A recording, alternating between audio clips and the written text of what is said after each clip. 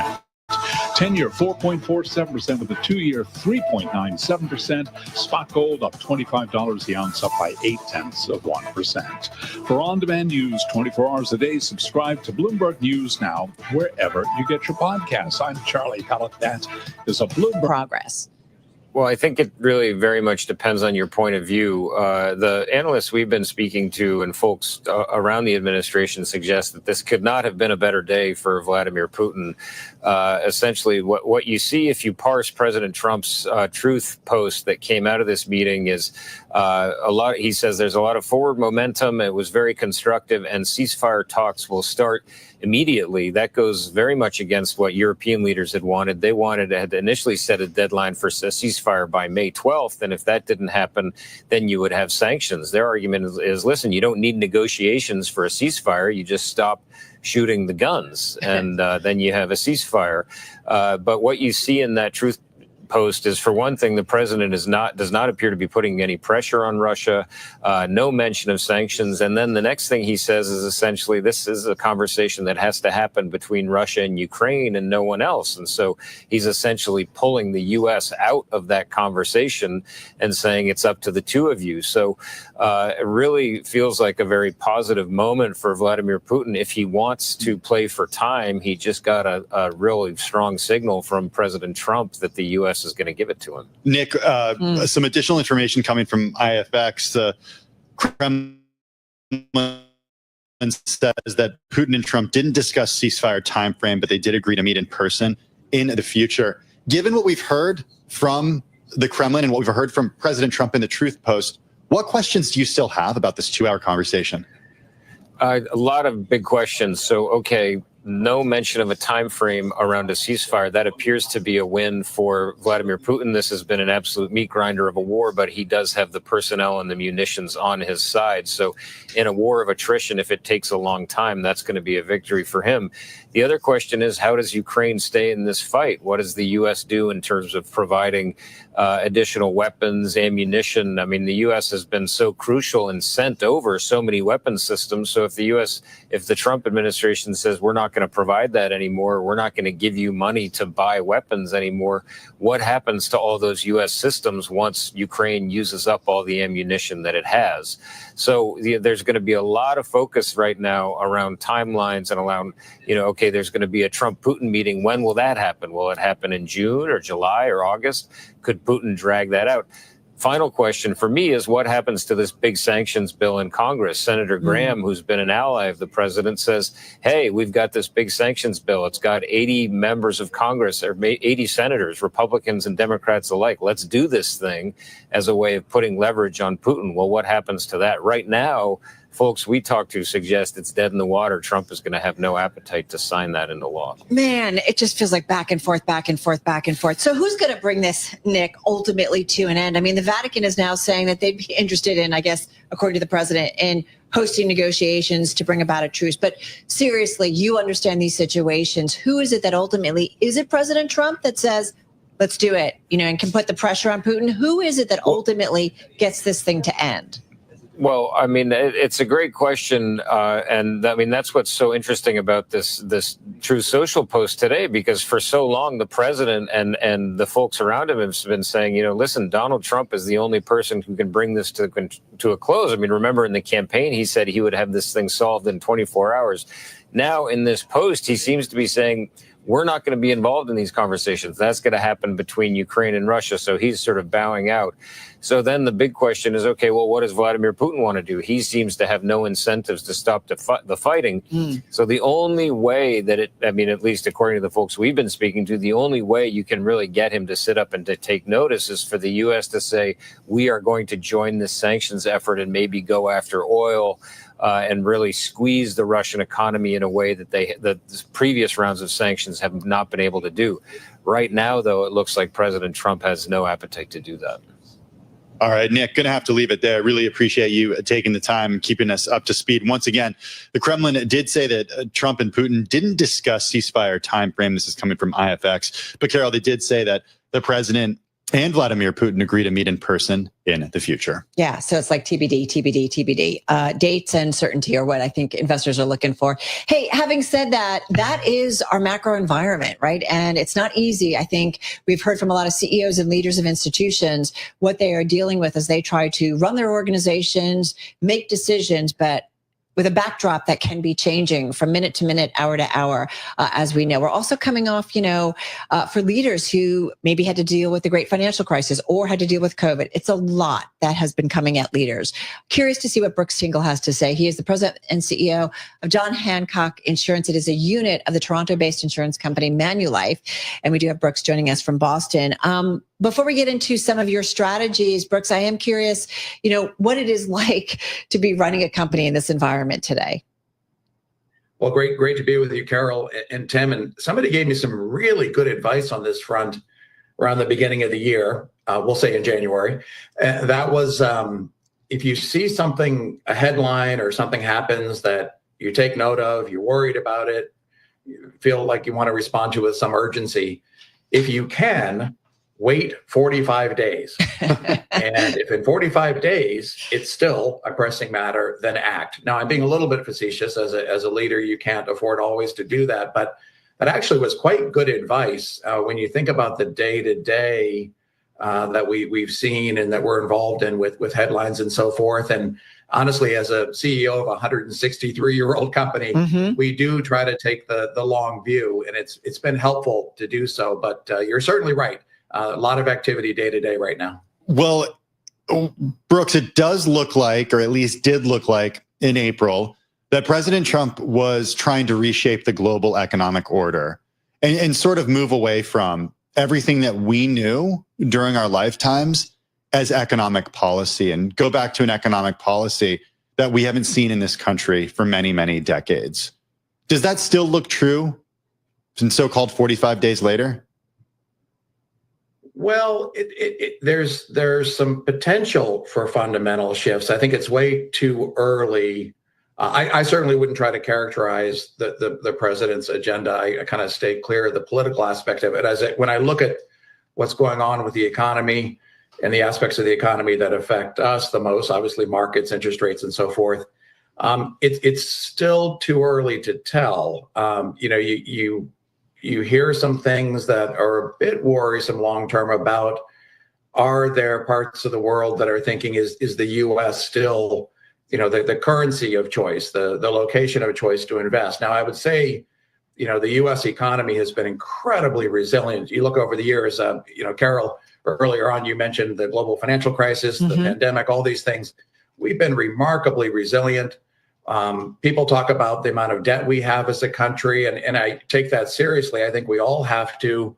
At the same time, I can recall vividly being in university, 1987, and my economics professor saying, the amount of debt we have is crippling. Interest rates are going to be through the roof in the next decade. So, Tim, I guess I can't really prognosticate on that other than to say I would generally sort of be cautious about sweeping statements about what the past few weeks, in the grand scheme of things, it has been a few weeks, but many of us are paying attention to say, are there lasting shifts resulting from some of these policies? Well, and just, before I want to get into your vitality program that you guys have been doing, hitting a decade, just real quickly, in terms of interest rates and the interest rate environment, insurance companies do care about that. I don't have to tell you or school you. You understand that. Lower interest rates can make an insurance company's products less attractive. I mean, there's lots of things. Higher rates, also bring with it certainly a different strategy. How are you thinking about the rate environment right now and what seems to be Fed officials increasingly reducing the amount of Fed cuts potentially this year? That does seem to be the trend. You're right that higher rate environment is generally favorable for our industry. And generally favorable for our clients in the context of our industry. I totally understand and appreciate that higher rates are quite challenging with mortgages, credit card debt, and things like that. So I'm not saying it's all great, but for our industry, higher rates are generally a positive. It does seem as though, internally when we look out, I think largely with consensus, we do think rates will be lower a year from now than today, but not anything dramatic or sudden, which frankly I know I can say as a leader, and certainly in our industry, we generally prefer orderly movement in those things. Like if rates are going to trend down, Right. Methodical, sort of steady tick down, whether that's 4 cuts of 25 basis points over the coming, number of quarters or what have you. Orderliness and stability will be a good thing. And that seems to be the mindset right now. We'd all love some stability. Always a good thing. Hey, listen, Brooks, one thing I want to ask you, your Vitality program, 10 years, you guys are hitting an anniversary. It's really about teaching your customers, helping them stay healthier, right? And I think about longevity. Again, this was a big theme at Milken this year. What have you seen as a result of 10 years of doing this and the impact it's had on some of your customers? Well, thanks for the question, Carol. And I love the call out on longevity. Speaking of the economy, the so-called longevity economy or wellness economy are literally among the fastest growing segments of the economy. We're living at a time where, the average person is going to live for decades in what used to be called retirement, right? After age 65. And everyone is so mindful of wanting to live longer, sure, but not necessarily longer if it doesn't mean healthy. So you're right that as a company, we decided 10 years ago now, just recently, we celebrated the 10-year anniversary, that as a life insurance company, we should be investing a great deal in helping Americans live longer, healthier, better lives. And it's turned out to be very timely. It's been very popular. And we've now seen 10 years of data about how we can impact people's lives positively. And I think the lessons are instructive for our country overall, emphasizing prevention. And prevention doesn't always work. My mom never smoked a cigarette in her life, never had a drink in her life, exercised every day, still got lung cancer. So the next thing that we've really been emphasizing is early detection. Yeah. And there's some amazing early detection tools. So anyways, I could go on about this for a while. I get excited about it, as you know, Carol, but this longevity economy it's a great time for us to be looking at these things. Totally agree. I totally agree. And prevention and tests, it's something that we've been covering a lot here. Brooks Tingle, come back and talk some more. President and CEO of John Hancock Insurance. This is Bloomberg. CBS News Brief. President Trump says he spoke by phone today with Russia's president. Trump says Russia and Ukraine will start negotiations immediately because it can only be negotiated by them. Analyst Brian Taylor of Syracuse University. I would say we're not really any closer to a deal than we were before this flurry of activity. And the question remains, what will the U.S. do? The administration has said repeatedly it could walk away. Israel allowed aid into Gaza today for the first time since March. In the coming days, Israel will facilitate the entry of dozens of aid trucks. Before the ceasefire ended, 600 trucks a day delivered aid. A wind-driven wildfire continues to burn in eastern Arizona.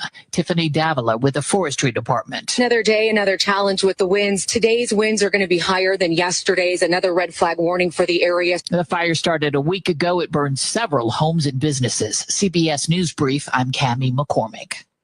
The data that matters for your investments. Apple was among the most active. And analysis on the companies making news on Wall Street. The bouncing ball that is Tesla. Investors going back into Mag 7 stocks. Listen to the Stock Movers Report from Bloomberg. You are seeing all these healthcare names rally big. It's your short audio report on the day's winners and losers in the stock market. Tariffs putting pressure on yet another retail name. Subscribe to the Stock Movers Report on Apple Podcasts, Spotify, or wherever you listen. A warming planet, complex geopolitics, and fierce competition means business operations are under more scrutiny than ever before. Returning to London this June, the Bloomberg Sustainable Business Summit is uniting leaders and investors to explore how sustainability efforts can bolster resilience and mitigate risk. Learn more at bloomberglive.com/SBS London. That's bloomberglive.com/SBS London. Presenting sponsor, Schneider Electric. This is a Bloomberg Money Minute. Two Federal Reserve officials, including New York Fed Chief John Williams, are suggesting today policymakers may not be ready to lower interest rates before September as they confront a murky economic outlook. Williams today told a conference of the Mortgage Bankers Association the Fed will look at the full economic picture and watch how things develop.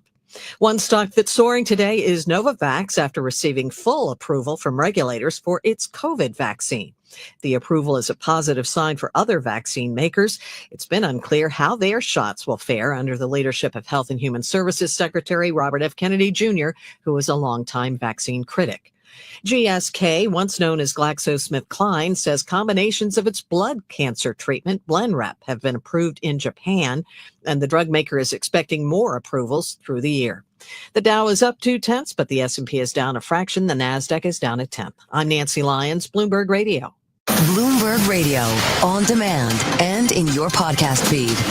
On the latest edition of the Bloomberg Intelligence Podcast, a conversation with Phil Orlando, Chief Equity Market Strategist and Head of Client Portfolio Management at Federated Hermes, on the market. The volatility over the last 6 weeks, looking at something like the VIX index as an example, went from like 15 to 60 and is now back in the mid-teens. So the volatility is completely round-tripped. Same story with the equity market. From the Liberation Day announcement on April 2nd, market dropped like 15%. And then over the course of the last 6 weeks or so, we've rallied like, 21, 22%. We've gotten all the money back. So we're now, back ahead of where we were. And so now, I guess investors are asking the question, well, what's next? We're heading into what typically is a seasonally sluggish time of the year, the sell in May, go away period, but the underlying fundamentals of the market, I think, are going to be driving the bus here. And what has lately improved the prospects of the market are two things. Number one, we're making some positive progress with the tariff negotiations, with the UK and China. And the hope is that there's another, dozen or 18 or so countries that are sort of in the mix now, and we'll get some positive announcements in coming days or weeks.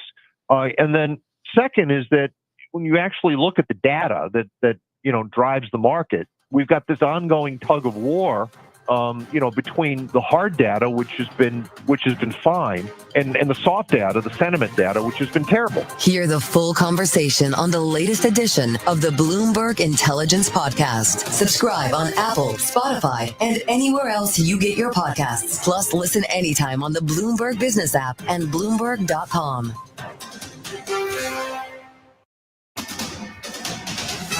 It's 2:40 on Wall Street. We do check markets all day long here at Bloomberg. We are seeing a renewed bout of dip buying today. Stocks well off session lows, with the S&P now lower by 1 point. Have been positive a few minutes ago. At 1 point, though, the S&P was down by more than 1%. Traders looking past Friday's credit downgrade by Moody's ratings. S&P down a point. The Dow up 104 now, up 0.2%. Nasdaq down 0.1%. The 10-year 4.47%, with the 2-year 3.97%. Gold now up $30 the ounce, $32.34 gain there of 1%. And West Texas Intermediate crude oil, little changed right now, up 0.2%, $62.59 a barrel. I'm Charlie Pellet. That is a Bloomberg Business Flash. All right, Charlie, thanks so much. All right, folks, Charlie getting you up to speed on the trade on this Monday. I keep thinking it's Tuesday, but it's not. It's Monday, Leonard. You wish it were Tuesday. It's so nice. This is what's called a 5-day work week, Carol. That's what we have this week. Next week, we're good for 4 days, okay? I just want to have class outside today. Can we just move it outside? It is extremely nice outside in New York. You want to be outside. I wonder how it is in Amelia Island, Florida. All right. Okay, I got it. Move along. Okay, in just a couple of minutes, we're going to talk with our Mike McKee, who is actually already sitting down with Raphael Bostic, the president of the Atlanta Fed. They're going to have a conversation. Before that, we kind of wanted to be like, all right, what's the backdrop for the Fed right now? So Molly Smith, our economics editor here at Bloomberg News, joining us in studio. Yeah, what is the backdrop as Mike gets ready to have this conversation? The backdrop is sit around and wait and see what happens. It's just really this. Well, you were kidding when we walked in, right? It's wait and see. I said that kind of facetiously, but also not. This has been the message out of every Fed speaker for the last 2-3 months is we're in wait and see mode. There's heightened uncertainty. We don't know what's going to happen with tariffs, where they ultimately settle. How much is this going to affect inflation and unemployment, and which side of the mandate is going to move further away from target? This is the speech. So we have heard that really just on repeat from so many Fed speakers, including a few today. And I would think that Bostic will probably talk about those things, but also Mike McKee is so talented and will probably push him to maybe say something a little more. What are they waiting for? What's everybody waiting for? I think, like, look, there's been so much chaos with like the rollout of tariff policy right now. And like, are we in a pause? Are we not? And like, when these pauses are going to be up, what will the ultimate tariff rates be? Like, where the rates are right now with China and the US, like, who knows if that stands at the end of the 90 days? And same with the reciprocal tariffs that for all the other countries that are right now in a 90-day pause that we're halfway through. Right. That's right. Like right now, that's what's keeping so many businesses and consumers on hold of like making bigger investment plans and purchases, because who knows, you could maybe wait another month and a half and maybe you'll get a better, rate out of it then. So why would you pay for something right now when that rate could change drastically over the course of the next 45 days? Molly, I love that you said that coming in, though, but it's just a reminder that every time we have a Fed conversation, really important, or a Fed decision, they are dealing with the data set up to that point in time. And in 24 hours, 48 or a week, it could change dramatically. Yes. And that's exactly why that they keep saying that they're data dependent and that they don't have to hurry to move policy. I mean, I think what maybe you could interpret as a little bit more moving the needle forward on the conversation today was hearing a few Fed speakers say that this could take still several more months, and like maybe an indication of like, we're going to be on hold through the summer. Like the New York Fed President John Williams was saying today that they're not going to have the clarity they need come June or July, which are the next two Fed meetings. The one after that would be September. Right. And there was another one today who also said it's going to be, who knows, another 3 to 6 months before we know what's going to happen. So that could also, if you look into the tea leaves there, be like, all right, we're probably going to still be having this conversation through the summer. One thing we haven't talked about as much in the last 2 weeks that we talked a lot about during April is stagflation, and whether or not people in your world are still concerned that we could be entering a stagflationary environment. Is that still a concern?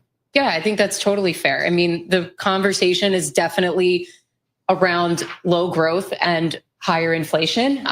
Certainly the pause right now with the China tariffs has like brought down the risk of both of those dramatically, but the outlook is still for growth to slow meaningfully from where it was last year and for inflation to be persistently above the Fed's target. So I think that's still fair, but at least right now, the growth concerns have lessened definitely a lot since the pause on China was announced. So we've seen a lot of banks drop their recession calls in the wake of that. All right. So at least for the moment. A little bit. Slow down, but not recession. Wait and see. It's like what Wait and see? It's like what you tell a toddler. Let's wait and see. Like toddler, right? Toddler economy. Molly Smith, thank you so much. Bloomberg News economics editor. All right, everybody across platforms here on Bloomberg Radio, TV, YouTube, Bloomberg Originals. We're going to toss it over to our own Michael McKee. Of course, he is economics and international policy correspondent, I should say, Michael McKee. And he is there with Raphael Bostic, the president of the Federal Reserve Bank of Atlanta. Mike, all yours. Well, thank you very much, Carol. And we'd like to welcome all of those people that Carol just mentioned around the world to Bloomberg and to Amelia Island, where the Atlanta Fed Conference is being held. And a thank you to Raphael Bostic for joining us. You've been on Bloomberg's Odd Lots, and you were on another network this morning. So we're going to stipulate that things are uncertain in the economy, and you don't exactly know where policy is going to be. And let me ask you a couple things in different areas. Monetary policy works through the markets, and I'm not talking about the judgment of market people, but do you think that market rates are essentially where they should be given where your rates are at this point? Well, that's all. First of all, good to have you here. I'm really always happy to speak on Bloomberg. What I would say is this. The market is trying to process a lot at this point, and where our rates are, I think, are mildly restrictive in the marketplace, trying to get inflation back to our 2% target because it's been too high for too long. I think the rest of it is really about perceptions of risk in the marketplace and uncertainty and the volatility that might be present in the market, I think leads to there being an extra premium on it. And so the market will decide what its price needs to be, but it doesn't surprise me very much that we see it at a higher level relative to the things that we've done with our rate in the last year. Well, we've got the downgrade now that pushed rates up early this morning and overnight, and then it started to fade back a bit. The same thing that sort of happened after Fitch and S&P did their downgrades. Does it worry you that they are not pricing in more of credit risk to the United States, given that we're no longer AAA? Well, you'll have to talk to the raters about sort of how they interpret these things. What I would say is this. So much of our economy is based on faith that we will deliver on the things that we say that we've promised for the future. When you start to see the markets waver a little bit, I think people are asking the question, do we still have that same level of faith? I think the sign that rates have started to come back down and the markets are sort of returning back to a normal stasis suggests that they think there is that likelihood moving forward. And we'll just have to see where it goes. I mean, I always want to make sure I understand what the price of credit and debt is. But the markets will make a determination of that on their own. Well, if they are higher and stay higher as they are right now, does that affect your calculation of what you have to do? Well, it depends. One of the things that will be interesting to see is how businesses and consumers respond to the environment. What I'll say is, because of the word that you said at the very beginning, uncertainty, we know that many businesses and many families are really holding tight to see sort of how this all sorts out. And we'll just have to see how the changes in pricing in bond markets and other markets translates into different strategies moving forward. I do think the stasis that we have right now is one reason why I think it's appropriate for us to be waiting on our policy as well.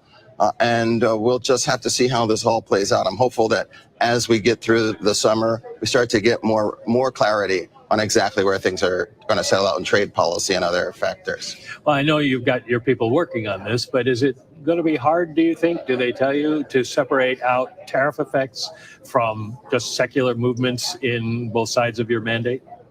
Well, I'm not sure that you can really do it so cleanly. What I would say is when we talk to businesses, what they tell us is they've got a plan based on a projection of where things would be. Tariffs have evolved over time, and it looks like some of those levels are going to be higher, and we have to just see what they decide needs to change in those plans. Today, they're telling us that if tariffs don't get too high, that they can sustain with the level of employment that they have, and they don't necessarily will have to turn to laying people off. But they say, we don't know, and so we're going to wait and we're just going to watch. And on the inflationary side as well, all the models say that the level of inflation that we have is going to be put upward pressure on prices. So we're just going to have to see what the negotiations turn out to be. And then at that point, we'll have a better sense of how much we're going to have to do on our side to keep both the employment mandate and the stable prices mandate close to our targets. You said this morning you thought it would be 3 to 6 months before you get clarity.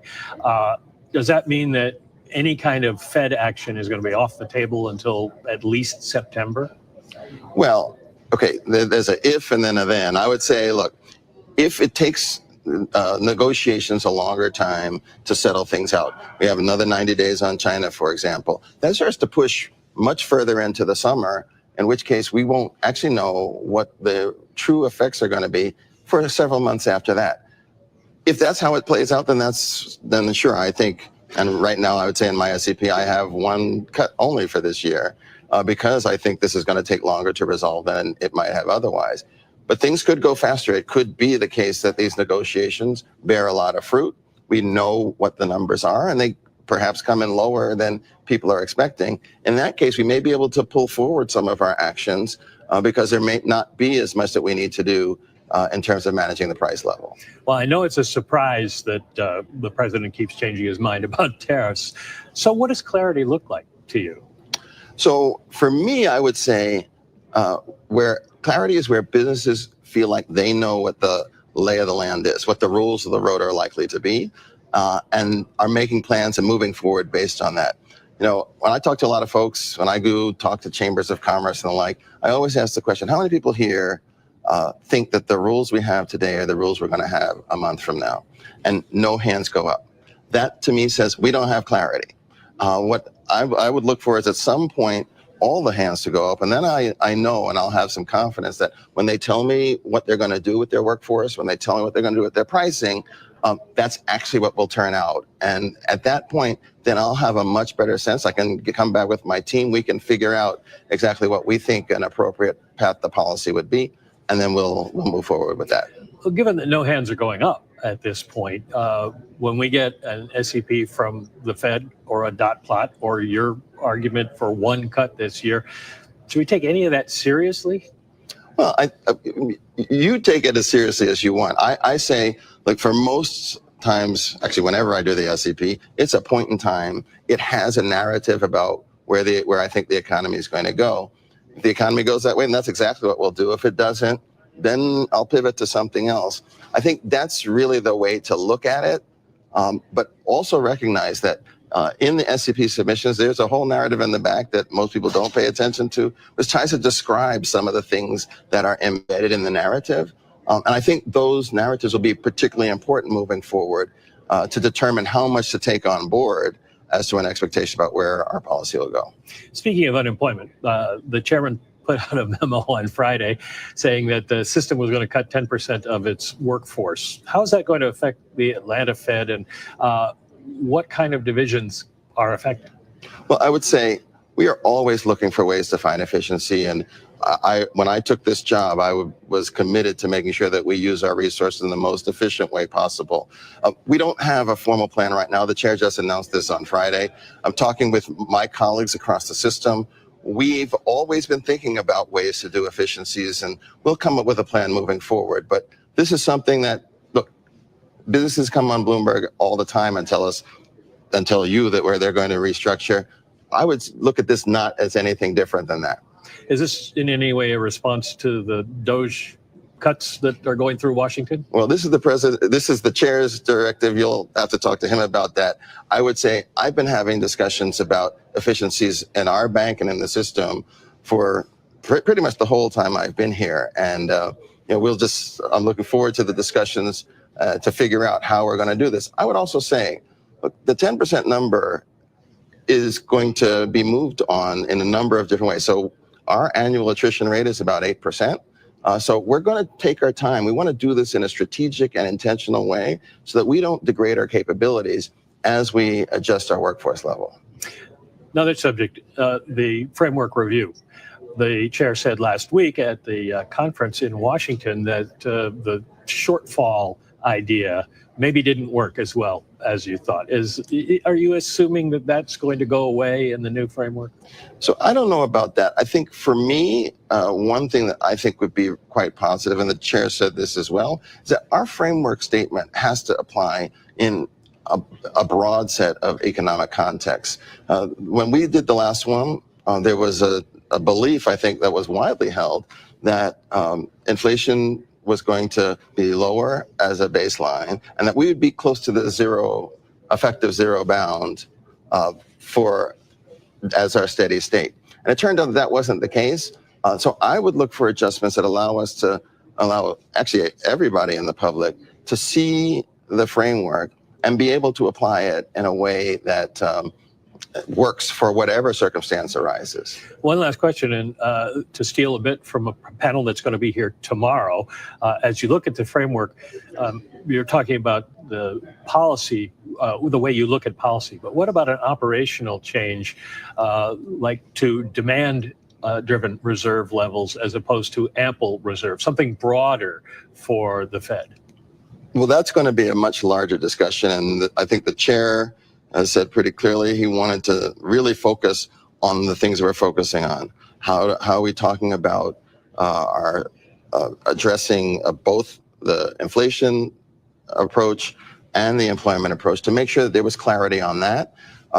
I expect in the years to come, we'll have a lot more conversation about ample versus other types of reserve regimes to implement our policy. Thank you very much, Raphael Bostic from the Atlanta Fed. Thanks for joining us today. Send it back to you, Carol and Tim. All right, so appreciate it. Michael McKee there with the president of the Atlanta Fed, Raphael Bostic. Just to rehash some of the headlines coming out of that interview, Fed's President Bostic saying the policy is mildly restrictive. He also sees one interest rate cut this year, which mirrors some comments he made earlier today. He said that the Fed could pull forward some of its actions if negotiations pick up. The Atlanta Fed will also take its time in its staff reduction plan. This is something that Bloomberg, I believe, first reported an internal memo. I think it was seen by Reuters, but also directing the Fed Chair Jay Powell to talk about cutting back some of the Fed personnel. Which would be roughly 2,500 employees, according to our reporting that we came out with on Friday. We spoke to Mike on that day about this, Carol. The big picture, though, that I think narrative emerging right now is, when is the Fed going to move on the rates path? And we're hearing more and more that it's looking really that they're going to be holding rates until at least September. Yeah, I was just looking at the, the Fed FOMC function on the Bloomberg terminal. So the next meeting is mid-June, June 18th, and you've got one on July 30th. I was curious about that 90-day pause in tariffs that the president has enacted, and that expires on July 31st of this year. And then you get into the fall or close to the fall, September 17th. Don't forget Jackson Hole. Yeah, we'll see. This could be no policy meeting in August, but Mike will put on the cowboy boots, cowboy hat, and he'll head to Jackson Hole. But it's always good, right, in terms of tone and tenor, in terms of what we get from Fed officials about what's top of mind, where they maybe see Fed policy going. We should point out that two Fed officials now, including New York Fed Chief John Williams, have suggested policymakers may not be ready to lower interest rates before September as they kind of look at this murky economic outlook. Second, of course, being Atlanta Fed President Raphael Bostic. But multiple have kind of said and emphasized this wait and see approach, which is something that Molly Smith, our economics editor here at Bloomberg News, said that is kind of the narrative that we that's kind of going to be officials. Maybe it'll be the theme of the summer, Carol. Yeah, wait and see. Wait and see. Waiting and seeing. We get some earnings also coming this week. Let's not forget from the retail sector. And then you got NVIDIA next week. So just some things that are still on our calendar. May 28th, mark it down. Yeah. That's NVIDIA, May 28th. Wrapping up earnings season. As we head to wrap up this first hour of Bloomberg Business Week, S&P call it flat on the day. NASDAQ 100 too, just down about 12 points. For those watching on TV, the close is coming your way. Tim and I continuing on Bloomberg Business Week Daily. Tomorrow, we are the least affected car company with respect to tariffs. Bloomberg's Michelle Hussein speaks with Tesla CEO Elon Musk as he prepares to wind down his role leading the U.S. Department of Government Efficiency. My time allocation to DOGE will drop significantly. Elon Musk, tomorrow morning at 9 Eastern, live from the Qatar Economic Forum in Doha. I remain extremely optimistic about the future of the company. On Bloomberg Radio, Bloomberg Television, and the Bloomberg Podcast page on YouTube. Broadcasting 24 hours a day at Bloomberg.com and the Bloomberg Business app. This is Bloomberg Radio. This is CBS News on the Hour, your home for original reporting. I'm Cammie McCormick. President Trump spoke to Russia's president today about ending the war in Ukraine, but as Stacey Lynn reports, Trump appears to be leaving it up to them to continue the negotiations. He spoke with President Putin by phone for over 2 hours, describing the call as excellent. After the talks, Putin told Russian media they were ready to continue discussing an end to the fighting, but he indicated there was no major breakthrough in what he termed a very informative and very frank conversation. He said they need to find compromises that would suit all parties. President Trump says he also spoke today with Ukrainian President Zelensky and other European leaders after he had grown frustrated with both sides over the continuing war. Stacey Lynn, CBS News, the White House. We heard today from former President Biden after his diagnosis of aggressive prostate cancer. CBS's Natalie Brand. Former President Biden posted on social media a picture of himself and the former First Lady, writing, "Cancer touches us all. Like so many of you, Jill and I have learned that we are strongest in the broken places. Thank you for lifting us up with love and support." Israel allowed aid into Gaza today for the first time since the ceasefire collapsed. Etan Bartal of Israel's foreign ministry. The purpose of the aid is to help the population, not to support Hamas. Only 5 trucks were allowed in. That number was 600 a day before March. VA-funded research conducted at Harvard has become a casualty of the administration's decision to cancel billions in federal grants. Christopher Cruz has that. The VA and Harvard have been working to develop a program that helps VA emergency room doctors decide if they should hospitalize suicidal veterans. In emails reviewed by the New York Times, a VA research official says canceling the contract would result in, quote, more veteran suicides that could have been prevented. That official asked the agency's leaders to reverse their decision to cancel the contract, but an advisor to the VA secretary said the research could be done at other institutions. There is a massive cleanup ahead after severe storms in eastern Kentucky. Tina Carnes has devoted herself to helping others. Now her home is gone after a tornado. It's done a 180 on me. Yeah, so I need help right now. I've lost everything. Jim Crisula has more on a wildfire in eastern Arizona. The fire has destroyed several homes and buildings, prompted evacuations, and closed major roads. I feel sorry for the people who have to evacuate. We packed up. We're ready to go if they come and tell us to leave. The cause of the out-of-control wildfire that started a week ago is unknown. Checking the numbers on Wall Street, the Dow Jones Industrials currently up 93 points. This is CBS News. Follow and listen to the CBS Evening News podcast on the free Odyssey app or wherever you get your podcasts. Are you paying too much for term life insurance? There's a tremendous price war among the major term life companies. Rates have dropped dramatically in the past 2 years. For example, a man age 45 non-tobacco user, $1 million of coverage is only $75 per month, level for the next 10 years. Or a man age 50 non-tobacco user can buy $500,000 of coverage for a monthly premium of only $110, guaranteed not to change for the next 20 years. That's right, level rates for 20 years. And if you're a smoker, we have great rates for you as well. At the Term Lifeline, we specialize in policies of $500,000 and above. So if you're looking for new or replacement term life insurance, call right now for a free quote. Rates and availability may vary by state. Sample rate quotes are based on preferred non-tobacco underwriting exam required to qualify. 800-620-8909. 800-620-8909. 800-620-8909. That's 800-620-8909. /free.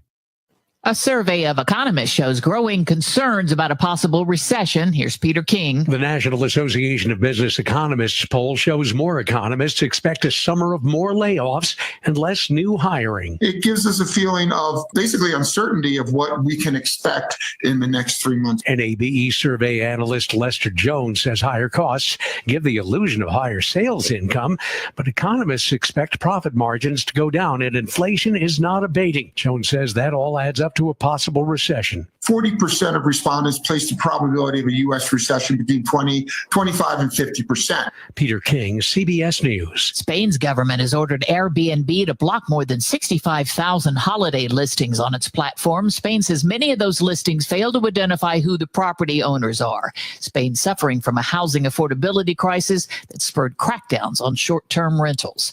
I'm Cammie McCormick, CBS News. This is Bloomberg Business Week Daily, reporting from the magazine that helps global leaders stay ahead, with insight on the people, companies, and trends shaping today's complex economy, plus global business, finance, and tech news as it happens. Bloomberg Business Week Daily with Carol Masser and Tim Stenivek, live on Bloomberg Radio, television, YouTube, and Bloomberg Originals. All right, everybody, we are just about 55 minutes away from the closing bell on this Monday. Yes, I keep thinking it's Tuesday, but folks, it's not. It is Monday, May 19th. But next week, you will have a 4-day week. Yeah.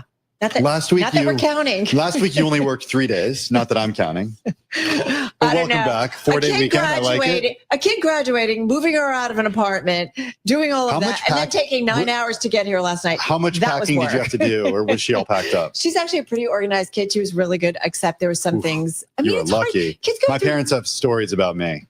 It was not pretty.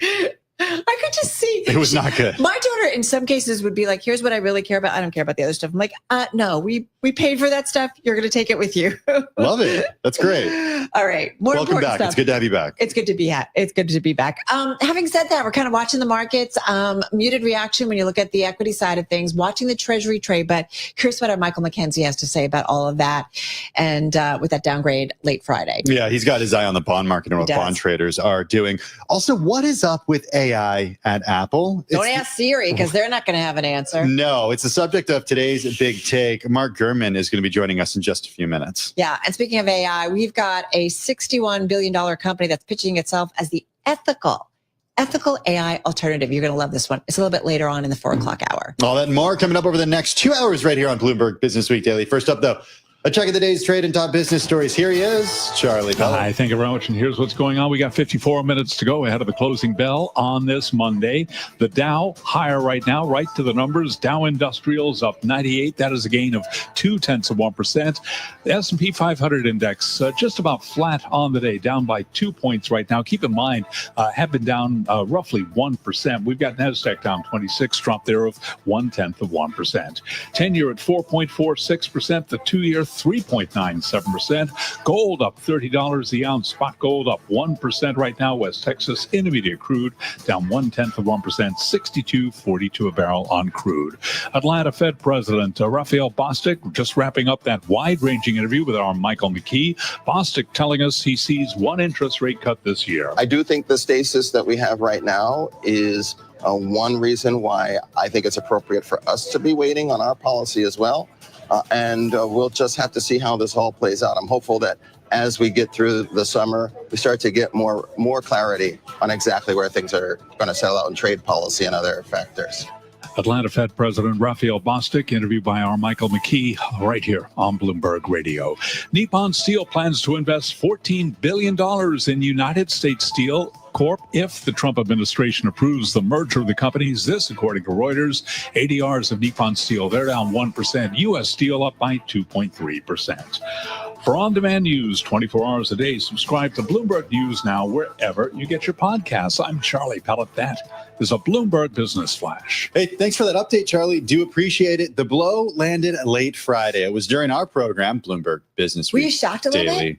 I was shocked, yeah. Okay. Yeah, I mean, it was late in our show. It was close to 5 o'clock. We knew that, this would be a big story over the weekend and on Monday. Yeah. The big question is what would happen to the bond market. This we're talking about is Moody's ratings revealing that it had run out of patience and was lowering its credit score on the world's biggest borrower below the top AAA level. Moody's cited a years-long pattern of rising debt and budget deficits, which show no sign of abating and deeply rooted political polarization. We got with us Michael McKenzie. He's Bloomberg News rates reporter. He joins us here in the Bloomberg Interactive Brokers studio. I was watching what was happening with the 30-year, where it went above 5% today. Yep. It's come back. It's come back, yeah. So someone was buying it. Yeah. But someone bought the dip. Yields are actually down now. Yeah. I'm a little confused. Can you help us out? Well, the 30-year has been rising for quite a while now. So it's essentially back to levels that we saw in 2023. That was in the aftermath when Fitch had downgraded the US. And then, of course, it was late 2023 when Moody's put the rating on watch, and they've now followed through. So from that point of view, it's not a surprise. I think what's happening here is the biggest story is the budget reconciliation process that's currently going through Congress has unnerved a lot of bond investors. So I was already working on a story a couple of weeks ago, talking to some big investors about this. And what you were hearing from people was none of these spending cuts they're talking about are earmarked. So the bond market's going to look through that. So Moody's managed to just push yields up a little bit more. So we opened up this morning above 5% in 30s. We've come back down, but we're still at elevated levels. And really the issue you're seeing here with the Treasury market is the US this year it's going to be having to refinance or roll over about $8 trillion of debt. The budget deficit's around $2.5 trillion. And this is where Moody's has said, what Moody's told us, we already knew. But what Moody's also painted is a picture that's pretty disturbing. And it's one that sort of what the Congressional Budget Office also has been saying. If you look out 10 years, this is not going to get any better. In fact, it's going to get worse. The US is now already in a position where its interest rate, cost of servicing the interest rate costs is bigger than the defense budget. It's going to become bigger than Social Security. It's going to become the biggest element. And so you essentially say, if you look at the US economy today, about 18% of its revenues are going towards paying interest rate cost. And that's why rates being above 4% across the curve is so damaging for the US. So, folks will say, listen, we've talked about the problem of the US deficit years ago. It was in every conversation, then it kind of seemed to go away. And we just see it getting bigger and bigger.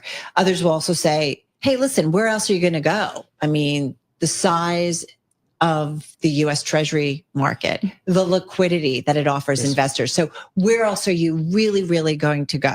So there's that argument. So are they right, Michael? Like, I do wonder, is there some point where the deficit gets so big, it's going to be problematic for US citizens, right, who aren't going to get certain services? They're going to maybe. Like, is there some point where it does become an issue? Or are the other folks saying, where else are you going to go? So there's an element of that, true, Carol. I mean, but I think the US is reaching it has the ability, it has the exorbitant privilege of being a reserve currency. And there are no alternatives at this point. But you're at a point now where it's going to hurt the economy more and more. And it's because why? Because rates will stay higher and they're more volatile. Okay. Because you're going to be rolling over all this. So the Treasury is now issuing more short-term debt. Right. Because they got scared in late 2023 when the bond market had a bit of a mini rebellion about them trying to increase 10-year and 30-year issuance. But that means if you're issuing more short-dated debt, you're getting to a point where you're rolling over more on the front end of the curve. That could potentially unnerve investors at some point. So really, the US has got to get some fiscal discipline. The problem is, of course, it's very politicized. Mm-hmm. And both sides of Congress like spending money and have been able to borrow. And that's what also Moody's pointed out. It's successive administrations. This is a bipartisan problem. And it requires bipartisan solutions. We've heard about bond vigilantes coming in. And the specter of them has been there for years. We always hear the James Carville quotation about being as powerful as the bond market. Yeah, reincarnated. That's what he wants to be. But, so great. But we haven't seen them emerge this time around. We've seen flickers of it. We saw it in April when the tariffs. I think the other problem with this administration at the moment. That's when the bond market got a little yippy? Yeah, because the dollar's been weakening. And so you're seeing foreign investors who've made a lot of money over the last 10 years owning US assets, equities, credit, and also treasuries have been rebalancing. The problem with this, of course, is if this rebalancing continues to become something bigger, I do think when you do talk to a lot of bond investors, they don't like the 30-year part of the curve. Mm-hmm. It's just too much duration, and ultimately you're going to have a steeper yield curve as a result. I mean, we've seen the dollar come way down, right? If I look at just even the dollar index. They began the year very, very richly valued, as did US equities. So you can make an argument if you're sitting offshore and you've had a really good run investing in US assets for the past decade, you should be rebalancing. It's probably time to rotate into other markets. So it could be just a rebalancing. But if you look at the numbers, the US debt numbers, the debt servicing costs, this is alarming. And I don't think anyone in Washington really, they just don't seem to be that concerned. So it's going to require a bond market vigilantism, flexing of the muscle to kind of snap everyone's attention. I love that you went there because I keep trying to make sense out of stuff that was at Milken this year. A lot of really smart investment professionals managing trillions of dollars saying, hey, listen, it's a rebalancing when you see investors start to look at Europe and elsewhere because they became overexposed to the US market. And that's what's going on. I'm trying to make sense of, is that what's going on? Or is it also some concern over the U.S. fiscal position, the U.S. economic position going forward, and whether or not it's going to be different? And so you don't want to have as much exposure to the U.S., or maybe it's a little bit of both. I think it's a question of both. It's also a question of this, this administration with its tariff and trying to rework the global trading system. That's a big problem too for investor sentiment. That's really unnerved people. And again, you've got a weaker dollar when rates are going higher in the U.S. That's kind of strange, and that's a signal that people are shedding US dollar assets. I want to ask you, forgive me, I'm going to jump in. Yeah, okay, I know.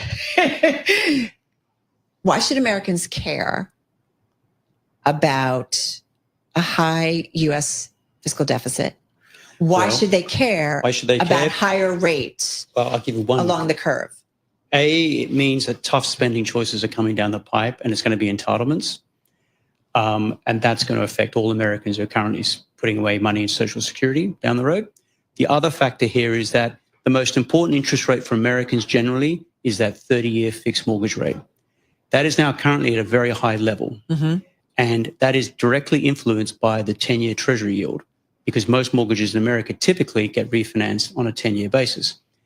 If the 10-year yield remains in that 4.5% to 5% range, possibly even higher, you're not going to get a refinancing of your home loan anytime soon. More importantly, as people like Jeffrey Gunlick have pointed out, if we do go into another recession at some point, and you can never rule that out, then the budget deficit is going to get even worse because tax revenues will decline and spending will go up because more people will be filing for unemployment insurance and things like that. Which means he argues that you could actually see 10-year and 30-year yields go even higher because the deficit will get worse. So instead of coming down like they normally do in a recession, the long end of the curve won't. And if that 10-year remains stuck, you're not going to get that big, juicy refinancing of home loan that you normally get when you get a recession. So it does matter. It's really important. And unfortunately, one of the people I spoke to with the story said, most Americans don't probably understand or realize that the interest rate cost is now exceeding the defense budget. Yeah. They should. All of that. If you missed any of it, go back and check out our podcast because that's kind of why you should care. Not even kind of, it's why you should care. And listen to, also read Michael McKenzie's story. It's on the Absolutely. Bloomberg terminal and also at Bloomberg.com. Michael McKenzie, he's Bloomberg News rates reporter. He joined us here in the studio. Up next, it's today's big take. It's one of the most read stories on the Bloomberg terminal about Apple has gotten it so wrong with AI. Mark Gurman, next. In case you missed it, our latest Business Week podcast features Wendy Whitmore. She's Chief Intelligence Security Officer at Palo Alto Networks on how AI and geopolitics are impacting global business. Download now at Bloomberg.com or wherever you get your podcasts. Live business news, breaking global headlines, and conversations with the names that move markets. Listen to Bloomberg Radio on command anywhere you have an Amazon Alexa device. Just say, Alexa, play Bloomberg Radio. Money talks. And at Bloomberg.com, we know it speaks in different languages, and the conversation never ends. It takes a global newsroom to translate everything the markets are murmuring. And with over 3,000 journalists and analysts in more than 100 bureaus around the world, we're always paying attention. When you look at the world, what do you see? Learn more at Bloomberg.com. Context changes everything.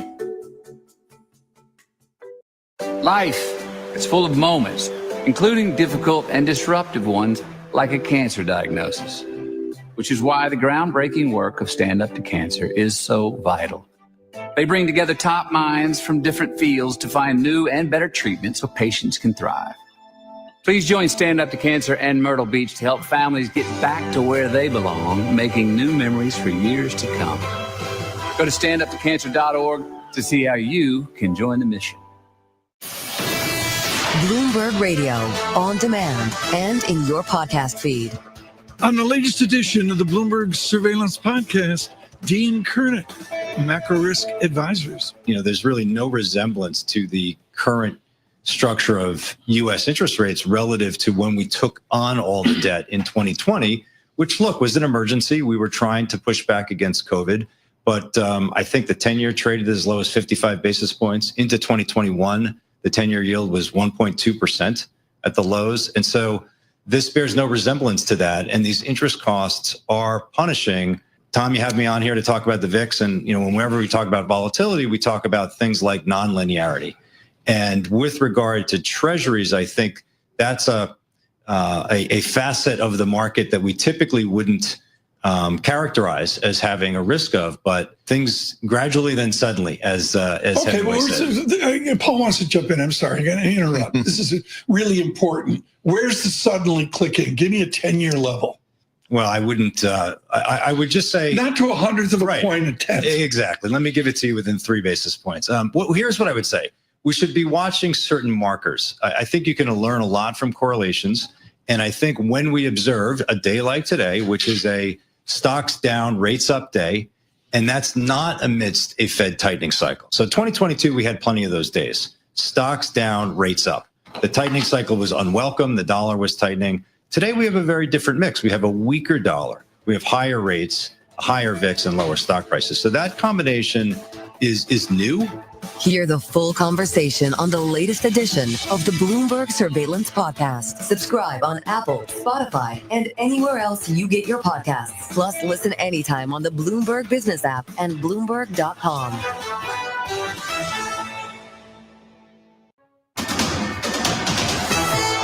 It's 3:21 on Wall Street. We do check markets all day long here at Bloomberg. We've got 39 minutes to go ahead of the closing bell. The Dow higher, S&P, NASDAQ, they are both lower right now. S&P down 8, drop there of 0.1%.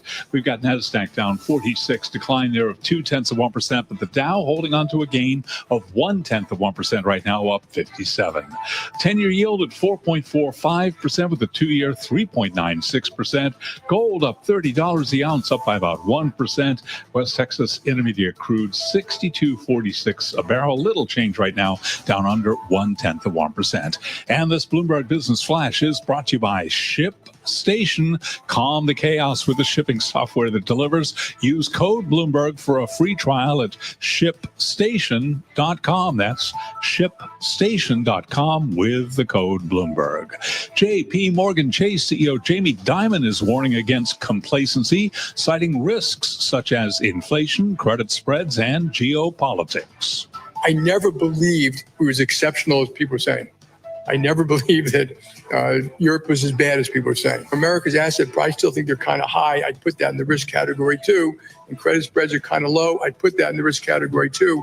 I think both of those things may change. And speaking of JP Morgan's investment day, he also said that he expects investment banking fees to fall, but markets revenue to rise amid market volatility and uncertainty around trade policy and tariffs. Again, recapping, S&P now lower by 6, down by about 0.1%. And among tech names, Apple shares right now down 1.4%. I'm Charlie Pellet. That is a Bloomberg Business Flash. Hey, thanks so much for that update, Charlie. Do appreciate it. It is today's big take. It's one of the most read stories on the Bloomberg terminal. It features exclusive interviews with Apple insiders about how Apple has been falling short when it comes to cracking AI. Here's how one senior member of Apple's AI team put it to our team. This is a crisis. Not and yes, good. that is a quote. Mark Gurman is Bloomberg News managing editor for Global Consumer Tech. He joins us here in the Bloomberg Interactive Brokers studio. Mark, I was struck by this, just at the beginning of your piece, there's a picture of Phil Schiller introducing Siri back in 2011, and there are these thought bubbles. And it says, will it rain in Cupertino? What's the weather like today? Do I need an umbrella today? I was shocked to look at the small print and see that was from 2011, because in my view, that's kind of what Siri still does. Yeah. Siri. That's the problem. That is a problem. Siri was revolutionary 15 years ago. It was amazing for its first couple of years because let's see, how do I want to say this? It wasn't great, but it was still amazing and futuristic and sci-fi and better than everything else. Then Amazon came around, Google came around, Microsoft came around, and they just blew Apple out of the water. The technology is just all legacy technology that they've been using for a long while now.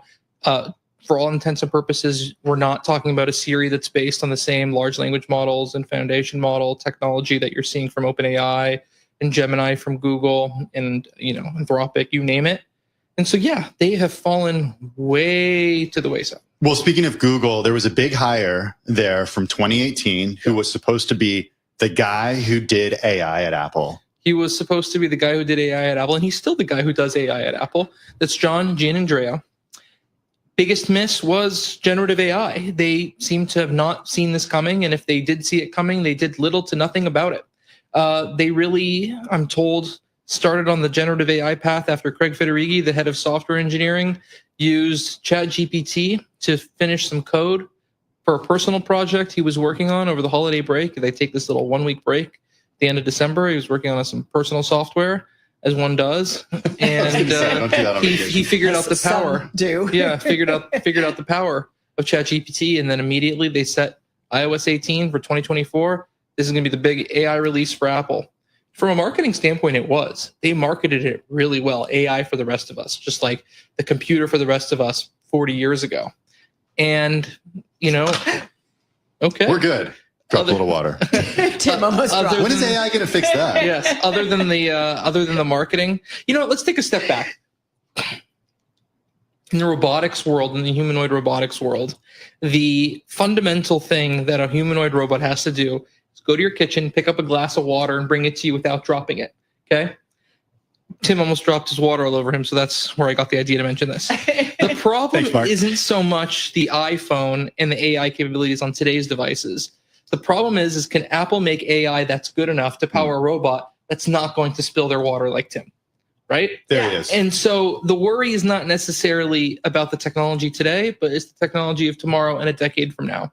And so the iPhone, its reign is going to be over at some point, but that's not really what matters here. I think that's not big picture enough. The big picture is the next set of stuff. We've seen AI already lead to the car cancellation in part. There were many other factors, but if Apple was able to get an L5 car with tip-top AI and great safety features, level 5 is what you're referring to. Yep, they would have brought it to market. So, we've already seen AI cost them one big category. They were supposed to have a big smart home push this year. It's been delayed. It was supposed to happen in March. Now it probably won't happen until the end of this year or next year.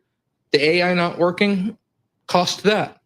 Now they're already having trouble coming up with use cases for AirPods and watches with camera and smart glasses with cameras because you need real good AI to use that.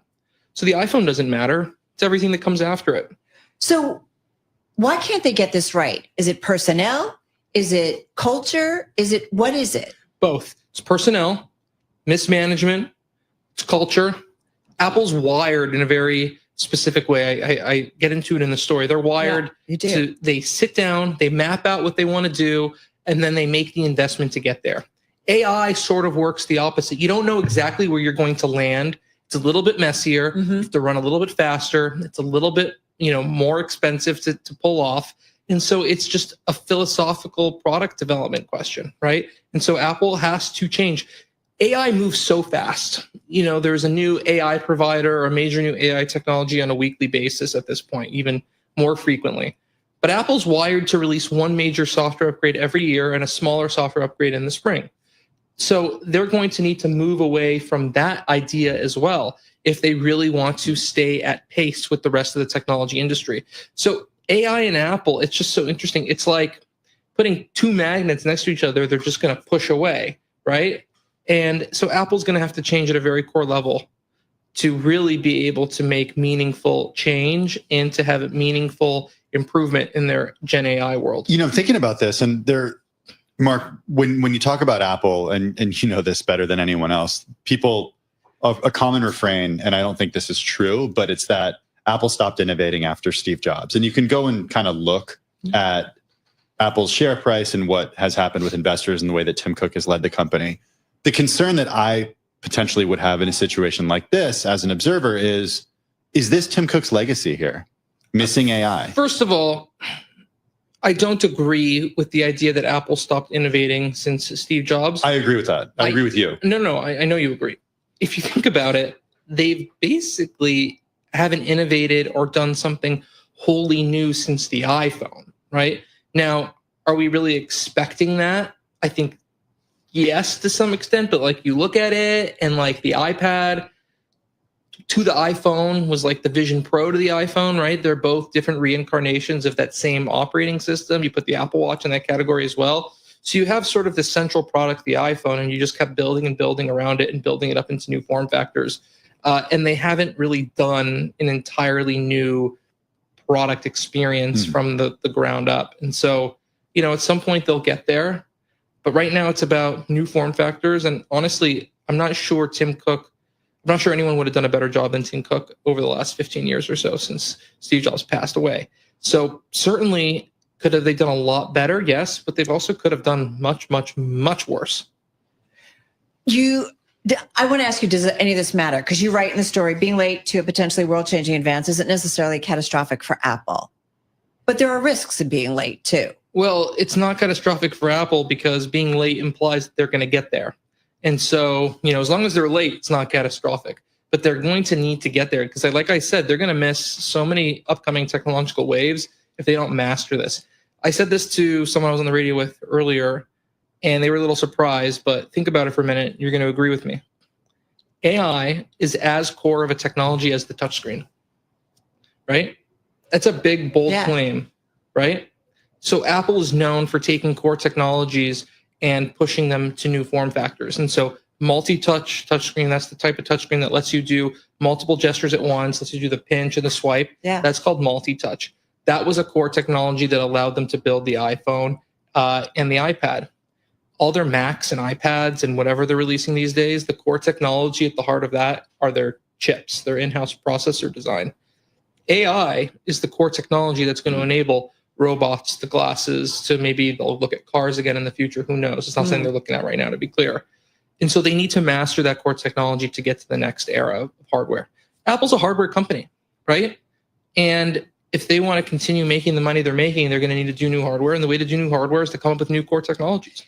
But they hired this guy. You even printed it out. I love it. Oh, we print out everything. Are you kidding? But they hired this guy back in 2018. Yes. So it's almost a decade. Yeah, Not quite, but getting close. You're right, and that's unbelievable. But yeah, we're close to a decade since he's been there. You're right. All right. So from someone who knows this company so well, I mean, how are you thinking about, or who are you watching, or what are you watching internally? I mean, the company obviously listen to you. They listen to others have conversations saying, where are you, Apple, when it comes to AI? John Giannandrea, JG as he goes by, I don't think he's long for Apple. Is that good? I'm not going to opine on whether it's good enough for a person to no longer be at a company, but I'll put it this way. They've already stripped him of all product-related responsibility. They removed Siri from him. Right. They removed robotics from him. They're going to probably remove some more things from him. They want to squish him down to a role that's entirely focused on large language model and core AI technology research, which he's really good at. And so, I mean, if they're taking away 75% of your remit, you know, you may decide that the writing's on the wall. It's time to get out of here. I don't think it's going to happen imminently. I don't think he wants it to happen, but I think at some point a change will be made, whether it's because he decided or because Apple forced his hand. But I don't expect them to fire him.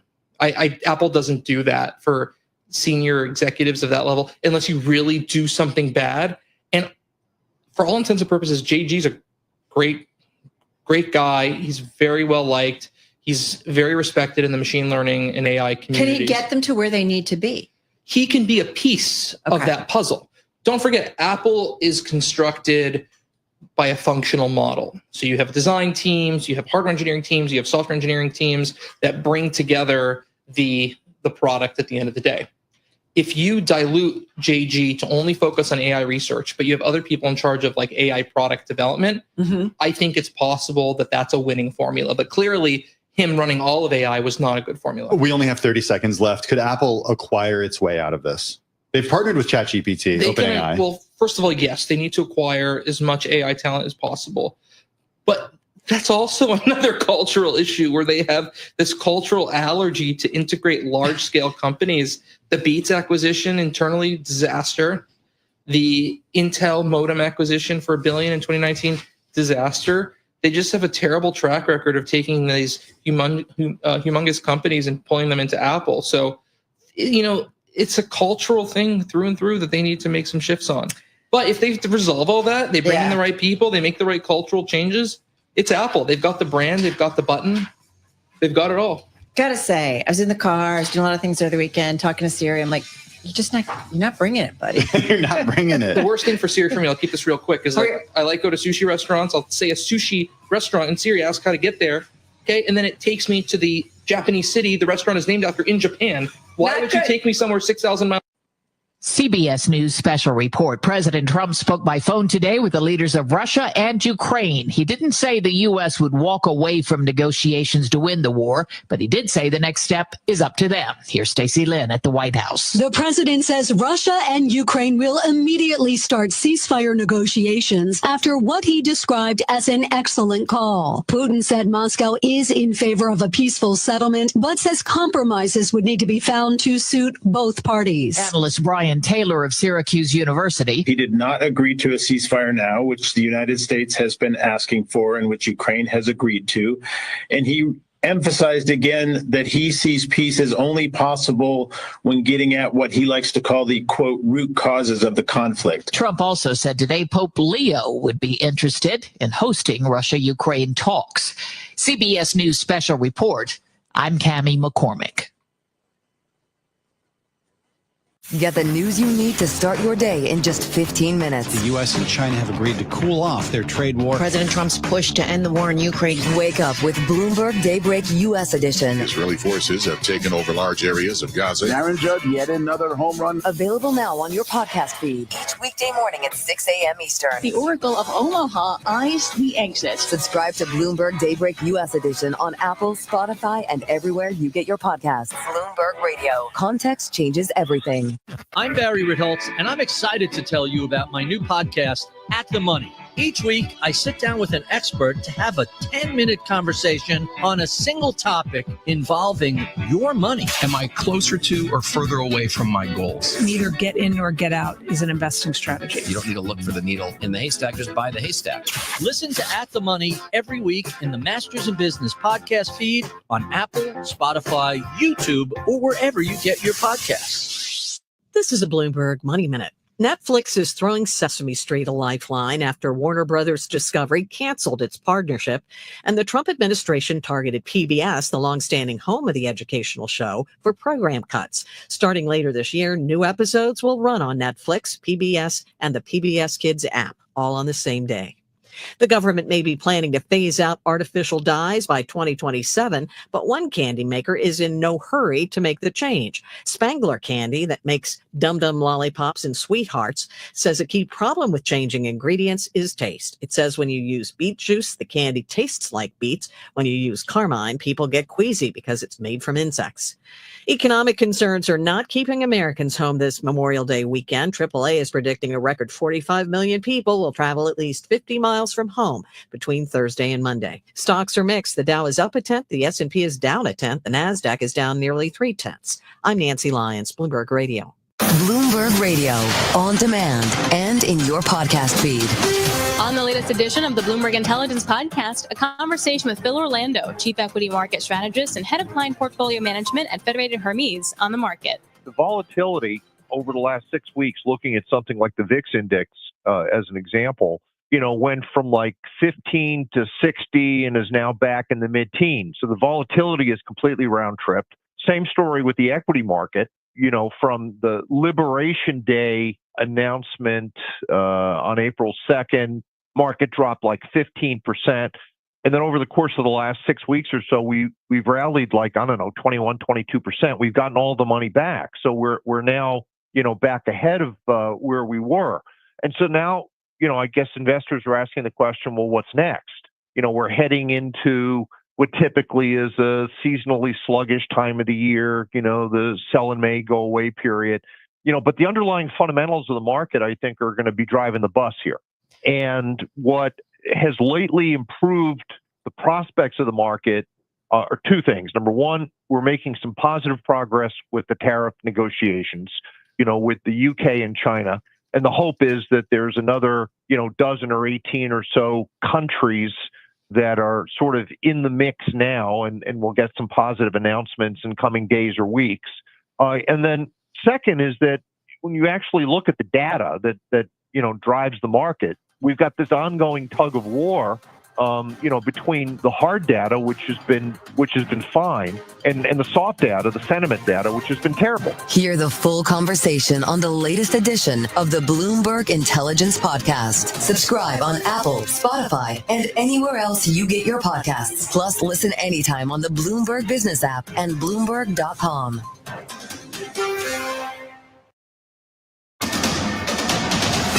It's 3:40 on Wall Street. We do check markets all day long here at Bloomberg. We've got 20 minutes to go ahead of the closing bell. With the Dow higher, the S&P, NASDAQ, they are both lower right now. Let's head right over to the first word breaking news desk for today's afternoon call. Here he is, Bill Maloney. And good afternoon, Charlie. U.S. stocks are quiet right now, overcoming a weak start after Moody's downgraded the U.S. Friday. Dow was down 317 points, is now higher by 80. S&P is still down 6, and NASDAQ is lower by 40. The U.S. 10-year yield is at 4.46%. Gold is in the green. Oil is little change, but Bitcoin, that's higher by 0.5%. Leaders to the upside in the Dow, UNH and Merck, while Nike fell 1.8% and led to the downside. Among the main 11 S&P sectors, leaders were healthcare and the industrials. Energy was under pressure. And on the geopolitical front, Trump said that Russia and Ukraine will start ceasefire talks immediately. Among the financials, JP Morgan fell intraday after seeing investment banking fees down mid-teens in the second quarter. And wrapping things up, UNH gained 7% and closed the May 15th sell-off gap. Live from the First Breaking News Desk, I'm Bill Maloney. Charlie. Okay, we thank you very much, Bill Maloney, to hear live breaking news over your Bloomberg. Type Squawk, SQUA, on your Bloomberg channel. I'm Charlie Hellett. That is a Bloomberg Business Flash. I'm driving in my car. How about you let me drive? Oh, no. This is not a toy. Who's gonna drive you home? Honey, please, I'll do the driving. Drive on. Excuse me, I want to drive. It's the question that drives us. This is the drive to the close. That funky music will drive us till the dawn. On Bloomberg Radio. All right, TikTok, everybody. Send someone for Carol. That's what I'm going to say. What do you mean? No, you're good. Summer Carol. This is what I like. I know. Well, fresh from a big graduation. Congratulations. Couple days off. Yeah. It's always good, right? A visit to a historic part of the country. I know. And I'm really into the historic parts of our country. I don't know. It's like getting back to our roots, kind of understanding it. What? You should have bought the meme coin, so you could have made a visit to. Well, it was going to be the White House, but oh no, because you're not one of the top holders. I don't know that so I could have afforded it. No, it was yeah, it was a lot of You'd have to, but you could have sold ahead of. You could have sold. How much was it? I don't know how much the coins went for, but I mean these were the top holders. Or I don't know how much the purses were. I guess I should say, or the wallets. I did not. Yeah. No, we're not allowed to do that here. Remember the whole security issue of like who's going to be? Because still an issue. They don't know who it is. Still an issue. All right, let's talk about the markets a little bit, because still an issue is kind of where we go from here. But having said that, investors seem to be shrugging off certainly the downgrade by Moody's on Friday. Let's get into it. Ryan Dietrich is back with us. Great to have with us, Chief Market Strategist with the Carson Group, joining us. Ryan, it is good to have you here with us. How do you, we've talked to you, we always give you props about the last couple of years, really getting your market calls right. It does feel like we're in a wait and see mode, whether it comes to Fed action, what we get on tariffs. Where are you on the markets right now? Yeah, Carol and Tim, thanks for me back. I looked, last time I was on with you was April 10th, right? So that was the day after that huge rally. We sold off pretty hard. And we talked then about the idea that we could be due for a pretty big bounce. Now, I didn't think it'd be quite like this, but it's where we are. So Carol, last week, if you were running around, missed it, we had a big up day on Monday, up 3%. Then the next 4 days, all were green. And I said, that's pretty rare, because usually if a big up Monday, usually you give some back. We didn't last week. March of 2003 is the only time we saw a week like last week. And that was actually the lows of really the bear market, if you will, from the tech bubble. And the war started in Iraq, and then they were off to the races. I get it, sample size of 1, but what we've been saying for a while now, the lows are in. I know it's pretty obvious now, but we were saying that 4 weeks ago that lows were probably in, and we still think this market wants to go higher, and we're listening to it. Why does it want to go higher right now? I think that's still a lot of people who have looked at, the 20% increase that we've seen off those April 8th lows are saying, wait a second, we didn't lift except for this pause. Yeah. Tim, that's a great question there. And listen, I think it's all about expectations. I mean, what was being priced into the market this time 5-6 weeks ago was just, almost, I'd say the end of the world, but that's what the way people felt like they were talking. And you see it. And then, no, that's not the case. We just had a really solid earnings season, right? I know the consumer's not perfect. We get it, but the consumer's still okay. The labor market's still solid. All these things are why we say it was like a beach ball under the water. You release it, it goes up. Here's one thing to think about. Since March, starting on March 9th, they're at 27 trading days. The S&P's up, like we just said, nearly 20%, right over 19%.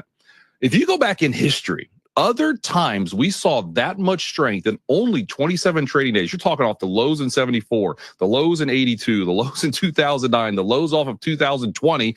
And now I mean, those were not the worst times to think, you know what, the market is telling us something, and we're just hoping a lot of people are paying attention, because those were pretty solid times, and that blast of strength we've seen is not a short covering rally. It's not a bear market rally. It is kicking off again, in our opinion, another a continuation, I guess we'll say, of honestly this bull market has been in place since October 2022. Oh, so many things I want to come back at you with, Ryan. Yeah. Having said that, we talked with Gina Martin Adams, our chief equity strategist here at Bloomberg Intelligence, and she reminded us, put out some research, and she says, however, while U.S. equities have been a key beneficiary of de-escalating tensions, they continue to lag major global markets in the rebound toward pre-tariff Liberation Day highs. So even though the bounce back when you go outside the United States has even been better. No, shout out to Gina. She's awesome, obviously. She is. And that's true. You know, in the money that we run for our Carson partners, I've come on with you guys for a while, for a couple of years, and we like the U.S. We like the U.S. Honestly, starting earlier this year, we've kind of taken, we're still in U.S., yes, don't get me wrong, but we have some exposure to developed international, specifically Europe. I mean, when we saw Germany break out the fiscal bazooka a couple of months ago, we said, wow, there's something going on here. So yes, diversification used to be a dirty word. Diversification always used to having to say you were sorry. Then you have a year like this with like, wow, I guess a lot of investors are glad you're diversified, because if you have global portfolio, you're up nicely this year, right? If you're all in Mag 7, all in US, we get it. I guess you're positive kind of now, but it sure was a long trip to get there. So listen, when you're uncertain, diversification really can work, and that's a nice way investors need to remember that. Yeah, I mean, you're positive for the year as long as you didn't sell. I'm kind of saying under my breath. Well, Ryan. True. No, I totally agree. And again, we came into this year in our outlook that we put out, in January earlier this year. Yes, we were bullish. Yes, we're optimistic. We said there could be a 12 to 15% peak to trough correction because we hadn't had one in a while. By the way, after a 20% gain, the first quarter is usually pretty weak. The first quarter of the last 20 years has been pretty weak. Oh, and post-election years, the first quarter is actually one of the worst quarters out of a 4-year cycle. So all those things stacked up that we could have some indigestion. No, we didn't see a near bear market. No, we didn't see a 10% crash after Liberation Day, but we did see the potential for some volatility. And now just as quickly, obviously, we're on the other side of that, fortunately. Hey, though, Ryan, is it a peak to trough correction that we just needed because there was too much, fluff in the markets at this point? Or is it, the trade really reacted to the news out of the White House. It's why we talked about it so much, because you could see clear correlations based on what was coming from the president and his views on tariffs in particular. And the markets reacted. So there was a fundamental basis to it. And if the fundamental basis going forward, especially when it comes to tariffs, is that, yes, indeed, Libby Cantrell of PIMCO, who we talked to earlier, we could potentially still be in a much higher, historically higher tariff environment going forward, and that has implications for markets. No, there's a lot there. If everybody's thinking alike, somebody isn't thinking. I like to use that quote a lot, General Patton. It sure felt like late last year, everybody was bullish. These long-term bears were claiming they were bullish all the time. We're looking around as people that were taking a lot of arrows and body shots in 23, early 24 for being bullish, thinking, uh-oh. And I do think we needed that washout. I do think we needed to shake the tree a little bit. There was a little too much froth, up 74, 75% off the October 22 lows. Maybe it was necessary. I didn't think it'd be, again, 20%. But it's what happened, and that's what shook a lot of those hands out. But you're right. When President Trump won, what's the phrase? He used this. It's going to be close enough for government work. Tariff, the most beautiful word in the English dictionary. It's not like this was a total surprise. Now, I get it. When he held up that board on Liberation Day, April 2nd, those numbers were higher than we expected. But I'm not sure. I did read Libby's note today. Libby's awesome also. The reality is I think markets can live with 10 to 15% tariffs. They couldn't live with what we were seeing a couple months ago because that's what's being priced in. And then that's kind of where we are. And if they bring all those tariffs back, yeah, we're probably going to go right back down. But I don't think that's the case. I think we're kind of through that. And now, what do we have? We've got deregulation coming, potentially lower taxes coming. Those are the things also coming the second half of this year. Go ahead. We're now a little change on the year. What do you see us by end of the year? Do you think we'll be up 5-10%? What's your call? Got 10 seconds here. Yeah, we came into this year, we said between 10 to 12%. I'll tell you what, I think we're still thinking that's very likely. We got a round trip, but we think it's possible. Ryan Dietrich, got to run. Chief Market Strategist with the Carson Group, joining us on this Monday. Stick around. If you never want to miss a Bloomberg Business Week story, become a subscriber today. You'll unlock deep reporting from reporters around the world, including unlimited access to Business Week. Check out offers right now at Bloomberg.com/subscribe now. Get the news you need at the click of a button inside your car. The new Bloomberg Business app, now featuring Apple CarPlay and Android Auto. All your favorite Bloomberg radio shows, plus news at your fingertips. Download it free in the Apple App Store or on Google Play. This is a Bloomberg Money Minute. Netflix is throwing Sesame Street a lifeline after Warner Brothers Discovery canceled its partnership, and the Trump administration targeted PBS, the longstanding home of the educational show, for program cuts. Starting later this year, new episodes will run on Netflix, PBS, and the PBS Kids app, all on the same day. The government may be planning to phase out artificial dyes by 2027, but one candy maker is in no hurry to make the change. Spangler Candy, that makes Dum Dum lollipops and sweethearts, says a key problem with changing ingredients is taste. It says when you use beet juice, the candy tastes like beets. When you use carmine, people get queasy because it's made from insects. Economic concerns are not keeping Americans home this Memorial Day weekend. AAA is predicting a record 45 million people will travel at least 50 miles from home between Thursday and Monday. Stocks are mixed. The Dow is up a tenth. The S&P is down a tenth. The NASDAQ is down nearly 0.3. I'm Nancy Lyons, Bloomberg Radio. Catch up with the biggest names in business. Listen to Bloomberg Podcasts, The Circuit with Emily Chang. I speak with JP Morgan CEO Jamie Dimon. Odd Lots with Joe Weisenthal and Tracy Alloway. Austin Goolsbee, the Chicago Fed president. And Bloomberg Wall Street Week with David Weston. The discussion with BlackRock's Larry Fink. Listen on Apple CarPlay or Android Auto with the Bloomberg Business app and anywhere you get your podcasts. We have the perfect guest for this topic. Bloomberg Podcasts. Context changes everything. A lot of times, big economic forces show up in our lives in small ways. 4 days a week, I would buy 2 cups of banana pudding, but the price has gone up, so now I only buy 1. Small but important ways. From tech billionaires to the bond market to, banana pudding. If it's happening in business, our new podcast is on it. I'm Max Chafton. And I'm Stacey Vanek Smith. So listen to Everybody's Business on the iHeartRadio app, Apple Podcasts, or wherever you get your podcasts. When news breaks across the globe, Bloomberg Radio is there. From the Middle East, the fragile ceasefire between Israel and Hamas is over. To Europe, Keir Starmer and Donald Trump have discussed trade. And anywhere in the world news happens. So let's go now to the climate talks in Dubai. The luxury reporter in Paris. Bloomberg's Stefan Kufner has more from Ecuador's capital. Listen on Apple CarPlay or Android Auto with the Bloomberg Business app, and always on Bloomberg Radio. Context changes everything. This is Bloomberg Business Week Daily with Carol Massar and Tim Stenovec on Bloomberg Radio. It is Bloomberg Business Week Daily. That is Carol Massar. I'm Tim Stenovec. Trying to get my different earbuds. Is it working? In place. Oh, this one's How are you doing? It's got a knot in it. Are you okay? I'm going to have to live with it. Sorry, okay, guys. that's there might okay. be some wires showing. Hey, sausage being made. Can we talk a little bit about the stock buyers wading back in to fuel this bounce from lows? This is the market's wrap. Yeah. It's one of the most read stories in the last 60 minutes. A renewed wave of dip buying has fueled a rebound in stocks from session lows. Traders are looking past that U.S. downgrade by Moody's ratings that earlier sent bond yields jumping. I don't know how I feel about this rally. Why? I don't know. I know we've bounced back a lot, so we're kind of where we were before we started. But, it was funny. I always think about people saying you can't time the market, but at one point we were up about 10%, right, ahead of the election and going into the election, going ahead of the inauguration. So were you saying that was kind of a nice, I would have taken that, right? After 2 years. You would have sold. Yeah. And said, you know what, I'm done for the year. Just saying. Easy for you to say in hindsight. Right now. Call up John Authors with Hindsight Capital Management because right now we're little changed. Yeah, we are a little changed on the year. And would you have plowed money back in on April 8th? Great question. You know what we should do? I do believe in buying when things are beaten up. We should have like one of those fantasy stock trading things between us. Oh my God, we should do that. Let's do that. What's wrong with that? Because you're super competitive. So, and you always say, says the super competitive. And you always say, you always say timing the market isn't that hard. Do quizzes. It's like, so let's put our money where our mouth is. We should try that and play around. Peter Lynch, I used to remember years ago. Talk about quitting while you're ahead. Early in my career. And a legend for that. He used to work with students and like local schools, near Fidelity.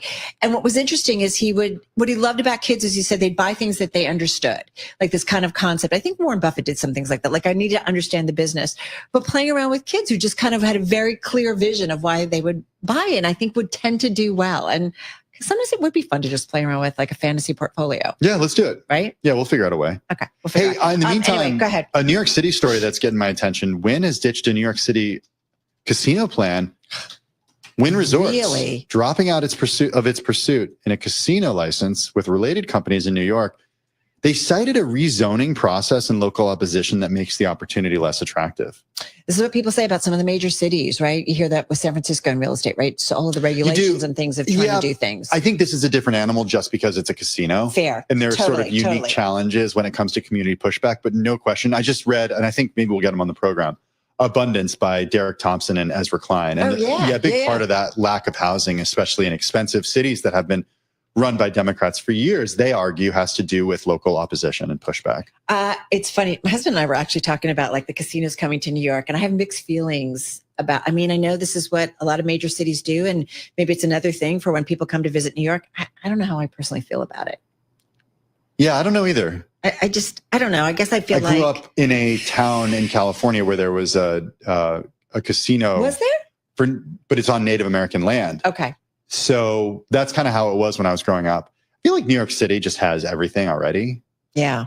Oh, what's interesting, the companies, I guess, looking to do this face opposition from local groups, including the Friends of the High Line, the elevated promenade, among the complaints, the casino tower would interfere with views. Hey, listen, that's legit in my view. Hey, other competitors are forging ahead. The Solviev Group sought to sweeten its pitch with a way for New York City residents to take a stake in the facility. And then last month, Steve Cohen's plan to build an $8 billion casino and entertainment complex in Queens next to Citi Field gained a key vote in Albany. So it'll happen. That kind of makes sense to me. You're out there, there's still stuff going on, there's Citi Field, right? There's just a lot of things. And he owns the Mets. And he owns the Mets. So maybe like you go see a game, or I don't know, you can make it kind of more of an entertainment complex or something of that sort of thing. I'm just not a gambler. Maybe that's just my own problem.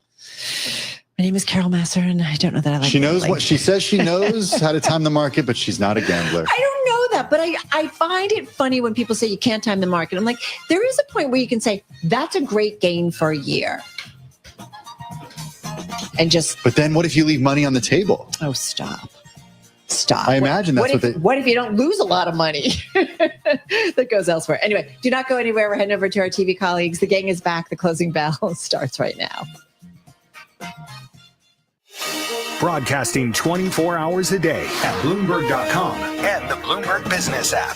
This is Bloomberg Radio. The Closing Bell, Bloomberg's comprehensive cross-platform coverage of the U.S. market close starts right now. And right now, we are 2 minutes away from the end of the trading day. Romaine Bostic here with Alex Steele, taking you through to that closing bell. It's a global simulcast, and it starts right now. Scarlett Fu in the TV studio, Carol Masser and Tim Senovic together, believe it or not, in the radio booth. All five of us back together here on this Monday afternoon as we welcome our audiences across all of our platforms, including, Carol, our partnership with YouTube. Yeah, we are across all the platforms. We are everywhere. I kind of find it fascinating that I guess investors are like, yeah, another downgrade. Okay. We kind of maybe thought it was coming, not surprising. And investors, certainly the equity side of things, seem okay with it. Yeah, I mean, it also seemed to be okay with it on the bond market. You saw some buying on the long end on the 30-year when there was concern that, it had gone above 5%.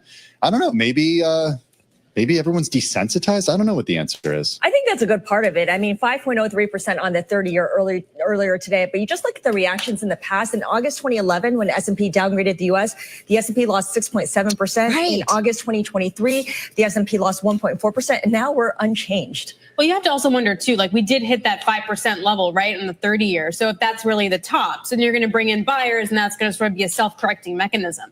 Yeah, and it gets to this idea, too. I mean, you point out, sort of the big outsized move that we had back in 2011. I mean, that was a shock, right? I don't think anyone really saw that coming. And as a lot of our guests have said on the program today, it's like, look, S&P already did it. Fitch already did it. Moody's, it was kind of like, what took you so long? Yeah, exactly. Yeah. Meantime, you got Fed officials saying, hey, folks, don't get too excited about rate cuts. Maybe we'll get one this year. We'll see what happens.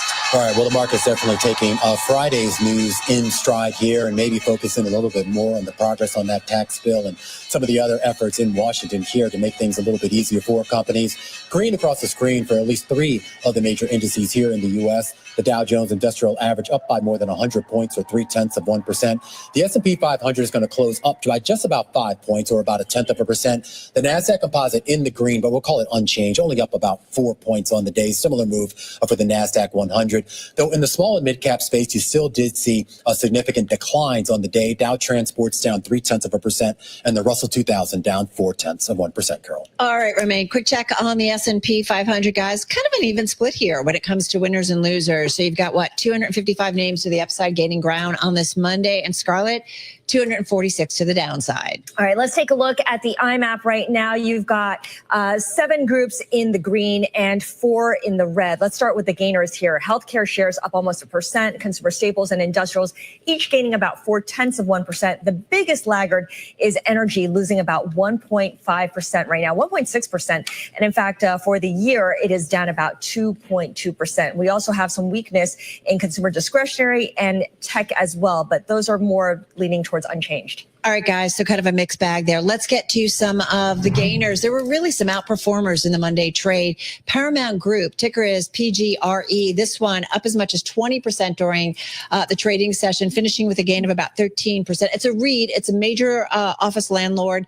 New York City, D.C., also San Francisco, about a $1.1 billion market cap. Surging, as we said, the company's board initiated a review and evaluation of strategic alternatives. Some speculation might that mean an outright sale of the company. And this is all coming after it named a new CFO and treasurer effective immediately. Keep in mind, Wall Street Journal also making some points about this company's had a lot of red flags or that have been out there in the last few months. And so this company, looking kind of to see what's next here in its next chapter. Take-Two Interactive. Outperformer up about 3.5% in today's session. It was a top gainer in both the S&P and the NASDAQ 100.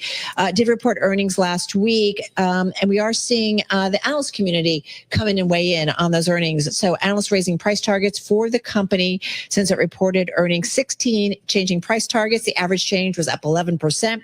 15 analysts raised price targets by an average of 12%. So some optimism on the street. And Novavax, talk about optimism. Up as much as 30% during the session, finishing with a gain of about 15%. U.S. regulators fully approved the company's COVID vaccine, so easing some investors' concerns after the clearance was delayed. Just in time. Yeah, exactly. Exactly. Good stuff. So anyway. Well, it's not mRNA, so I think that if you needed different sourcing, that would be something for you. Yeah. I will say Moderna also an outperformer because maybe there's some, different thinking. I think everybody thought the government was going to be so anti-vaccines, and yet this happens for Novavax, and so investors also plowing into Moderna up about 6% today.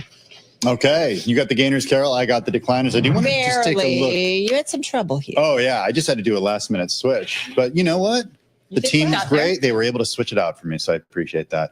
I want to start with shares at JP Morgan. Just imagine, no one would ever have known if Carol had. I know. Yeah. Isn't, with friends like Carol? Do I come across like a little sister?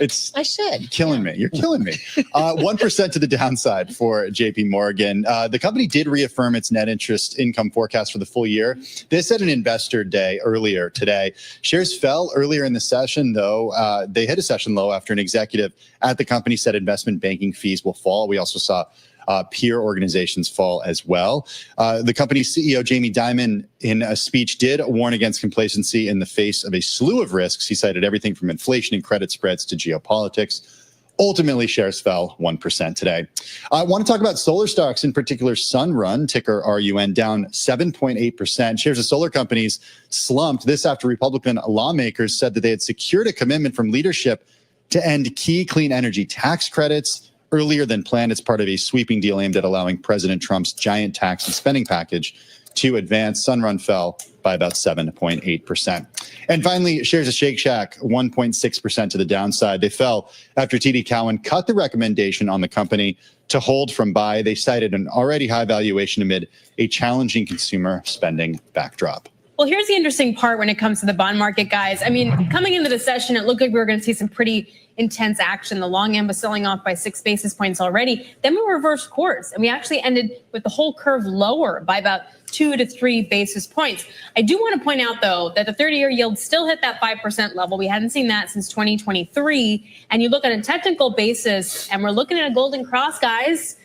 Woohoo! Okay, so the short-term moving average looks to break above the medium-term moving average. So 50-day crosses above the 100-day. That's a golden cross. That tends to be a bullish signal, which means higher yields. And you wonder at some point, are we at that tipping point where yields wind up directly hurting stocks? Yeah, it's a really good point, right? You kind of wonder where it all goes next.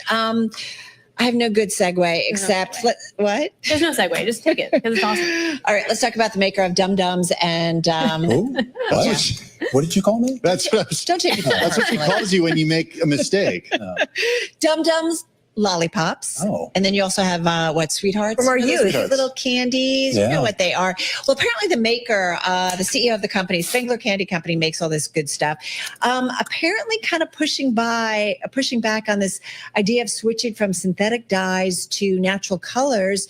He's worried about the taste and maybe whether consumers will like it as much. Yeah, take beet juice, for example. It turns out beet juice, it might be a nice red, but guess what?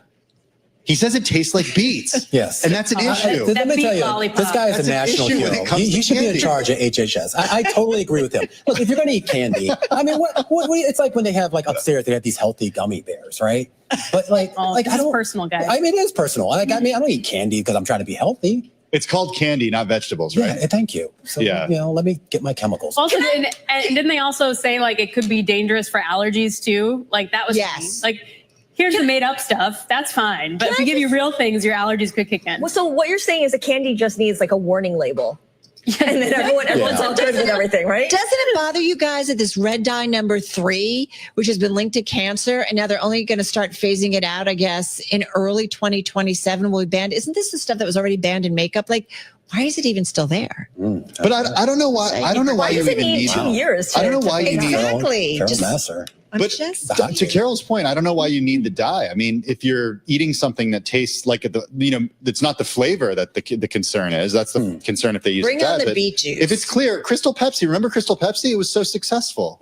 What? No, it wasn't. No, I don't remember. Being this totally at all. facetious. No, I know, but I don't remember that at all. It was All for right. a hot second in one I commercial. wonder what Oscar the Grump or Grouch. Grouch. Oscar the Nice segue, my Carol, goodness. because Oh my gosh. it looks like Netflix is making a You're so play in the zeitgeist, for Carol. Disney for that children's audience. Did you guys read the story that Netflix will be airing new episodes and old seasons of Sesame Street? I love this so very much. For people who've cut the cord completely and don't have PBS anymore, then you can get it now. We on used to have Netflix. HBO. We used to be on HBO. You get all the reruns and the new ones. It was fantastic. That partnership was broken down. So it's so great that you now have a way to get it. Yeah. Huge. Well, and a way to get it. And what I really love about this too is that you have a way to get it without paying because they are partnering with PBS on this. So they're actually going to, unlike HBO, which took it off PBS. I know. And you had to wait, several months to see a new episode. Netflix isn't doing that.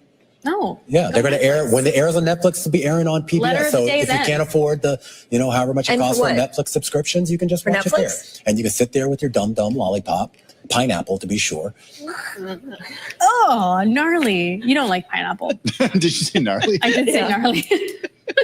Because pineapple lollipop, what's the point? Just don't even eat it. Alex, are you Sounds into great. beet juice? Would you like the beet juice? She would like. No, I would totally like the beet lollipop. juice. I Yeah, could see it. like, I like beet juice, but not with my Dum Dum lollipop. The All two right. should be separate. I'll do it with you, Carol. It's cool. All right. So when's the last time you even had a lollipop? Bye-bye, Dum Dum Remain. No, I'm just kidding. Just kidding. Wow. Aw. You said it before. Wow.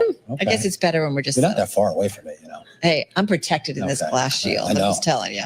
All right, guys, that's a wrap. Good to be back together. Our cross-platform radio, TV, YouTube, Bloomberg Originals. We do love each other. I swear. We will see you. I know Alex is heading out. Scarlett's going to stick around with She's Remy. already walking away. All right, we will see you again. Same time, same place tomorrow. This is Bloomberg Business Week Daily, reporting from the magazine that helps global leaders stay ahead, with insight on the people, companies, and trends shaping today's complex economy, plus global business, finance, and tech news as it happens. Bloomberg Business Week Daily with Carol Masser and Tim Stenovec, live on Bloomberg Radio, television, YouTube, and Bloomberg Originals. It is Bloomberg Business Week Daily. That is Carol Master. I'm hungry and I want some gummies or something right now. Did you say holiday shortened week? Did I say holiday? I don't know. It's not. No. Right? No. We're here all week. We're us. I know I am. Whether you like it or not. Whether you like it or not. I did once take my son to school last year on a day when there was no school. That was not great. Did you like show up and you're like, Yeah, I was like, hey. why isn't anyone here? Yeah, so you only do that once as a parent. Yeah, Maybe twice. We'll see. We're busy people. We are. And maybe it's a good segue to talk a little bit about some ways to help with productivity. Maybe AI.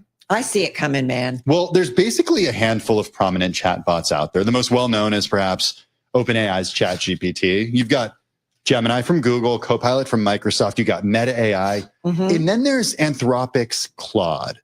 We're going to talk about that last one, Claude, which incidentally, even before I knew this story was coming, I downloaded it over the weekend and spent quite a bit of time playing with it. It's very different. Did you like it? Yeah, I like it a lot. Why is it's it different? Cool. Because it's cut off. We're going to talk to Shireen about this, but it's cut. Yeah. It said my knowledge base was cut off in October of 2024, so it couldn't give me some up-to-date information. I asked why it was cut off, and it said it's part of its safety. Yeah, Shireen's going to explain this all. Shireen Ghaffari is a Bloomberg News AI reporter. She writes for Bloomberg Business Week about Dario Amodei. He's the 42-year-old at the helm of Anthropic, and he's transformed himself from an academic into the CEO of a $61 billion company. I was going to call it a startup, Shireen, but I don't know if it still is at this that's point. Pretty serious. You spent a lot of you spent a lot of time with Dario Amodei when reporting this piece, and as you write, there's some good news and bad news when it comes to this technology. In his view, he's like, okay, it could cure cancer, but the bad news is that it could kill us all. What's he so worried about? That's right. So he is really worried about essentially catastrophic kind of risks that can come with AI, right? And that may sound really sci-fi and doomery, but if you think about it, the types of risks that they're preparing for are if essentially you can get more detailed information from these chatbots about things like, let's say, how to build a novel bioweapon than you could if you just simply Googled. Because these AIs are becoming smarter and becoming more able to sort of give you very personalized information, they're having to deal with some pretty scary risks. It's kind of interesting. And I feel like when we talk AI, most folks, I feel like, Shireen, tend to say, it's okay, we got it. We'll have the safeguards in place. And here's someone who really seems to say, this thing could be incredible, powerful, but there are risks that potentially come with this. That's right. And it's not just the really long-term, existential risk. There's also in the short term, a real economic impact. So Anthropic is actually quite ahead. Some people say it's the best. It's a matter of debate with their coding AI, meaning they make software that actually helps automate part of the engineering process. And over time, it's expected that these tools can essentially start to automate the entire engineering process, meaning what will happen for engineering jobs and sort of awkwardly for the company, what is that going to mean for its own staff, right? Yeah, I mean, many of whom at this point are very highly compensated because these are some seriously in-demand jobs and some people who have skills that are seriously in demand right now. I want to go back to the fundamental difference between Anthropic's Claude and what Anthropic thinks about this philosophically, Shireen, and how that separates it or makes it distinct from the other companies that are out there. What is Anthropic doing to try to become this, or to try to be this safety first AI company? Yeah. So first of all, Anthropic was started by a group of former OpenAI employees. And there's a lot of sort of kind of infatuation, I would say, in the AI world about, well, why did they leave? Were there issues going on? They kind of remain intentionally vague about it, but they sort of set out to be a more responsible alternative, more safety focused alternative than some of the other major labs at the time, OpenAI being sort of the one at the forefront. And how Anthropic says it's taking it more seriously today is that they put a lot of resources into some areas of research that are not monetizable, but are around safety, things like what we call mechanistic interpretability, which means essentially trying to understand the black box of AI. So they put a lot of dollars and research heads toward that. And then they also have quite detailed protocols for how they should handle sort of every step forward as these AIs become more capable. So in my story, I wrote about, for example, how with their last big AI update, they actually pulled the brakes just days before the release and had to delay their launch because they were not sure the model was at the cusp of being more capable than they thought on the ability to potentially help people make bioweapons. So they say that A, they're putting the research toward it, and B, when it comes time, they're willing to actually pump the brakes and slow down if they think something is too risky. As I was reading your piece, I was contending with the question of, does it matter that they're doing this if nobody else is?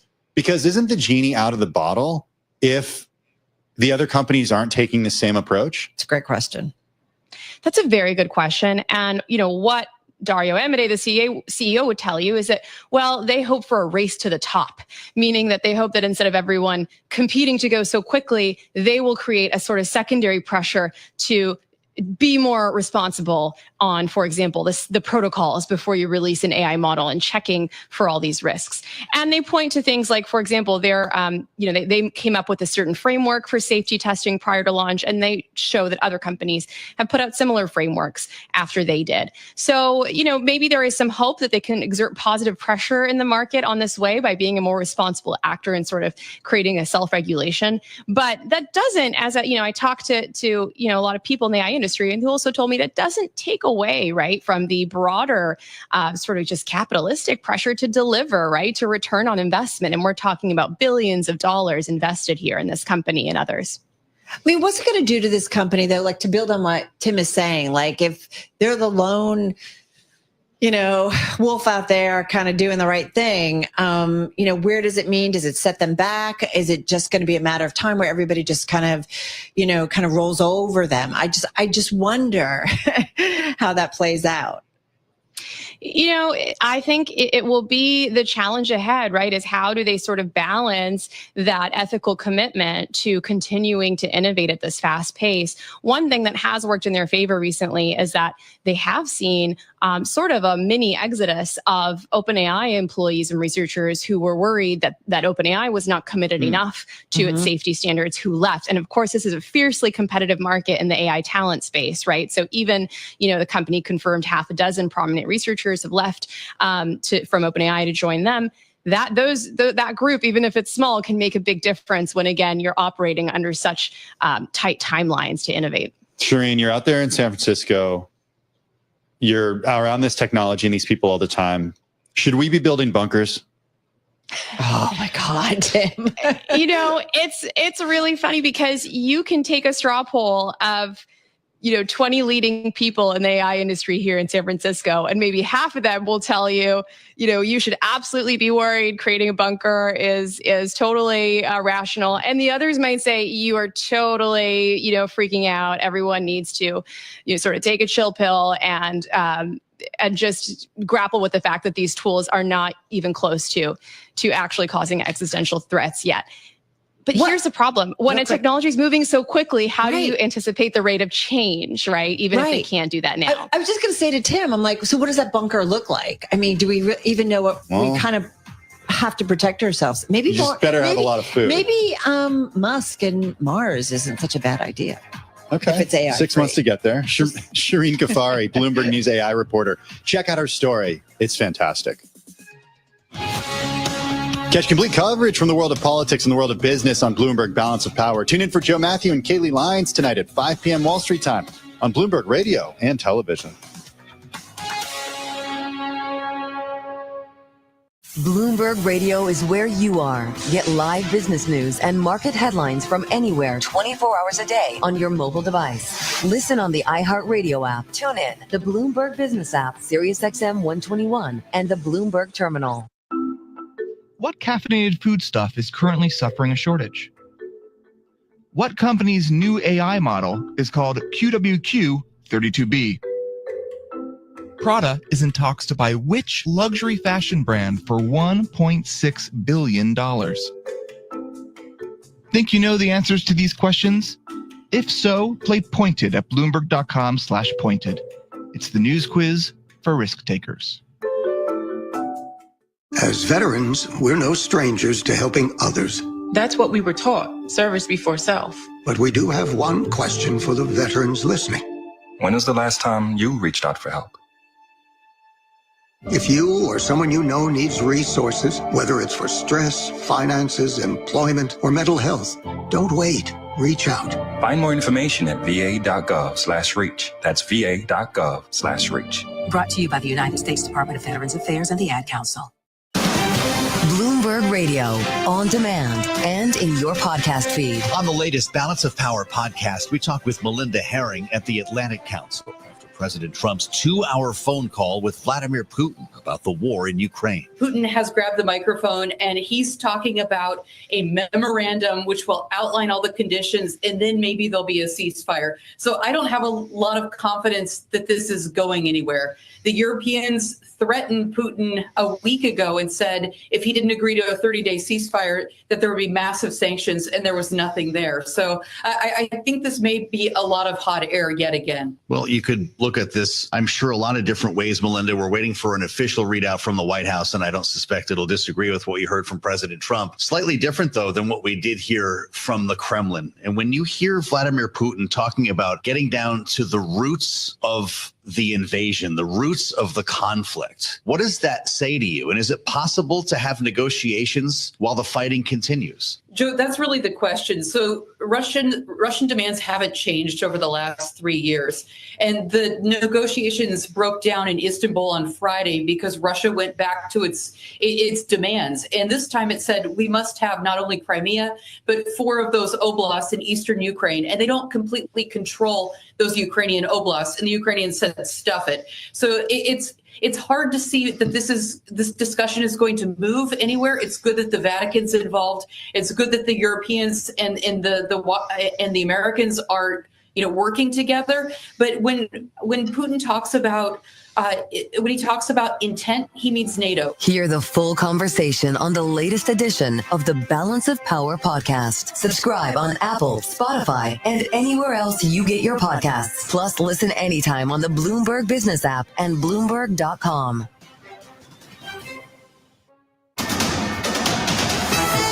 It's 4:21 on Wall Street. We do check markets all day long here at Bloomberg. Stocks rebounded with the S&P 500 index closing near a bull market. Traders look past the U.S. credit downgrade Friday by Moody's Ratings.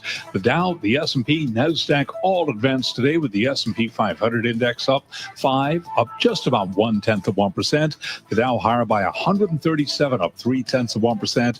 NASDAQ managed to eke out a gain in the final few minutes. Trading higher today by 4 points, little changed on the Monday session. The 10-year, 4.44%. The 2-year, 3.96%. Gold up $26 the ounce, up 0.8%. And West Texas Intermediate crude up 0.3%, 62.68. Gold, by the way, at $32.30 the ounce. And this Bloomberg Business Flash is brought to you by Oracle. Attention growing businesses, Oracle is offering to cut your current cloud bill in half if you move to Oracle Cloud Infrastructure for new U.S. customers with minimum financial commitment. See if your company qualifies at oracle.com/Bloomberg. Novavax shares surged today after regulators fully approved its COVID vaccine. Novavax today up by 15%. And sources tell Bloomberg the Justice Department has opened a probe into a recent breach at the leading cryptocurrency exchange, Coinbase Global. Coinbase today did decline by about 0.9%. For on-demand news 24 hours a day, subscribe to Bloomberg News Now, wherever you get your podcasts. I'm Charlie Pellet. That is a Bloomberg Business Flash. Hey, thanks so much for that update, Charlie. Do appreciate it. Well, shares of the Israel-based AI-powered customer service platform NICE fell 5% last Thursday. This was after the company reported results last week. NICE did report adjusted earnings per share for the first quarter that beat the average analyst estimate. It also increased its non-GAAP earnings guidance for 2025. We've got with us Scott Russell, the CEO of NICE. He joins us from Dallas. Scott, good to have you with us. NICE has a market cap of about $10.7 billion. You sell your services, which helps companies automate customer service, to companies all over the world. We're talking Disney, Pfizer, Sony, Verizon, Toyota, Visa, and more. So you've got a great view of the global economy, and that's really where we want to start. I just want to get an idea from you how you're seeing spend, what you're hearing from your sales force when they go out to these meetings and sell NICE's services. Are there any signs of strength? Are there any signs of weakness? How would you characterize it? Yeah, so it's great to be here.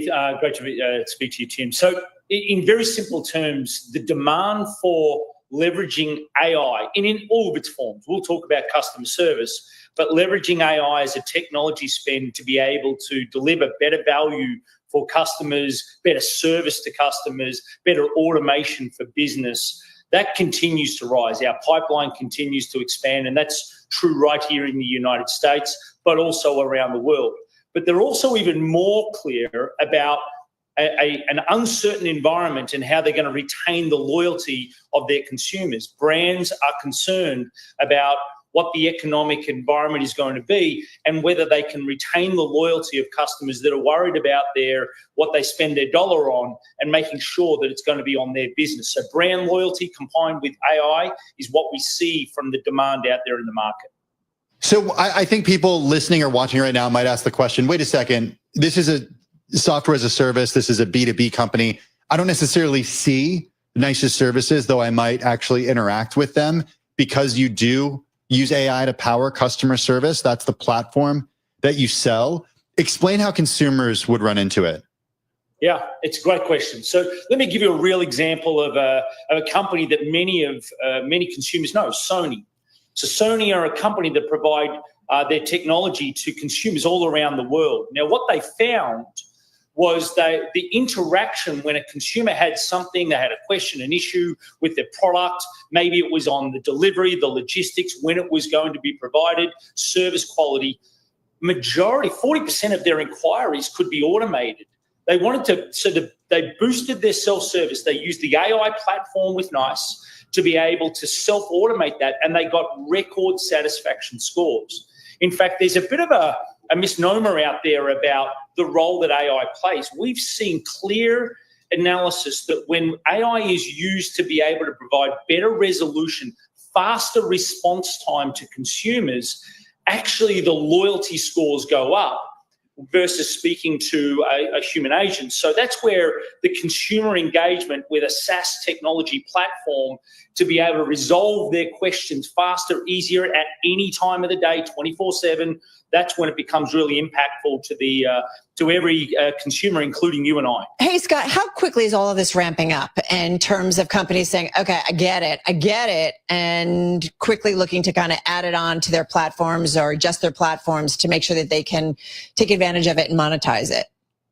Yeah, it's incredible. I think the world saw when Gen AI first really hit our daily lives, we were able to use it in a consumer experience, whether it was getting information, being able to do some fun things, but then it quickly turned into how businesses could leverage this. Now, that is efficiency for employees. Mm-hmm. It's quickly made its way into customer service. Because if you think about it, the best use case of an agent, an AI agent, an agentic AI, is when you're interacting with an enterprise, you're wanting to getting a task solved, a service delivered, an appointment made.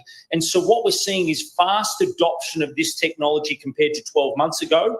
But businesses also need to balance that with more difficult or more detailed requirements where it still requires the human agent to be able to help their customer service representatives. So we're in that world of transitioning, leveraging the technology quickly, but making sure they have the full service capabilities, such as the Disneys, the Sonys, the Marriotts, the Toyotas, and others that you mentioned at the beginning of the show. So help me understand, Scott. Maybe it's just because I've done some traveling and doing some stuff and dealing with a lot of customer service reps, and driving me crazy and losing like 45 minutes of my time. And I kind of said to my husband, "Sweat, I never could do this stuff at work because it takes so long."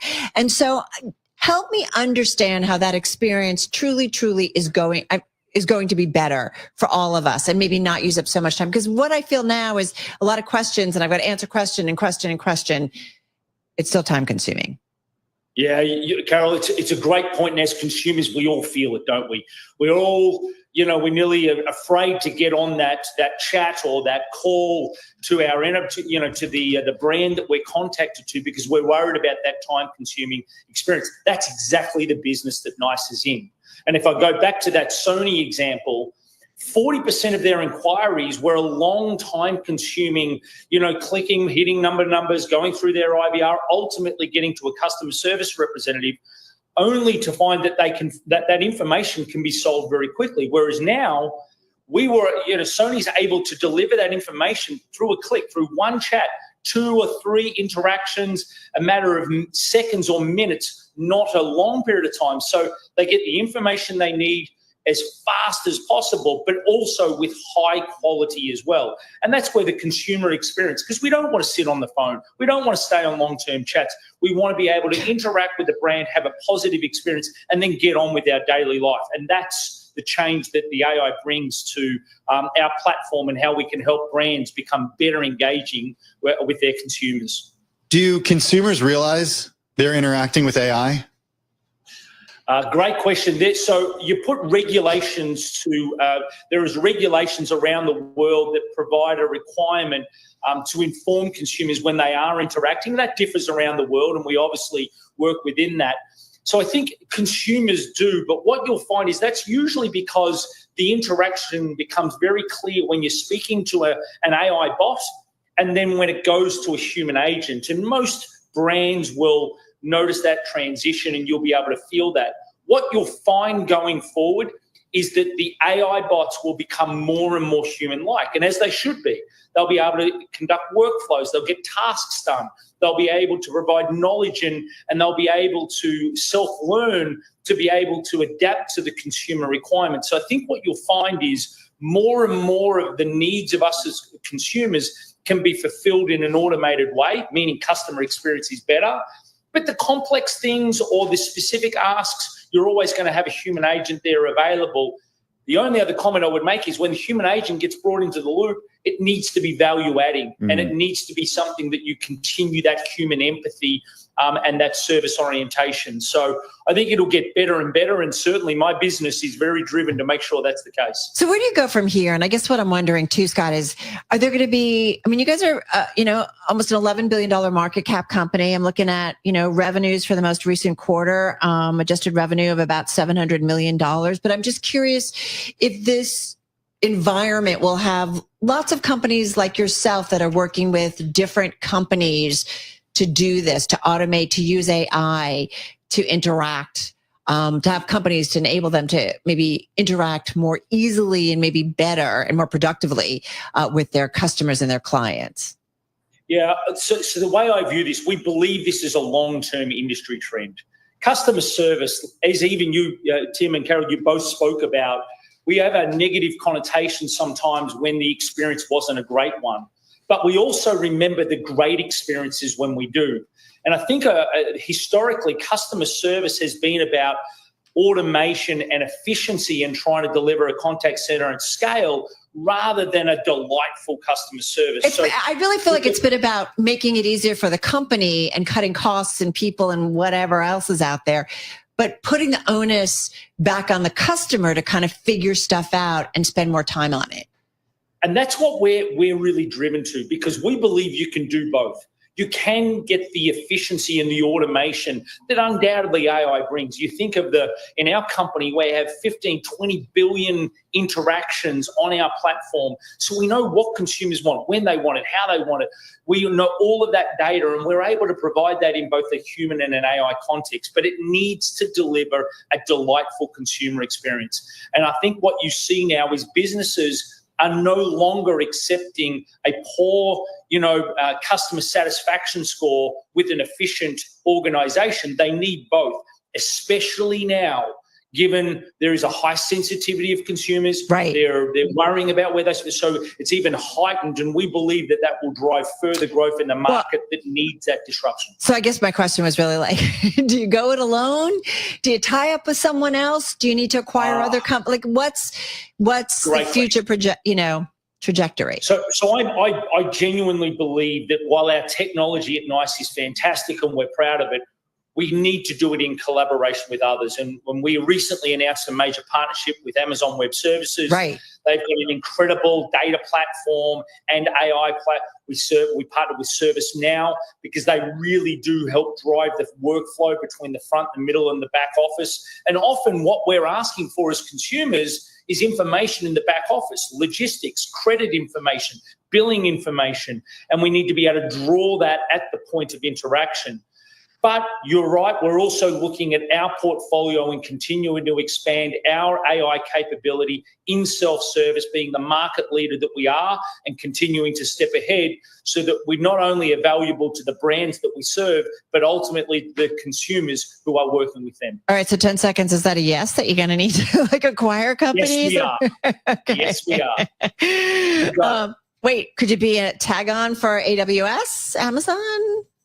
Oh, in partnership with AWS. So we're in full collaboration, and we announced that partnership, same with ServiceNow. So partnerships, not acquisition in that side. We'll stay in touch, Scott. Look forward to future conversations. Scott Russell, he's the CEO of NICE, joining us from Dallas, Texas. Coming up next, we're going to get into the tiny bank in Trump Tower that's reportedly enriching the president's sons.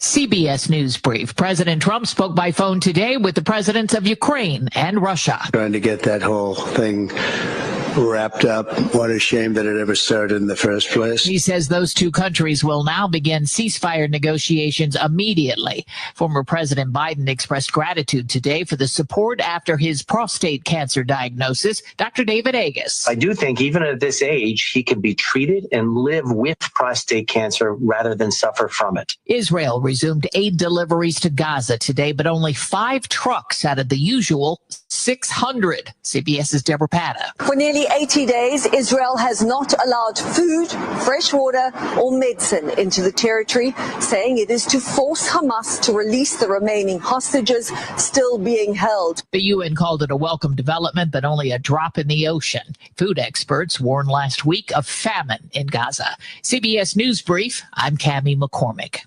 Every Bloomberg radio show. This is Bloomberg Surveillance. You're listening to Bloomberg Business Week. Every Bloomberg podcast. Welcome to the Odd Lots podcast. This is The Big Take. Every Bloomberg News headline. A Bloomberg News exclusive. Historic moves in the Treasury market. Catch every moment of Bloomberg Radio inside your car. This is a joy. The Bloomberg Business app. Now on Apple CarPlay and Android Auto. Download it free in the Apple App Store or on Google Play. Bloomberg Radio. Context changes everything.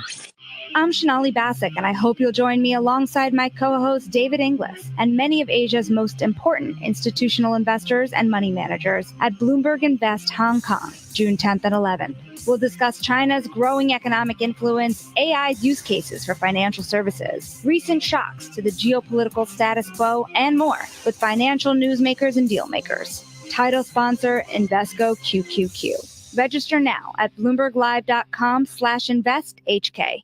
This is a Bloomberg Money Minute. Wall Street rebounding from session lows today after the U.S. was downgraded by the Moody's ratings agency, losing its final AAA credit score, with Moody's citing the government's massive fiscal deficits. Now, even though that sent bond prices lower and the dollar fell, all the major averages managed to squeeze out some gains today. The Dow up 137 points. That's a third of 1%. The NASDAQ added 4, the S&P up 5. Lyft is bringing back a service it discontinued 2 years ago. It allows cheaper shared rides out of 8 major U.S. airports to attract more cash-strapped riders. They can save 20% on their trips. Pepsi officially acquiring the prebiotic, low-sugar, so-called functional soda brand Poppi, paying about $2 billion. Because of sky-high home prices, elevated mortgage rates, and a lot of economic uncertainty, sales of existing homes in April fell to the lowest level in 6 months, says Redfin, even though the supply of homes on the market hit a 5-year high. Tom Busby, Bloomberg Radio. Bloomberg Radio, on demand and in your podcast feed. On the latest edition of the Bloomberg Intelligence Podcast, a conversation with Phil Orlando, Chief Equity Market Strategist and Head of Client Portfolio Management at Federated Hermes, on the market. The volatility over the last 6 weeks, looking at something like the VIX index as an example, went from like 15 to 60 and is now back in the mid-teens. So the volatility is completely round-tripped. Same story with the equity market. From the Liberation Day announcement on April 2nd, market dropped like 15%. And then over the course of the last 6 weeks or so, we've rallied like, 21, 22%. We've gotten all the money back. So we're now, back ahead of where we were. And so now, I guess investors are asking the question, well, what's next? We're heading into what typically is a seasonally sluggish time of the year, the sell and may go away period, but the underlying fundamentals of the market, I think, are going to be driving the bus here. And what has lately improved the prospects of the market are two things. Number one, we're making some positive progress with the tariff negotiations, with the UK and China. And the hope is that there's another, dozen or 18 or so countries that are sort of in the mix now, and we'll get some positive announcements in coming days or weeks. And then second is that when you actually look at the data that drives the market, we've got this ongoing tug of war, between the hard data, which has been fine, and the soft data, the sentiment data, which has been terrible. Hear the full conversation on the latest edition of the Bloomberg Intelligence Podcast. Subscribe on Apple, Spotify, and anywhere else you get your podcasts. Plus, listen anytime on the Bloomberg Business app and Bloomberg.com.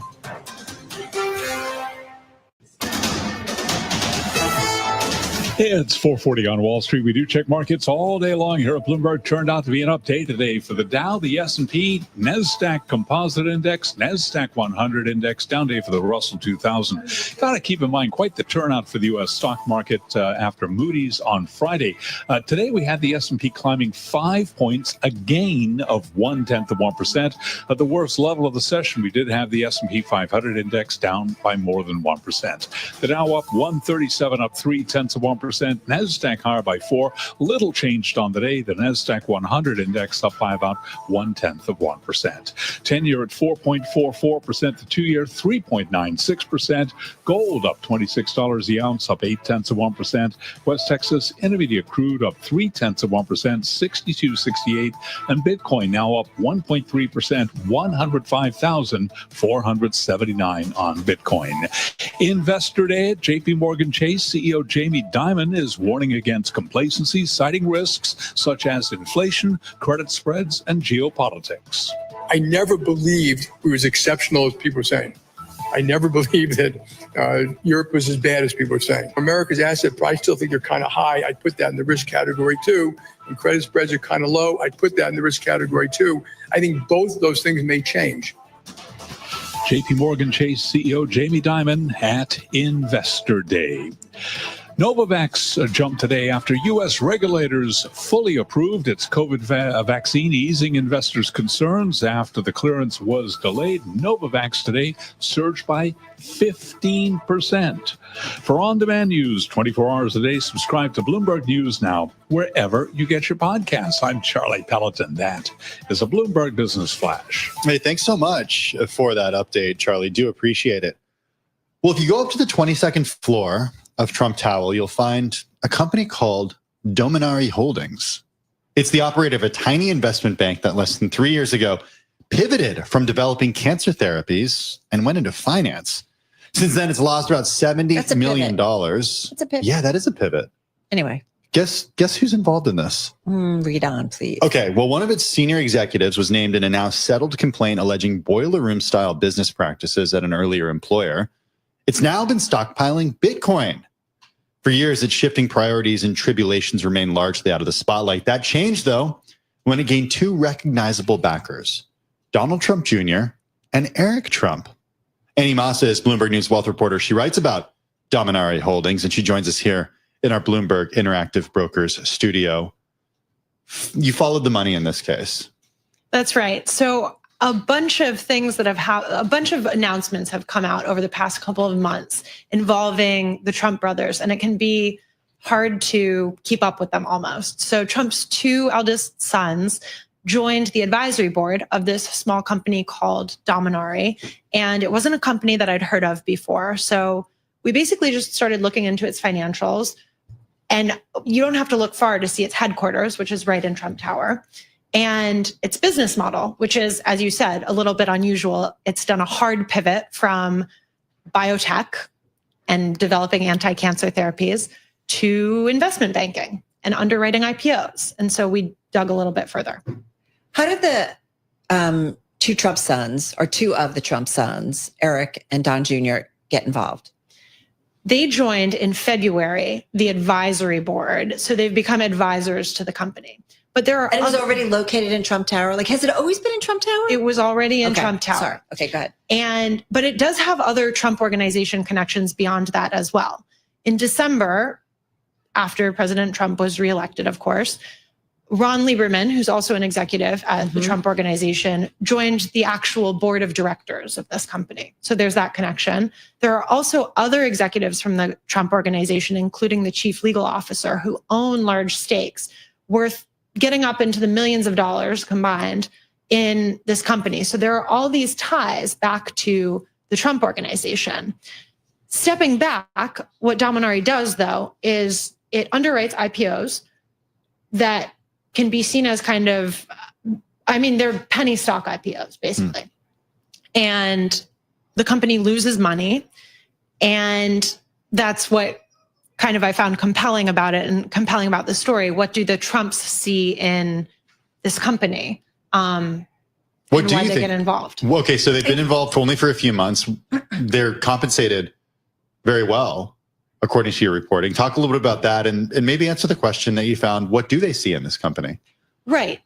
Well, what Eric Trump has said is that Dominari, I did interview the CEO of the finance arm of this company in February, and he said the Trumps are friends and that he was a member of their golf club in Jupiter, Florida.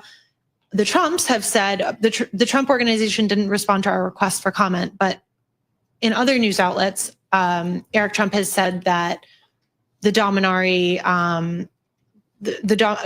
has brought them great deals in the past and that they've been involved in great things together. So they speak highly of each other. But it is a phenomenon when you look at what happens with the Trump, with the Trumps joining as advisors to some of these companies like Dominari. There's a pattern, which is that the shares tend to spike because an announcement hits that they're involved and then the shares tend to spike. And that's exactly what played out with Dominari. Shares of the company, because it trades for kind of low dollar value, spiked more than 80% that day when the Trumps joined. So that in turn makes their stake worth more. The stock is up almost 500% year to date, right? I'm reading that correctly. You're right. It's like a $5.63. Right, but you're talking about a stock, right? You're talking about a very low price stock. Correct. But it's still like crazy.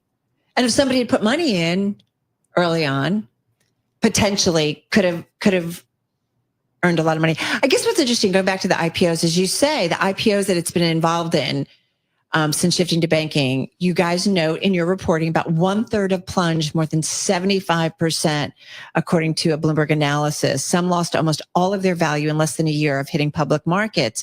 And many are based in Hong Kong and China and trade as penny stocks. To be fair, like those of us who've been doing this a long time, like when we see a name like that or where it trades, we tend to be somewhat dismissive because it usually doesn't pan out to be much.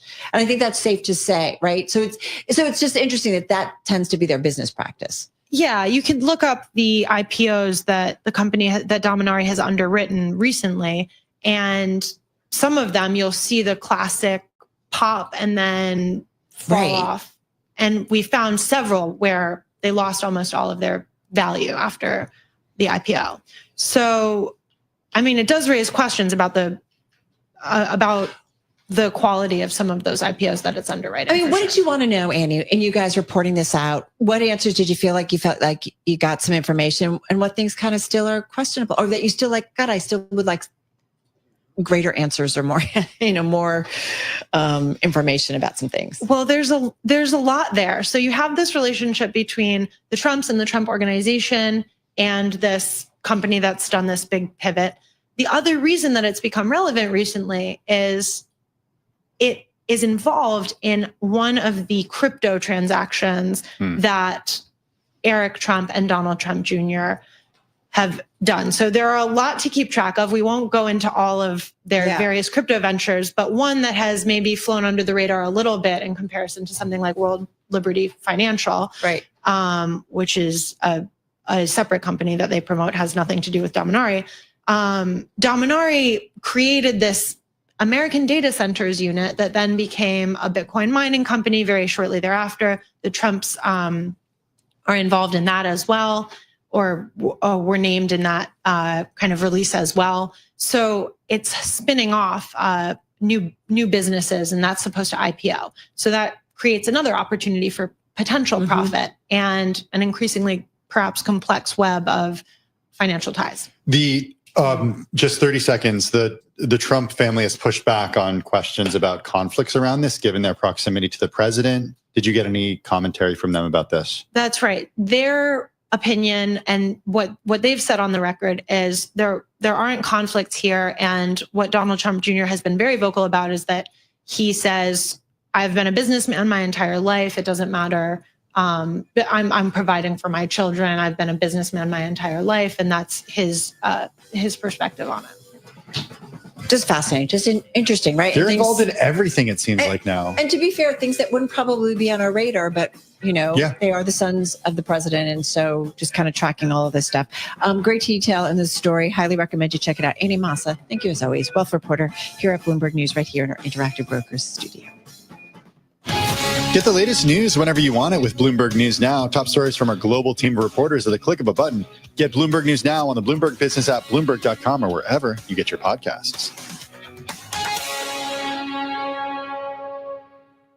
Missed the top headlines on Bloomberg Radio? Get the latest news when you want it. Updated continuously throughout the day with Bloomberg News Now. Listen on Apple CarPlay and Android Auto with the Bloomberg Business app and anywhere you get your podcasts.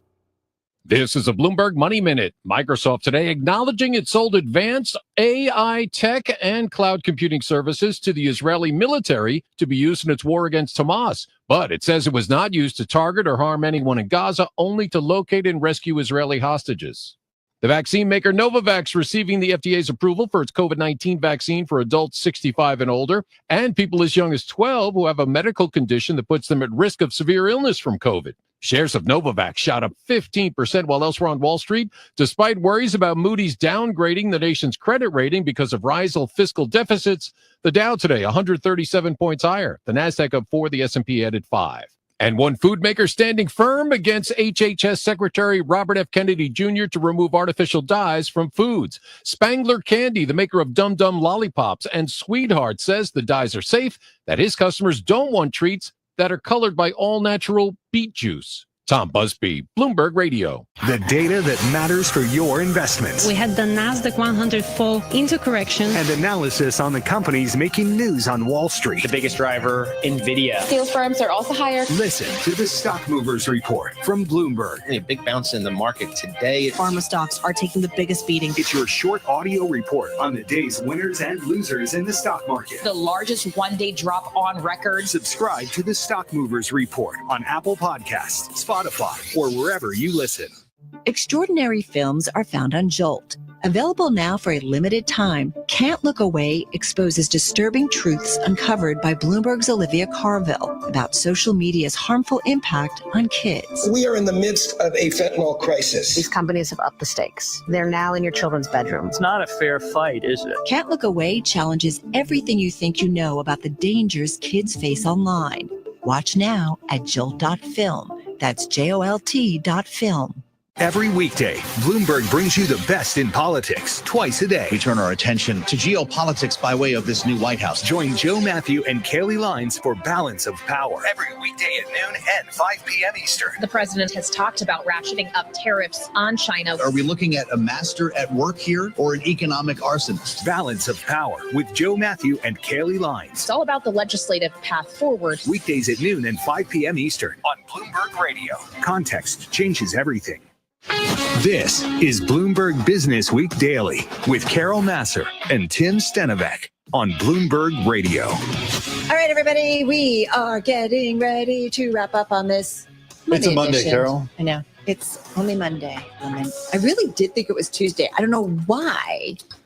Tomorrow, do you think it's Wednesday? No. I'll know it's Tuesday. All right, everybody, you are listening and watching Bloomberg Business Week, a day where it feels like investors kind of shrugged off in many ways that late Friday downgrade by Moody's when it comes to U.S. Treasuries. I'm Tim Stenovec, along with Carol Masser. Let's take a look at some stocks on the move today. Joining us now is Bloomberg News equities reporter Alexandra Semenova. Alex, what is on your radar? Hey guys, so it was actually kind of an uneventful day in the market, closing flat after the U-turn, but there were some interesting drama individual earlier in the session, right? Exactly. Everyone shrugged it off. We're all good now. But one of the companies I'm looking at that is doing really well today is the bankrupt genetic testing firm 23andMe. They agreed to sell their data bank to Regeneron Pharmaceuticals for $256 million, which is kind of scary, just sharing people's data, but investors seem to like that. It's up about 200% today. What was 23andMe at its height? Do we even know? I can go back and look. Okay. I didn't mean to throw that at you, but I was just curious. Like it is kind of amazing. I thought, wow, what a lifeline for this company, right? That has been around for a long time, but really got into certainly kind of a tougher place, I guess you could say. Yeah, and we know, some of the retail investors love buying up these bankrupt stocks and seeing if they can see these types of swings like we saw today. And obviously that fared well for anyone who stepped in. It was a $353 a share stock. What? Back in February of 2021, not so long ago. It was $2.70 a share. Yeah, incredible. But listen, it found a new home, which is pretty impressive. Let's go to Reddit. Reddit under some pressure today. Speaking of, meme stocks, got to talk about Reddit. Well said. They got a downgrade from Wells Fargo. It fell 4.6% today in today's session. They downgraded the stock to equal weight from overweight. They pointed to user disruptions that are likely to be more permanent as Google aggressively implements AI features in its search. They said that that changes user behavior for the company, and obviously investors really didn't like that. This one, you use Reddit, I thought, all the time. Yeah, but I love Reddit. I had to hide it on my phone. Oh my God. Love it. Yeah. My friends make fun of me because I look up everything on Reddit, just like random questions. So are you actually using the Reddit app? You're going to Reddit and searching there? Or are you like going to Googling something and then you put in Reddit? I actually, use Google and pull up Reddit threads. This was part of the cover story of Business Week a few months ago when our team was writing about the challenges that Google faces in this AI world. I've now started to, Cece does the same thing. She Googles stuff and puts Reddit on there. I've now started asking the AI chatbots the questions because they're sourcing, some of them are sourcing from Reddit as well. OpenAI, for example. So do you say go to Reddit? No, I just asked the question that I have. And then it goes to Reddit? No, I mean, it informs, it's whatever it's been trained on, but you can see at least with ChatGPT what it's searching on, where the sources are. Yeah. And oftentimes it is Reddit. So why is Google more aggressively implementing AI going to hurt Reddit? Wouldn't it potentially help people? You should see the faces. It seems like it doesn't necessarily direct to Reddit. That must be the issue. Okay. Yeah, it threatens not only Reddit, but all firms dependent on search traffic. And I guess today in particular with this downgrade. That's a really good point. If it shows you that instantly, and this is also raised in the story at Bloomberg Business Week, if it just shows you the answer and you don't need to click through to the site, then obviously the site won't get the click for that. So you get the answer, you understand the source, and you're like, I'm good with that. And now it just pulls it up in that little blurb when you Google something that says AI overview, and you're no longer going directly to Reddit. I'm kind of mixed about that. Are you? I am a little bit. Seems like you like it a lot. Just based on looking over your shoulder at how you're Googling. It makes things more efficient for us, but I guess not for the company. I don't know. I have a love-hate. I like to know sources. I like to drill down a little bit and understand where this information. There's a little link in there. I know, but you know what I mean? I kind of want to know. Okay, she loves cruises. She loves ships. Small cruising. Royal Caribbean is on your radar. Great news at a time that everyone is talking about Moody's downgrading the U.S. Royal Caribbean actually got an upgrade. They regained their investment grade status for Moody's. They cited a stronger demand outlook and better credit metrics. And that stock actually closed down just slightly, 0.5%. But analysts were pretty positive on this.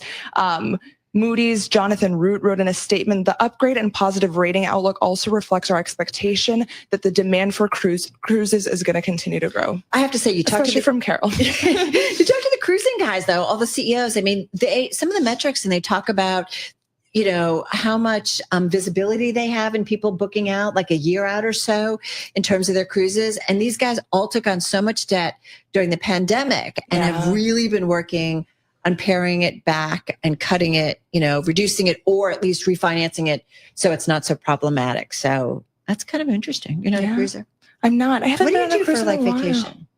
What do I book random trips. I'm going to Guatemala next week. Very excited about that. By yourself? No, with a couple friends. Okay, just checking. Wow, what is this turning into? I don't know. We're just all gonna outline our summer vacation plans It's that now. kind of day, right? It's kind of like a bleh Exactly. day. It and was so very uneventful. we're going elsewhere. For more conversations like this, well, let me do that again. I want to thank Alexandra Semenova for dealing As with you us. should. Thank you guys. It's always a pleasure to be on with you. It's good to have you here. She's Bloomberg News Equities reporter. For more conversations like this, listen to our new Stock Movers podcast. Subscribe for 5-minute episodes on the biggest winners and losers in the stock market. Listen to Stock Movers on Apple, Spotify, or anywhere you get your podcasts. All right, everybody, we are getting ready to wrap up on this Monday edition of Bloomberg Business Week. Just a reminder, up 5 points on the S&P 500 in today's session, up about 137 points on the Dow Jones Industrial Average, the NASDAQ 100 finishing up about 19 points, so onward and upward. Tuesday tomorrow, Carol. Tuesday. Only Tuesday, Lemon. Almost. All right, that does it for Tim and me. Have a good and safe evening, everybody. Balance of Power starts right now. Broadcasting 24 hours a day at Bloomberg.com and the Bloomberg Business app. This is Bloomberg Radio. From the world of politics to the world of business, this is Balance of Power.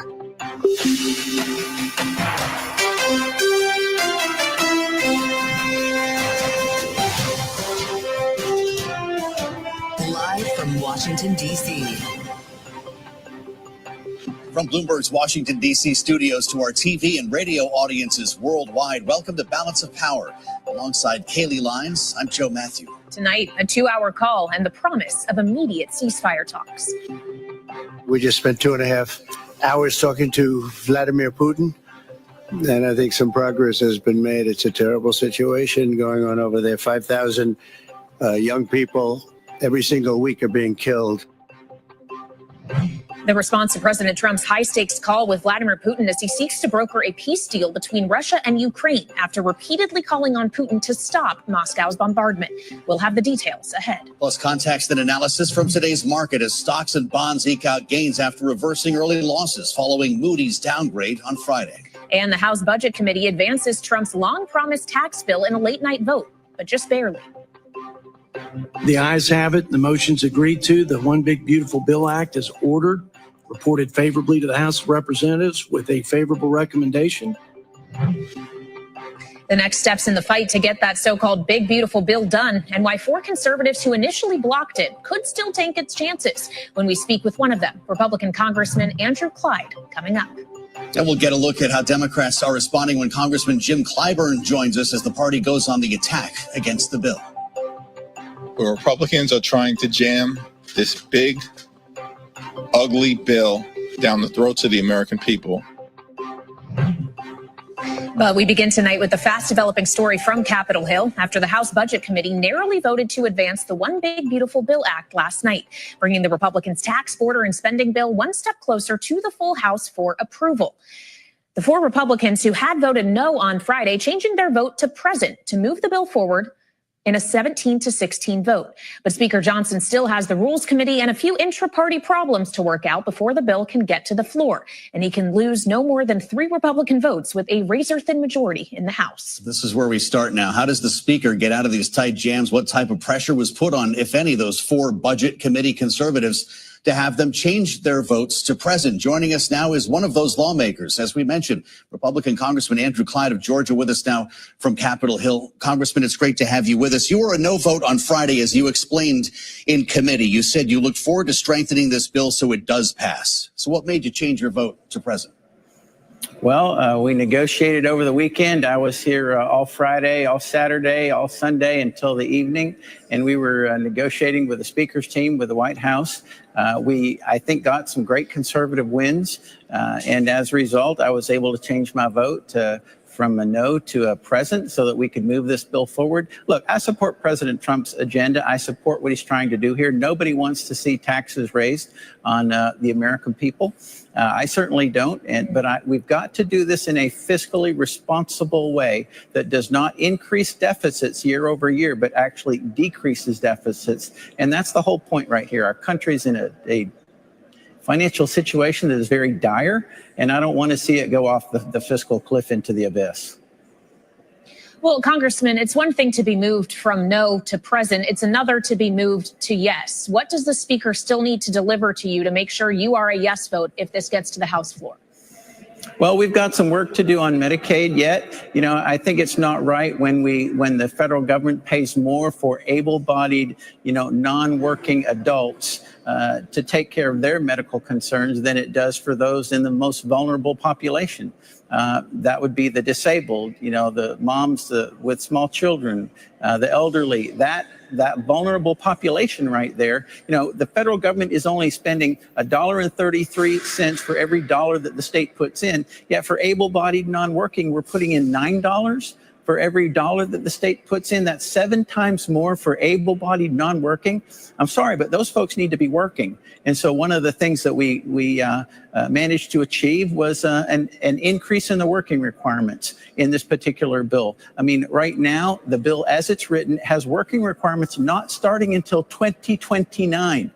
That's unconscionable. That's like saying, hey, get a job, but you got 4 years to do it. Where we need to have those regulations written immediately, and we need to have those work requirements moved up until next year.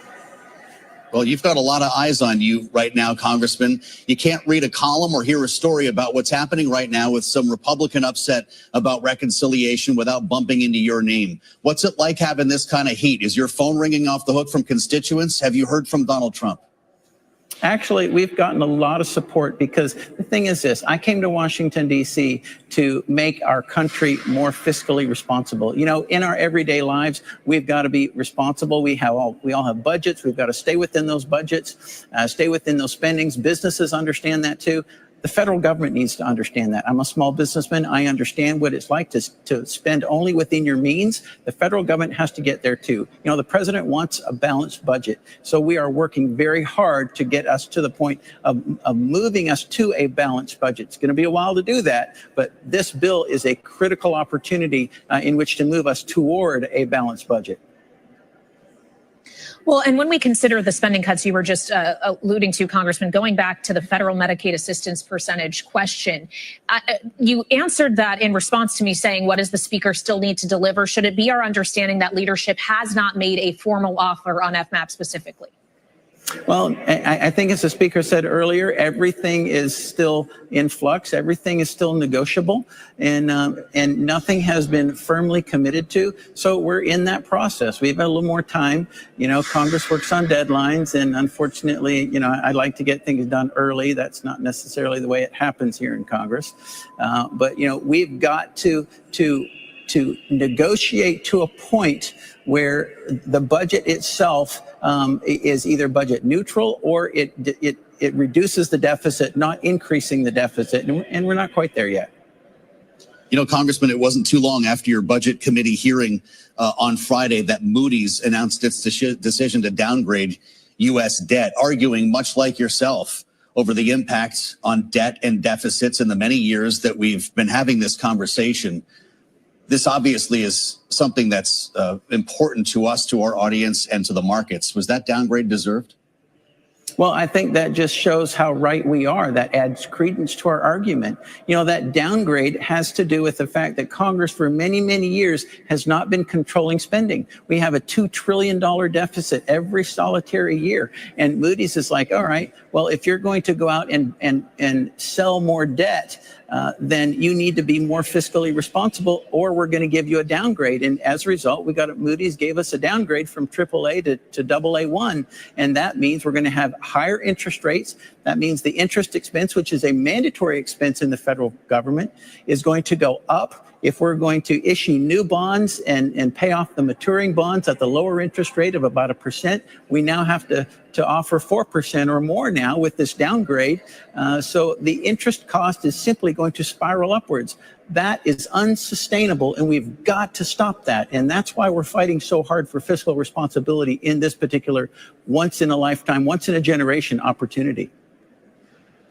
Do we risk, though, Congressman, that fight for fiscal responsibility, knowing that a lift to the debt ceiling is embedded in this package, running us too close to the X date and putting even more question into the full faith and credit of the United States? Well, I think that's another part of this particular bill. You know, if we can do it only with Republican votes, we can work on that debt ceiling as responsibly as possible with the smallest number of add-ons and requirements. That way, the Democrats get nothing for the increase of this debt ceiling, and we can do it all with Republican votes. I think it's being done in the most fiscally responsible way possible. That would require this timeline to hold, though, Congressman. Speaker Johnson wants a floor vote before this week is out. Will he get one? I don't know. That's a great question. I'm one person, and I will work very hard to ensure that the president's agenda is fulfilled as much as possible in this bill, and that it is done and I keep saying this, in the most fiscally responsible way possible, wherein we can get 218 votes. All right. Republican Congressman Andrew Clyde of Georgia, thank you so much for joining us. Thank you. And with the speaker aiming for that full floor vote by Memorial Day, as we were just discussing, a programming note, make sure to tune into Bloomberg's exclusive conversation with the House Speaker, Mike Johnson, this coming Wednesday at 9 a.m. Eastern Time. But coming up here first, how the White House is responding to Moody's downgrade and why they're calling it a, quote, non-event. But up next, President Trump says ceasefire negotiations between Russia and Ukraine will begin immediately after a 2-hour phone call with Russian President Vladimir Putin. We'll discuss with former State Department official Mara Rudman, professor at the University of Virginia's Miller Center, next on Balance of Power on Bloomberg TV and radio.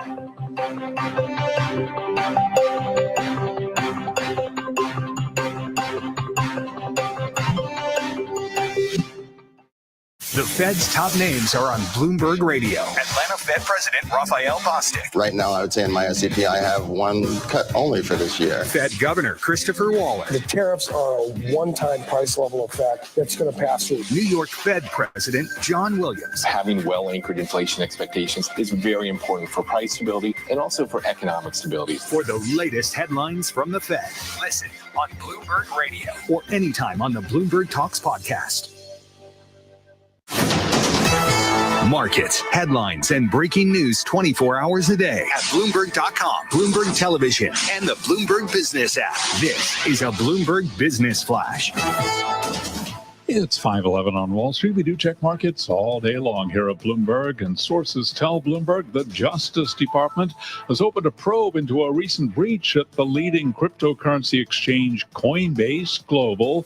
Today, Coinbase Global shares did decline by about 0.9%. Investor Day today for JP Morgan Chase. CEO Jamie Dimon says he is not taking geopolitical risk off the table. There are too many things out there. And I think you're going to see the effect, even if these low levels, they stay where they are today, that's pretty extreme tariffs. And you also don't know how every country is going to respond, and they are responding. I mean, they're always trying to cut trade deals with other people, et cetera.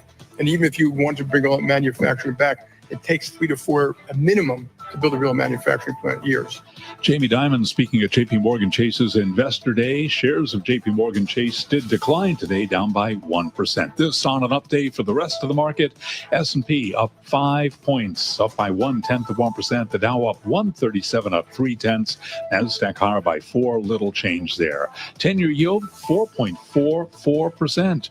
For on-demand news 24 hours a day, subscribe to Bloomberg News Now, wherever you get your podcast. Balance of Power continues now with Joe Matthew and Kaylee Limes.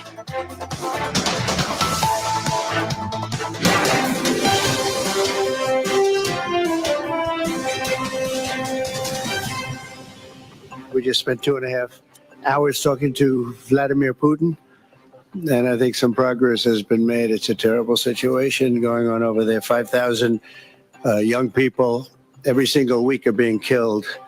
So hopefully we did something. We also spoke to the heads of most of the European nations, and we're trying to get that whole thing wrapped up. President Trump at a Rose Garden event earlier today discussing his morning call with Russian President Vladimir Putin. For details on that call, what it means for the war in Ukraine, we turn now to Bloomberg's Nick Wadhams, who runs our national security team here in Washington.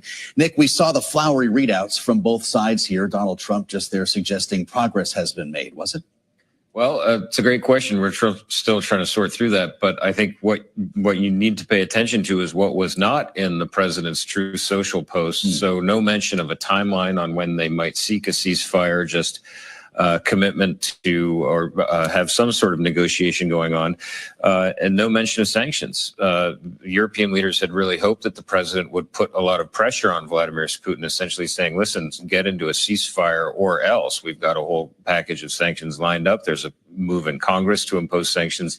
But instead, what you see is the president saying, listen, everything's going to go well.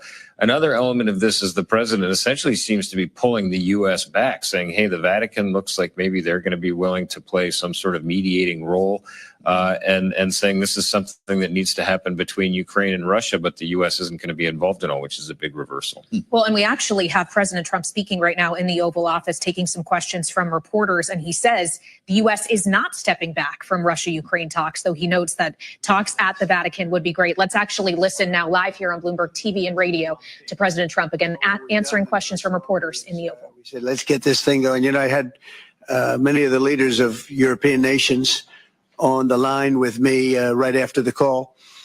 And we have to get that thing solved. 5,000 young people every single week on average. And I've seen satellite pictures. You don't want to see these pictures. We'll have to see what happens. This was not my war. This is not a war that would have happened if I were president. This is not my war. I'm just here to try and help. We've spent hundreds of billions of dollars on this war, and yet that's not, frankly, we made much more than that just in 4 days in the Middle East. It's a lot of money, but we do much. This is about thousands of people dying every single week, 5,000, 6,000 people dying every single week. And just like you have the relatives here, wives and children and everything, you have, these soldiers, they say goodbye in Ukraine and in Russia, and then their parents never see them again, except maybe in pictures of horrible scenes, because I've seen some scenes, I've never seen anything like it. So we're going to see if we can get it taken care of. Yeah, please. First off, our thanks to the members of law enforcement who are here, and our condolences to the families. We're very sorry for your loss. Mr. President, on Ukraine and on your call today that you had with President Putin, you said last week that you thought nothing was going to happen, no advances would be made until you and Putin got together. Do you still feel that way? I think something's going to happen. It's a very big egos involved, I tell you. Big egos involved, but I think something's going to happen. And if it doesn't, I'd just back away and President Trump keep going. Speaking live from the Oval Office here on Bloomberg TV and radio, talking about big egos being involved in efforts toward a ceasefire between Russia and Ukraine. But again, saying that the U.S. is not stepping back from Russia-Ukraine talks. He says if something doesn't happen, he'll back away. For more, we turn now to Mara Rudman, professor at the University of Virginia's Miller Center and former deputy envoy for the Office of the Special Envoy for Middle East Peace at the State Department. Mara, it's great to have you back on Balance of Power. Given what we just heard from the president, the suggestion that the U.S. is not, in fact, walking away, even though President Trump, in his Truth Social readout of this call with Vladimir Putin, says it's now up to Russia and Ukraine to figure this out between themselves. What is your assessment here of what role the U.S. is really intending to play? So I think among the challenges are the way President Trump runs these diplomatic efforts or strategy for the United States is a lot of zigzags and back and forth and a fair amount of chaos. And that's the last thing that is useful in trying to reach ceasefire agreements and trying to work with challenging players, and particularly given what Russia's actions have been towards Ukraine for some period of time now. He is still talking in a very kind of both-and way about President Zelensky and Putin, and seems very reluctant to put any serious pressure on President Putin, which for all sorts of reasons does not serve United States interests, never mind the interests of Europe and of the Ukrainians. Interesting, Mara, to read the President Trump, that is, take on the meeting shortly after he went to Truth Social in a statement that became the official readout of the White House as the day progressed. He wrote, Russia wants to do large-scale trade with the United States when this catastrophic bloodbath is over. And I agree. Was today a win for Putin? I think every conversation he has with President Trump is certainly closer to a win than a loss. I think he has a very good read of the man. he is dealing with. I find it ironic that President Trump just now in the press conference talked about big egos all around. I assume he was referring to himself as well. And Putin knows from his KGB background and others just how to read and play various figures when and as he needs to. And I think he is doing that to a fine degree, sadly, with President Trump. Well, President Trump is continuing to answer questions from reporters in the Oval Office, just saying that we don't have boots on the ground and we wouldn't, which raises the question we keep coming back to, Mara. It's one thing to get to a ceasefire or an end to the war. It is another to maintain it. Can we even begin to grapple with that question? Or does it take Russia and Ukraine deciding to actually stop the hostilities first? But how long can they really be stopped if you haven't answered that question? It seems like a chicken and the egg issue. Yeah, that's a fair question. I think you have to be prepared as a negotiator, as a facilitator of discussions, to know what it would take to enforce them. And I think we have a number of European countries stepping up, being willing to help. I think there's been discussion of them being willing to be, but they almost certainly will need the security backstop that the United States offers. Fast as Europe is trying to move now towards frankly more independence on the defense and security front because of President Trump's actions, they're not there yet. And so part of having a successful end to the conflict does involve the United States' commitment to help to ensure the security for Ukrainians and keep Russia to its commitments. And thus far, it's very unclear that President Trump is willing to do that. An important line from Vladimir Putin today, Mara, as he spoke with reporters following the call with Donald Trump. He said the point now is that Russia and Ukraine would find compromises. He said the main thing is to eliminate the root causes of the crisis.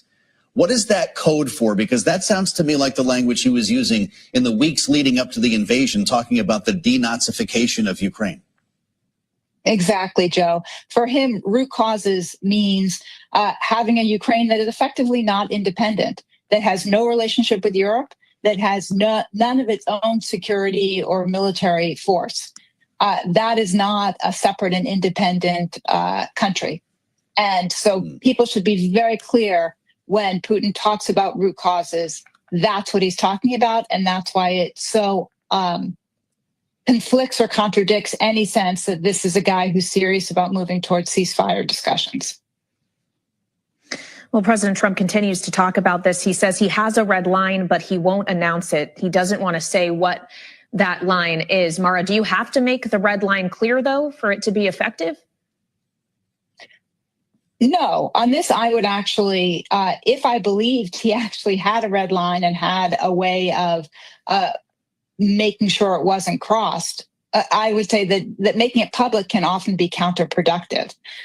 My concern is that President Trump is more concerned with transactions, as you indicated earlier, with things like what kind of business can he personally do with Putin, or what kinds of deals can he get for the United States, than he is about safeguarding the security of the United States, the safety and security of Europe, and most importantly, connected to that, the security and sovereignty of Ukraine. All right, Mara Rudman, thank you so much for joining us, professor at the University of Virginia's Miller Center and former State Department official. We appreciate your time, as always. Again, President Trump is still speaking on this issue from the Oval Office. The latest headline, there could be a time for sanctions to happen. So I guess the president not taking that off the table, even as he touts the possibility of ceasefire talks between Russia and Ukraine. But we go now from geopolitics back to domestic issues, including Moody's Friday downgrade of the U.S.'s credit rating, citing large fiscal deficits. Kevin Hassett, director of the National Economic Council, responded to that earlier today.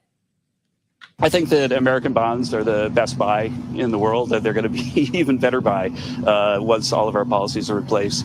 And this downgrade is something that happened because of the runaway spending of the previous administration. They were the last agency to move, and I don't think it should be a surprise to markets. And markets did indeed seem to shake off any surprise today. For more on that, we turn now to worldwide headquarters in New York, where we find Bloomberg's Romaine Bostick. And Romaine, we ended the day in a very different place than where we started. Yeah, I think what you just said might be a bit of an understatement, Kaylee. I want you to go look at your Bloomberg terminal, look at the prices on your screen, because that is the financial equivalent of a shoulder shrug. Basically, a market that came into today and they were concerned about that downgrade. And we should point out, we did see a lot of activity in the overnight hours, Sunday into Monday, a big spike in Treasury yields, with the longer term yield going above 5% and a big drop in equity prices down about 1%. But it only really took about an hour or so of trading during the cash session for all that to really be undone. A lot of dip buyers came back into this market as they saw, well, an opportunity to pick up some value. And why? Because when they look at a lot of the concerns about the deficit and the potential for maybe higher borrowing rates for the Treasury as a result of that downgrade, that seems so far off into the future for a lot of them that it just didn't matter. And there's another interesting dynamic to this, Kelly, that I want to point out. You talk about this rally that we've had in the S&P over the last few weeks, 20%. We've been up for 6 straight sessions now, and 20% since basically that big Liberation Day sell-off. Almost all of that rally has been driven by retail investors, and that was no different today. I'm going to read this stat from you, and this comes from the folks over at JP Morgan Chase, their team of quantitative and derivative strategists. Of the buying, of the trading volume that we saw today, 36% of that was from retail investors. That was the highest percentage of retail activity in this market in history. So we've been trained to buy the dip. It seems, Romaine, because the news hasn't changed. The White House hasn't formally announced an actual trade deal. Some of the concerns about inflation remain, and Congress is nowhere on this bill we've been talking about. So what do you make of that? Well, if you could dive deeper into that Moody's statement, they kind of point out this idea that the effects of a lot of these trade policies and economic policies, the negative effects in their view, probably isn't going to materialize in real data until maybe September and beyond. And they made that case, and for part of the reason why they felt it was necessary to downgrade now. We've had a couple of folks come by Bloomberg Television today. Jim Milstein, who of course helps to run Guggenheim Securities as co-chairman. You also had Steve Zellin over at PJT Partners. 2 guys that actually worked on some of the restructuring back during the global financial crisis at the Treasury. They're concerned. Now, these are basically private credit guys, and they made it clear here that there is still some big concerns about rising borrowing costs, what that means for rising inflation, and of course, what that would mean for lower economic growth. But once again, Joe, that's a longer term story. In the short term, a lot of investors, at least on the retail side, aren't too concerned. Just wait till we start talking about the debt limit with a more serious tone in the next couple of weeks. There's always another page to turn, as Romaine knows. He spent enough time in Washington. Bloomberg's Romaine Bostick on Wall Street, of course. Thank you, Romaine, as always. Coming up, House Republicans advanced that bill with trillions of dollars in tax cuts through a key committee late Sunday night. And we'll be talking about how Democrats are responding, whether they're playing any role in this process, with Democratic Congressman Jim Clyburn. The gentleman from South Carolina joins us next on Balance of Power. Alongside Kaylee Lines, I'm Joe Matthew. Live from the nation's capital, this is Bloomberg TV and Radio.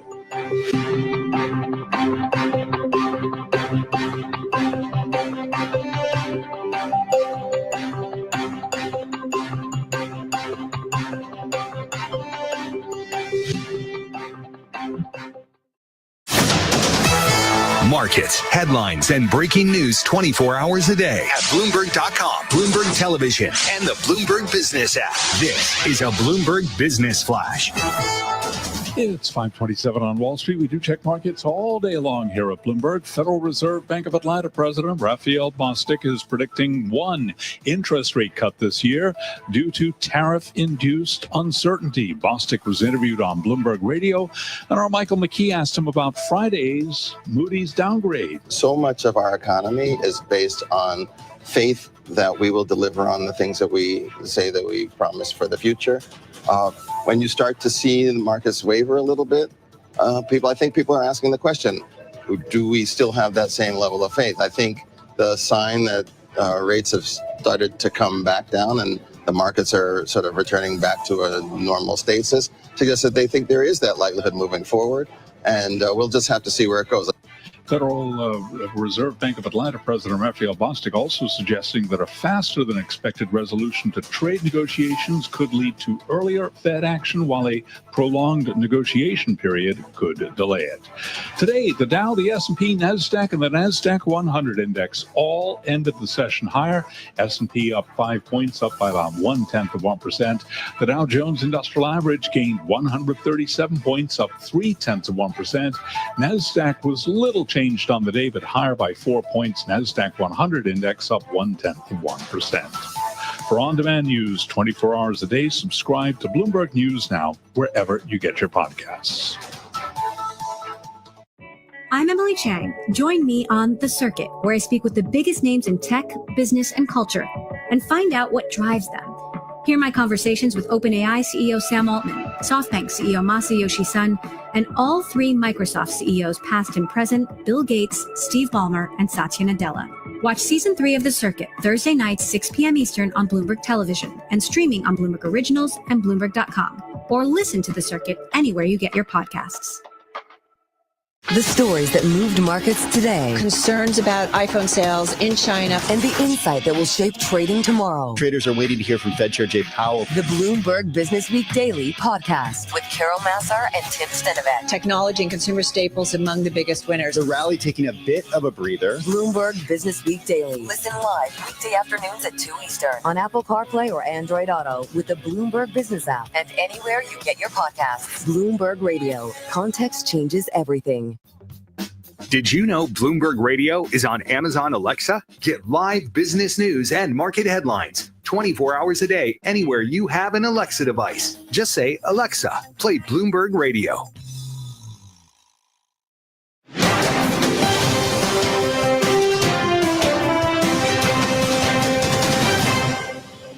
It's essential that every Republican in the House and the Senate unites behind President Trump and passes this popular and essential legislative package.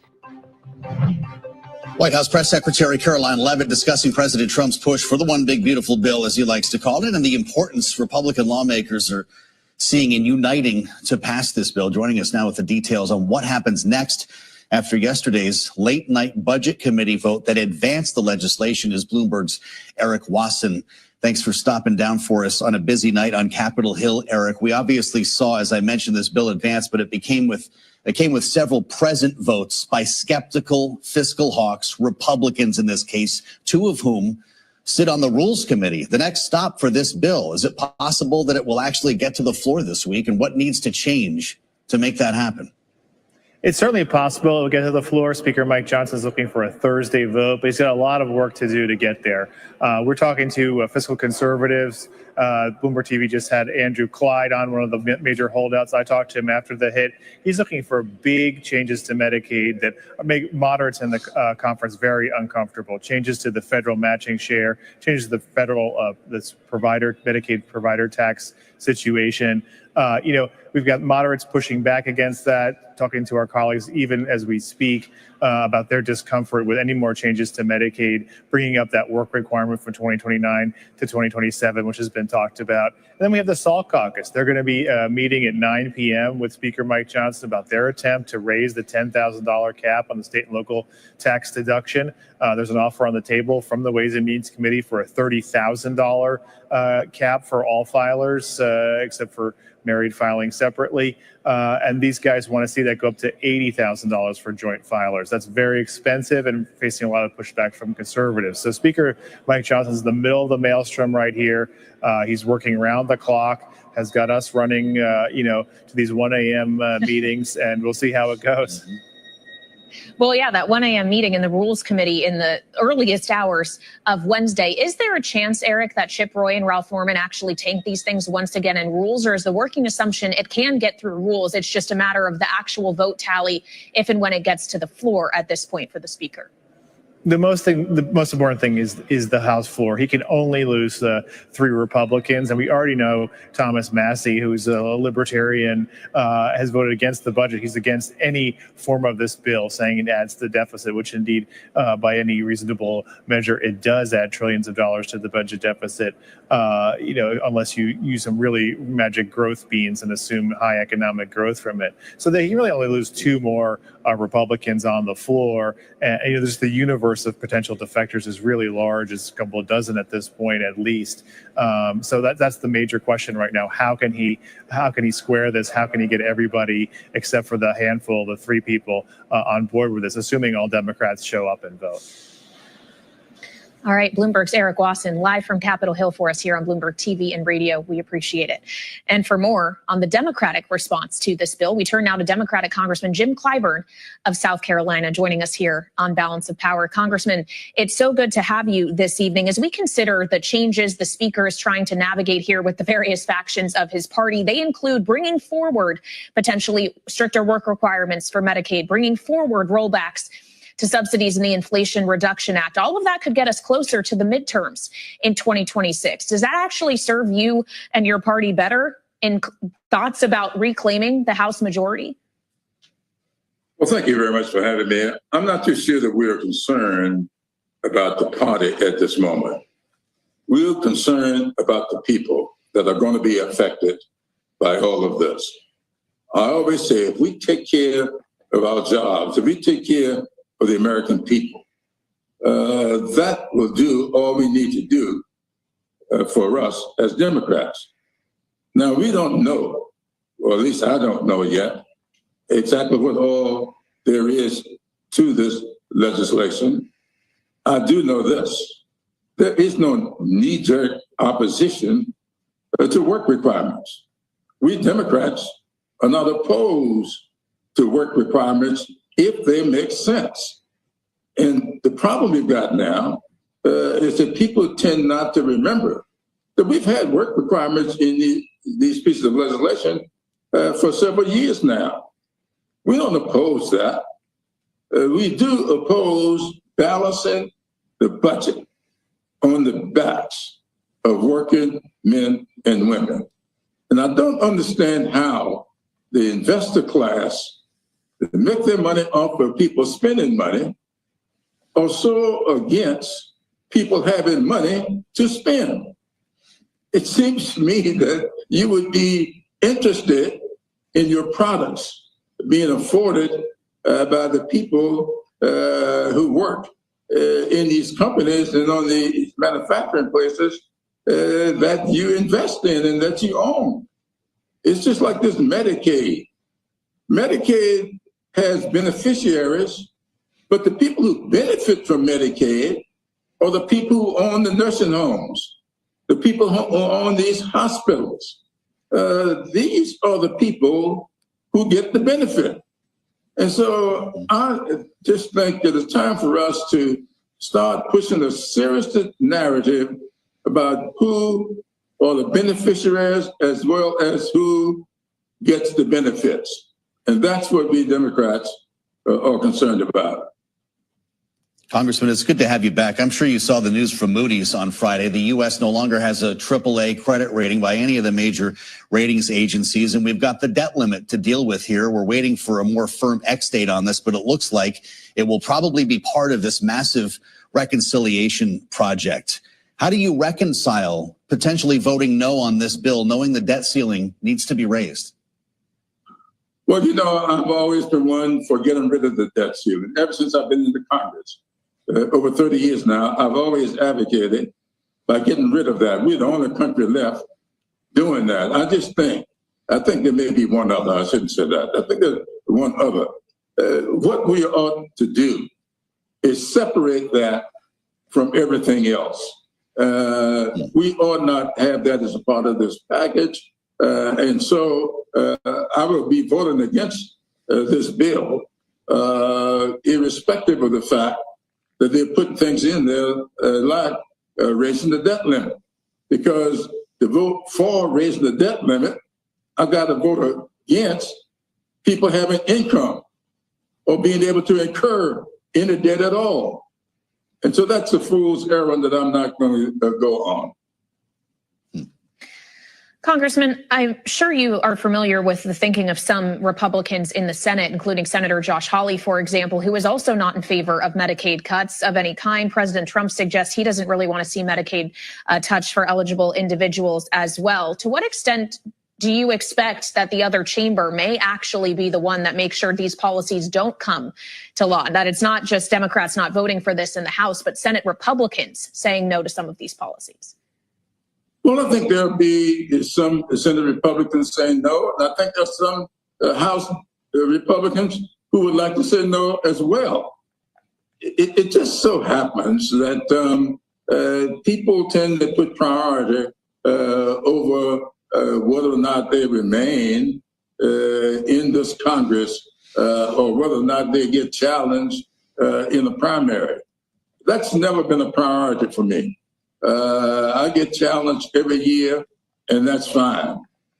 I'm here to do everything I possibly can to make those greatnesses, and people tired of hearing me say this, but this is a great country. We got a great educational system. We got a great healthcare system, energy. We've got it all. The problem is all Americans can't afford it. All Americans need to be able to afford these things. And so that's what I am going to be voting for, trying to do the things that are necessary so that all Americans, irrespective of what side of town you may live on, irrespective of what zip code you exist in, whether or not you can afford to educate your children, whether or not you can afford to have health care, whether or not you can afford to pay your energy costs. These are the things we ought to be about. And to the extent that there are Republicans in the House and the Senate who would agree with this, I'm pleased to have them, and I'm pleased to be associated with them. Congressman Kleinberg, I want to ask you about former President Joe Biden's health and this terrible cancer diagnosis that we have all learned about. I know you two are close. Have you had a chance to talk with him? I have not talked to the former president about this diagnosis. I do believe that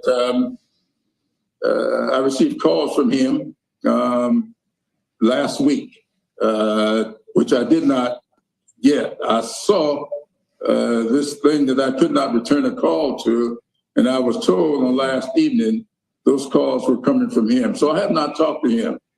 But I do know this. I know what it is to be associated with people going through debilitating illnesses. My late wife spent 30 years fighting diabetes that led to heart failure, a stroke, total kidney failure.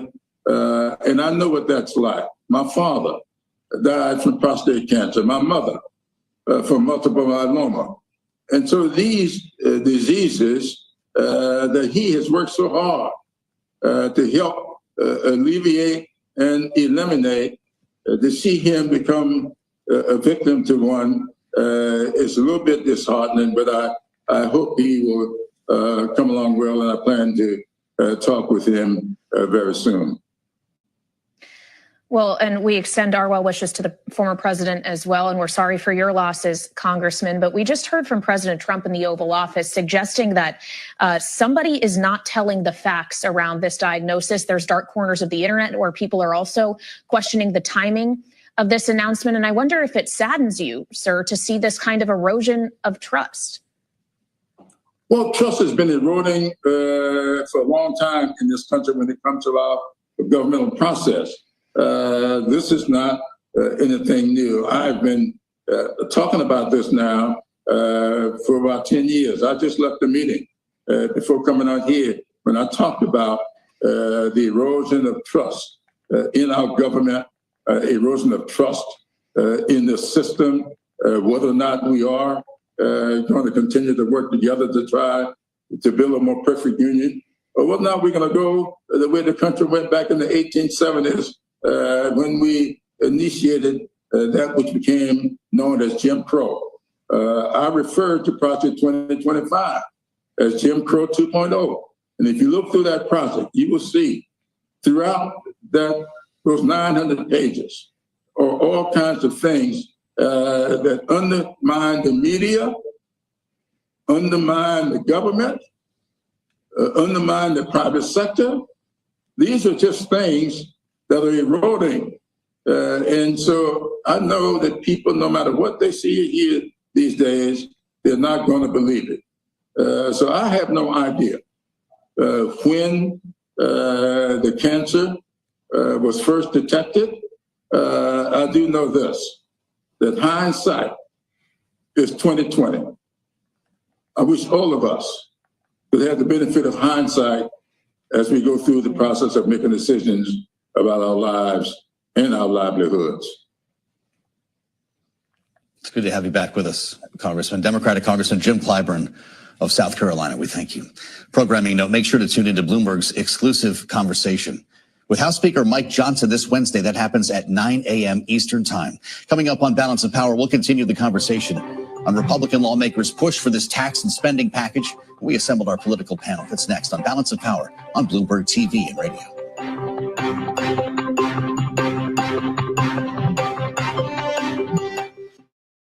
Tomorrow, we are the least affected car company with respect to tariffs. Bloomberg's Michelle Hussein speaks with Tesla CEO Elon Musk as he prepares to wind down his role leading the U.S. Department of Government Efficiency. My time allocation to DOGE will drop significantly. Elon Musk, tomorrow morning at 9 Eastern, live from the Qatar Economic Forum in Doha. I remain extremely optimistic about the future of the company. On Bloomberg Radio, Bloomberg Television, and the Bloomberg Podcast page on YouTube. Markets, headlines, and breaking news 24 hours a day at Bloomberg.com, Bloomberg Television, and the Bloomberg Business app. This is a Bloomberg Business Flash. It's 5:44 on Wall Street. We do check markets all day long here at Bloomberg. Just getting word that Nike is downsizing its technology division and letting go of some employees as management resets priorities. Stocks rebounded today after an initial slide with the S&P 500 index higher for a sixth straight day as traders look past the U.S. credit downgrade by Moody's. Meredith Whitney is CEO and founder of Meredith Whitney Advisors. And on surveillance this morning, she told us you could not ignore the economic impact of Trump administration immigration policies. So what is under discussed is the ICE raids and immigration policies by this administration that's putting real pressure on labor. And Ares Management, an alternative manager said 2 weeks ago, what they see cracks in the economy because workers at low-end restaurants are not showing up to work for fear of ICE raids. And small and medium-sized businesses are losing revenues because of it. Meredith Whitney, CEO and founder of Meredith Whitney Advisors. The Dow, the S&P, NASDAQ all higher today. S&P up 0.1%. The Dow up 0.3. NASDAQ up by under 0.1%. Balance of Power continues now with Joe Matthew and Kaylee Lyons.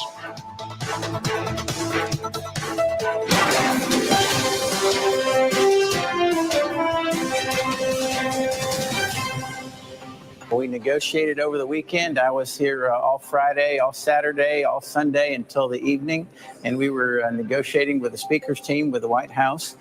We, I think, got some great conservative wins, and as a result, I was able to change my vote from a no to a present so that we could move this bill forward. Look, I support President Trump's agenda. I support what he's trying to do here. Nobody wants to see taxes raised on the American people. I certainly don't, but we've got to do this in a fiscally responsible way. Republican Congressman Andrew Clyde of Georgia a bit earlier this hour talking with us about why he was one of 4 Republican lawmakers who decided to abstain from voting. He voted present to move the tax bill through the House Budget Committee. A late night hearing, reaction now to the latest surrounding the tax and spending bill with this evening's political panel. Bloomberg Politics contributors Rick Davis, partner at Stone Court Capital, our Republican strategist, alongside Democratic analyst Jeannie Shanzano. Senior Democracy Fellow at the Center for the Study of the Presidency and Congress. Great to have you both with us here, coming in after a series of conversations, Rick, that you've been listening to with Democrats and Republicans in the House. I won't ask you if this is why you worked in the Senate. Is this bill being bogged down, or is this just par for the course? This is pretty par for the course. I mean, look, there's a reason people don't do reconciliation every year. And yet, I don't think we could actually see a appropriations process take hold with this Congress with only 3 votes. So this is the one chance they've got, and you can belittle whether or not the one big beautiful bill was the right approach, or whether John Thune's ideas of breaking it up and doing it in pieces would have gotten it further faster. But the reality is, this is a very difficult process, and we're seeing it play out in real time. And the reality is, no guarantees that whatever gets out of the Rules Committee is going to have the necessary votes on the floor. This thing will be negotiated down to the last vote.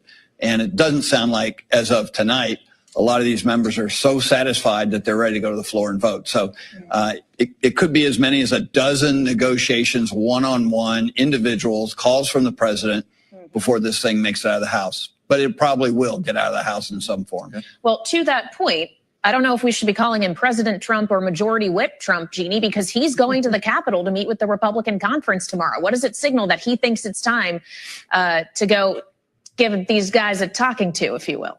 That's right. We heard the press secretary out earlier today.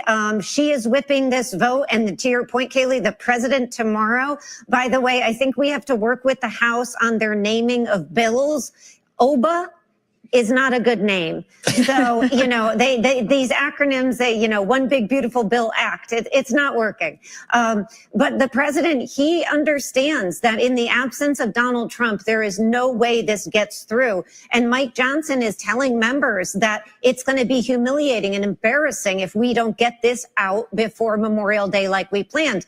I'm not sure how far that message is going to go, but the one thing that has worked, and the only thing that has worked, is pressure from Donald Trump. So I think he came back from his trip in the Middle East. He's going right to Capitol Hill tomorrow to whip this vote because, of course, he's looking at the Moody's downgrade. He is looking at a debt that is skyrocketing. He knows that if he doesn't get this part of his economic plan through in addition to the tariffs that he's working on, then that is going to be a real loss for him. So he is doing the right thing going down there. The question is the pressure going to be enough? But Rick, we keep hearing the Senate's going to rip this thing up, make a bunch of changes, send it back to the House. And I'm guessing it's going to be the same people, the Chip Roys, Ralph Normans, and so on, who don't like what they see there. So do we go through this all over again? Yeah, based on what the Republican senators are saying, the deficit hawks aren't going to be happy with what they get back from the Senate. They'll be much less dedicated to the discipline of cutting. You already have a $3 trillion add-on to the deficit over the next 10 years based on the plans that the House wants to do. Yeah. And the Senate's just not going to go for all these Medicaid cuts. So this is the beginning stages of the reconciliation process. It's not the end. And we're going to spend a lot of time over the next 3 months hearing about various ways to try and get something to the president's desk. Ultimately, it's too soon to tell, but it won't be the bill they pass out of the House. Rick's talking in months, Jeannie. The president wants this on his desk within 6 weeks. They keep talking about this being done by July 4th. Should we just rule that out entirely at this point? I think so. The one thing they do have is the debt ceiling coming up that's going to force their hand to a certain extent. But yeah, the president is going to want to be holding his ears if he's listening to Rick Davis right now, which I'm sure he is. They want this through. And let's not forget, this is the height of irresponsibility, continuing a trend of irresponsibility on both sides of the aisle. We are running an enormous debt and deficit. And that is one thing that the hawks are right about. Now, their solutions are not the ones I would offer, but we have to do a better job budgeting in this country. And this bill does not get there because the math doesn't add up. And I give Donald Trump credit for at least offering the idea of raising taxes that fell flat, but something needs to be done here because we are spending $1 out of every $7 paying off the interest on this debt. And that's only going to get worse if this bill passes. All right, Jeannie Sheehan Zaino and Rick Davis, our political panel on this Monday. Thank you both so much for joining us. And coming up, Elon Musk is sitting down with Bloomberg tomorrow. We'll preview that interview and a vote that's happening in the Senate tonight, unrelated to reconciliation, but important for our audience if you care about crypto. We'll have more next on Balance of Power on Bloomberg TV and radio.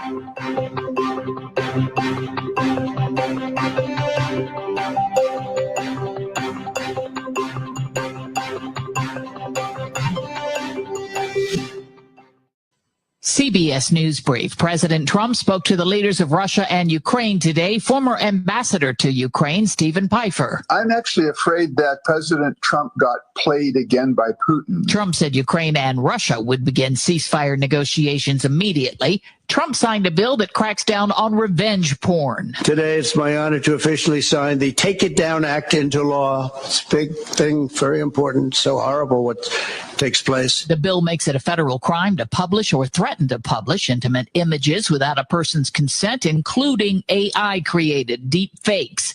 Federal officials are investigating the crash of the Mexican Navy ship into the Brooklyn Bridge over the weekend. The NTSB's Brian Young. We will look at the status of the engine.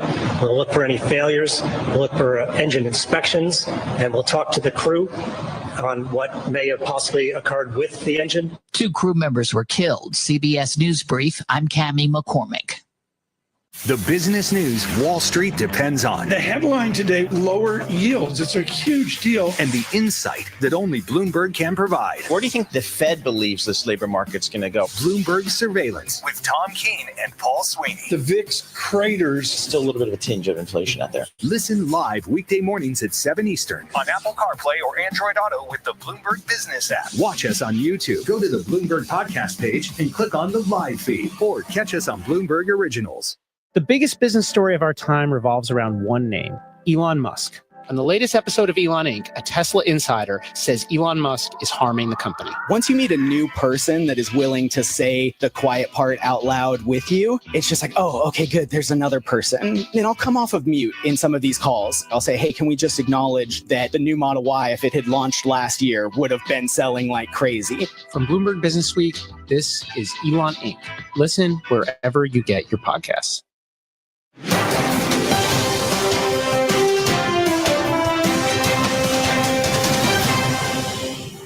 In the United States, stablecoins have operated in a legal gray zone. There are no clear rules of the road to follow. Fortunately, the Genius Act addresses these problems by providing a clear regulatory framework for stablecoins, a framework that will protect consumers and our national security while helping to keep the United States at the forefront of financial innovation. That was Senate Majority Leader John Thune this afternoon, announcing the Senate will consider the Genius Act tonight after a delay earlier this month. The bipartisan bill aims to provide a regulatory framework for the use of stablecoins in the U.S. And of course, on the first attempt, there were Democrats who essentially wouldn't allow this to go forward over concern around anti-money laundering mechanisms specifically. But they're going to see if they've been able to work out a deal and actually get the requisite votes to move this forward. We've been covering this since you got to town a couple of years ago. Democrats have oscillated quite a bit depending on who's in control and the direction of the legislation. Can we really call this bipartisan, or do we have to wait? Well, Gillibrand's a co-sponsor, so I think that does make it bipartisan, but we'll see how this vote shakes out. A programming note, tomorrow, Elon Musk will be talking to Bloomberg. Tune into that at 9 a.m. Eastern time, and we'll see you back here on Balance of Power on Bloomberg TV and radio. Markets, headlines, and breaking news 24 hours a day at Bloomberg.com, Bloomberg Television, and the Bloomberg Business app. This is the Bloomberg Business Flash.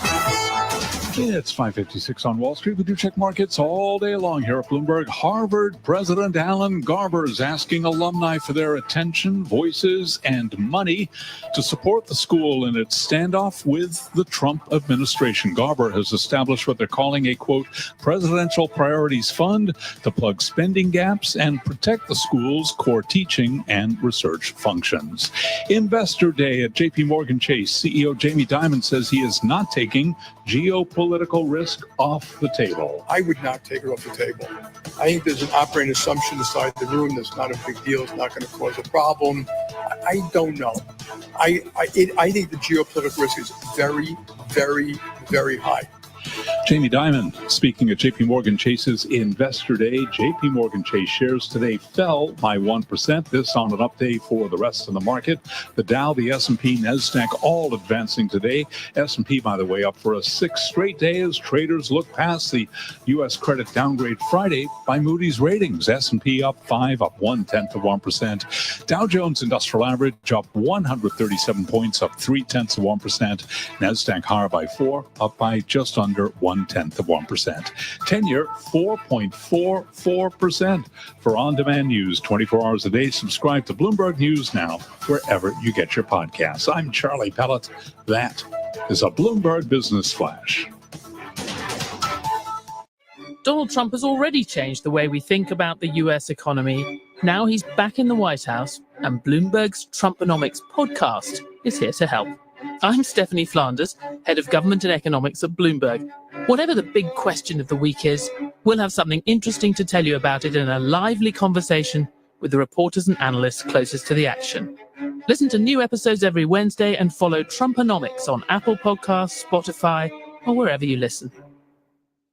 Follow the money in the world of sports on the Bloomberg Business of Sports podcast. From media and technology. What is the state of play when it comes to broadcast rights? To billion-dollar deals. PGA Live Tour Partnership breaking news. Bloomberg Business of Sports with Michael Barr, Scarlett Fu, and Damian Sassower. What's the benefit of unionizing? Listen on Apple CarPlay or Android Auto with the Bloomberg Business app. Or anywhere you get your podcasts. Bloomberg Podcasts. Context changes everything. The more you listen to your kids, the closer you'll be. So we asked kids, what do you want your parents to hear? I feel sometimes that I'm not listened to. I would just want you to listen to me more often and evaluate situations with me and lead me towards success. Listening is a form of love.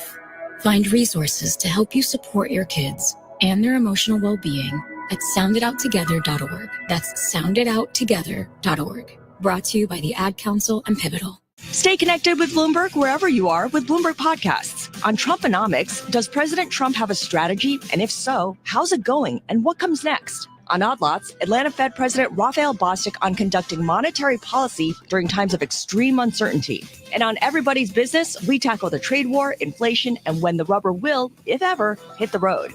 Listen to Bloomberg Podcasts on Apple CarPlay and Android Auto with the Bloomberg Business app or anywhere you get your podcasts. Bloomberg Podcasts. Context changes everything. Broadcasting 24 hours a day at Bloomberg.com and the Bloomberg Business app. Powered by more than 3,000 journalists and analysts in over 100 bureaus around the world. This is Bloomberg Radio. Now, an update from our partners at CBS News. This is CBS News on the Hour, sponsored by Native Path. I'm Cammie McCormick. President Trump spoke by phone today with the leaders of Ukraine and Russia. We just spent 2.5 hours talking to Vladimir Putin, and I think some progress has been made. It's a terrible situation going on over there. There was no deal, but the president said Russia and Ukraine will now negotiate a ceasefire. What does that mean? CBS's Ed O'Keefe. You don't get to meet with me until you sort out details with the Ukrainians. But whether or not the Russians get serious about this, whether or not they're really going to discuss a ceasefire, if the terms are so far apart, get out of Ukraine, keep the territory, we'll see. Former ambassador to Ukraine, Stephen Pfeiffer. Again, it looks like Putin escaped from this conversation without any inclination by President Trump to apply some sanctions on Russia or some penalties for Russia's refusal to engage in a ceasefire. Israel allowed aid into Gaza today, but only 5 trucks. It was 600 trucks per day before the ceasefire collapsed. CBS's Deborah Patta. The World Food Programme said at least 14,000 children are already severely malnourished and have said they have truckloads of food standing by that could feed over 2 million Palestinians for a month. The sheriff who oversees the New Orleans jail where 10 men escaped last week says there were defective locks. 3 of the men have been captured. Colonel Robert Hodges of the Louisiana State Police. We're confident this time that we have actionable intelligence on all 7 of those fugitives. And we hope in the coming days, if not the coming hours, that we have them all apprehended. But we need the public's help. The men face charges including aggravated assault and murder. President Trump signed a bill today making it a federal crime to post revenge porn, whether it's real or generated by AI. Stacey Lynn has that. Today, it's my honor to officially sign the Take It Down Act into law. The First Lady called it a national victory that will help parents and families protect children from online exploitation. The president said now anyone who distributes explicit images without the person's consent will face up to 3 years in prison. Stacey Lynn, CBS News, the White House. Parts of the country are facing severe weather again today. Many are still digging out from the tornado damage in hard-hit Kentucky. I'm going to be out here for weeks and months trying to help build back lives of people that I love, that I care about. We're all blessed just to be alive. At least 29 people died in the tornadoes over the weekend. On Wall Street, the Dow finished the day 137 points higher. This is CBS News. The body produces 1 to 2% less collagen per year starting in your 30s. Slow the process with Native Path single ingredient protein. Visit getnativepath.com/CBS for 45% off plus free shipping.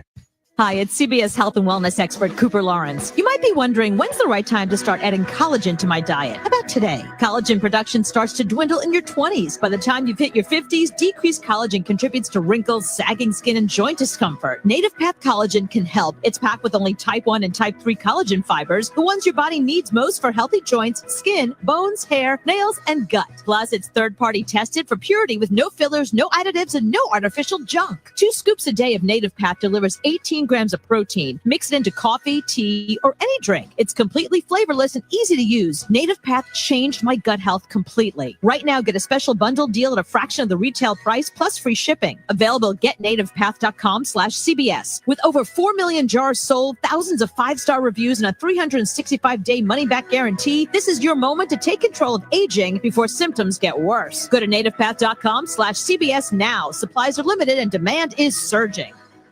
Exclusions apply. For the second time in as many months, it appears a legendary rock band has ousted its drummer. Here's CBS's Steve Kathan. Drummer Zach Starkey writes on Instagram that he was fired by The Who 2 weeks after being reinstated. He was first fired in April. Then posts indicated things were patched up. Starkey, who is Ringo Starr's son, said yesterday he was asked by the band to say he had quit to pursue other musical endeavors, but that, he says, would be a lie. The Who then announced that Starkey was out, naming a replacement. The band is set to embark on a North American farewell tour in August, starting in Florida. Steve Kathan, CBS News. Netflix has thrown Sesame Street a safety net with a new streaming deal. The deal announced today will keep it on PBS. And starting later this year, new episodes will run on Netflix, PBS, and the PBS Kids app on the same day. I'm Cammie McCormick, CBS News. And I'm Doug Krisner at Bloomberg World Headquarters in New York. Let's check our top stories on the markets. The equity market churned today after Moody's ratings downgraded the credit rating of the U.S. late Friday. Today, Moody's cut its ratings for deposits at some of the biggest banks. This would include Bank of America, JP Morgan Chase, and Wells Fargo. Not surprisingly, bank stocks declined, but a number of strategists said any pullback could be a buying opportunity.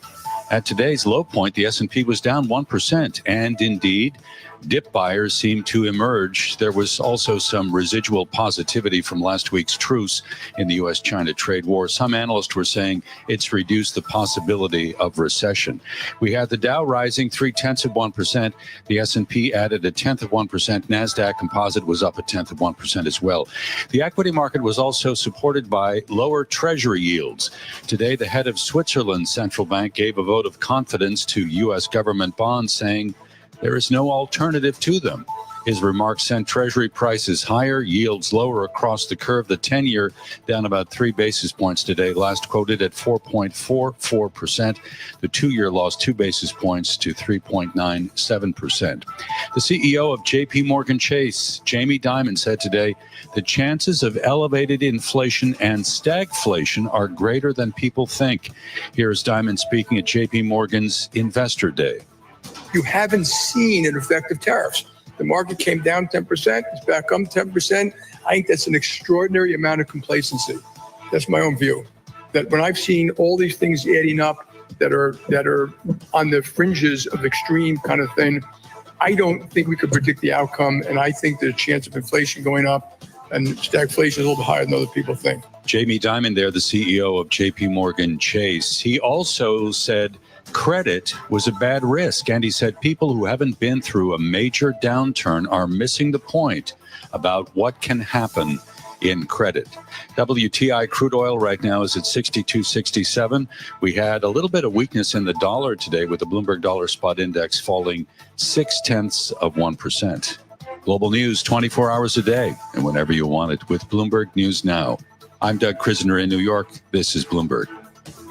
Bloomberg Hot Pursuit, a weekly podcast that gives car lovers the inside look they crave. We're going to talk about the EV backlash with Matt Miller in New York and Hannah Elliott in LA. If you want very futuristic technology, you go to Mercedes. Listen for the latest trends, new car releases, and anything else that drives us. Hannah's growing Corvette collection. The electric Macan is out. Bloomberg Hot Pursuit. Listen on Apple CarPlay and Android Auto with the Bloomberg Business app and anywhere you get your podcasts. This is Bloomberg Law. Congress can have no say in making an office independent. I think all agencies need a degree of autonomy. It really tests whether the amendments to the law have teeth. Interviews with prominent attorneys and Bloomberg legal experts. Joining me is constitutional law professor David Super, Bloomberg News Supreme Court reporter Greg Storr. And analysis of important legal issues, cases, and headlines. Apple's a walled garden. They don't license their technology. That is a valid basis to dismiss the case. Bloomberg Law with June Grosso from Bloomberg Radio. Welcome to the Bloomberg Law Show. I'm June Grosso. Ahead in this hour, the Supreme Court allows Trump to end Venezuelan migrant protections, how Trump is testing the appointments power, and a reality show for immigrants to become U.S. citizens.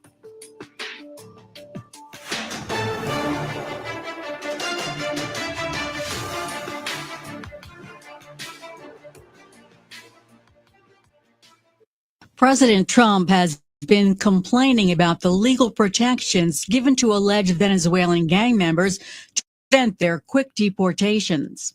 We're getting them out, and a judge can't say, no, you have to have a trial. The trial's going to take 2 years, and no, we're going to have a very dangerous country if we're not allowed to do what we're entitled to do. Well, on Friday, the administration lost its bid at the Supreme Court to quickly deport about 176 alleged Venezuelan gang members to a Salvadoran prison using the 1798 Alien Enemies Act. But it got a win at the Supreme Court today when the justices allowed the administration to end legal protections for 350,000 Venezuelans, stripping them of the right to temporarily live and work in the U.S. and opening many of them to immediate deportations. The justices lifted a federal court order that had said the Venezuelans could keep their temporary protected status while a legal fight continues. Joining me is immigration law expert Leon Fresco, a partner at Holland & Knight. Leon, first explain, and I know you've explained this many times before, but first explain what temporary protected status is. Well, temporary protected status in general is permitted by a statute that is enacted by Congress. And what that statute does is it allows the president, whoever the president is at any given time, to create a class of people that, because of either a natural disaster or some political turmoil or some environmental problem, something that it would be considered very dangerous to them to deport them back to their country. And so actually at the end of the Trump presidency in 2020, Trump had declared something similar called deferred enforced departure for Venezuelans, but what Biden did was he changed that to temporary protected status.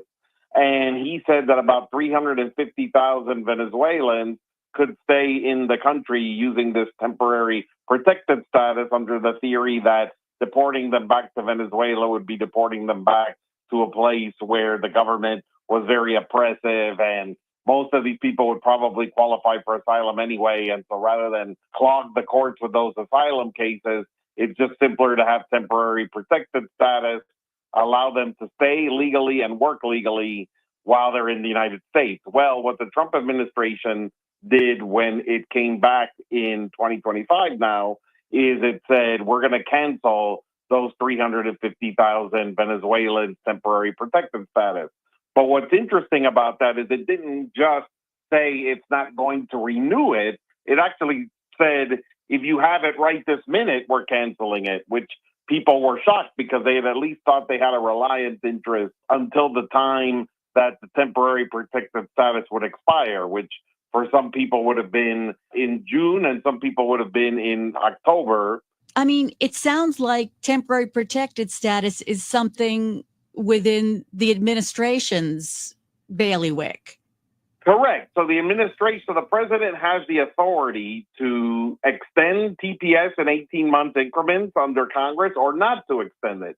But what's interesting is in the prior Trump administration, there had been temporary protected status given to people from Central America. And when the Trump administration tried to end it, the lower courts actually gave injunctions, and those individuals succeeded for 4 years during the Trump presidency to not have their temporary protected status rescinded because they had gotten rulings that there were equal protection violations in the way that the temporary protected status had been rescinded, because the idea was that Trump was doing this for some sort of animus or discriminatory reason and not for real judgment on whether those countries had actually changed or not. And so, interestingly enough, because that strategy worked in the first Trump administration to sort of run out the clock, then this new attempt in this second administration to do the same thing, to stop temporary protected status, the individuals sued again, saying the same argument, and they succeeded again in getting an injunction in the lower court. But this time, the Supreme Court today stayed the injunction. So what they said was the injunction does not apply to just the one issue, to the issue of renewal, meaning that now there's not going to be an injunction like there was in the first Trump administration that keeps people on temporary protected status after it expires. Now, they do say that this order doesn't apply to the issues of whether you can be ejected from the status early or whether your work authorization could be taken away early. But what the ruling today says is when your status expires, the Supreme Court has no order in place giving you your status back. And so those are going to have to be litigated in the lower court. But in the meantime, there is no injunction in place preventing people's temporary protected status from expiring on the date it was supposed to expire in the first place. So just to be clear, the order today only applies to renewal of temporary protected status. In other words, it allows the administration not to renew TPS status. So the order from today only pertains to once the normal day it was going to expire comes, then it is allowed to expire. There is now no injunction as of today requiring it to be renewed. And so that's what's been changed, is there was an injunction saying you just can't end this period until the court gets back to you. And now that's not true. It can be ended, but it has to be ended as of the date that it was supposed to end originally, rather than an earlier expedited date given by President Trump. So how big a victory is this for the Trump administration? Obviously, what they're trying to do is flood the zone and get as many people to be subject to removal early as possible.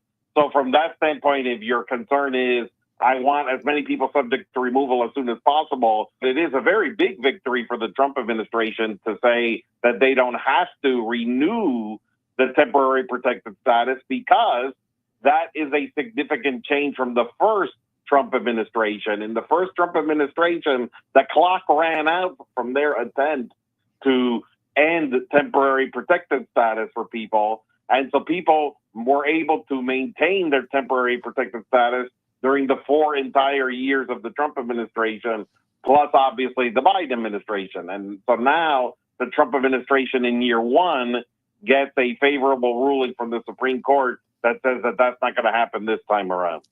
what happens now? Because the Venezuelans that have temporary protected status, when it ends, can they be deported or will they apply for asylum?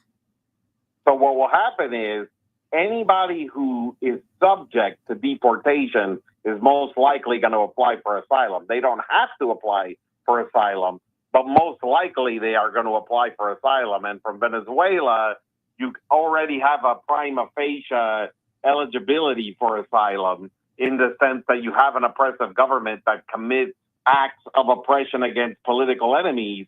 So all of those cases are going to have to be heard on an individual basis unless the Trump administration can succeed in this other case that it's working on, saying that Venezuelans or some class of them can be deported en masse because they're alien enemies of the United States.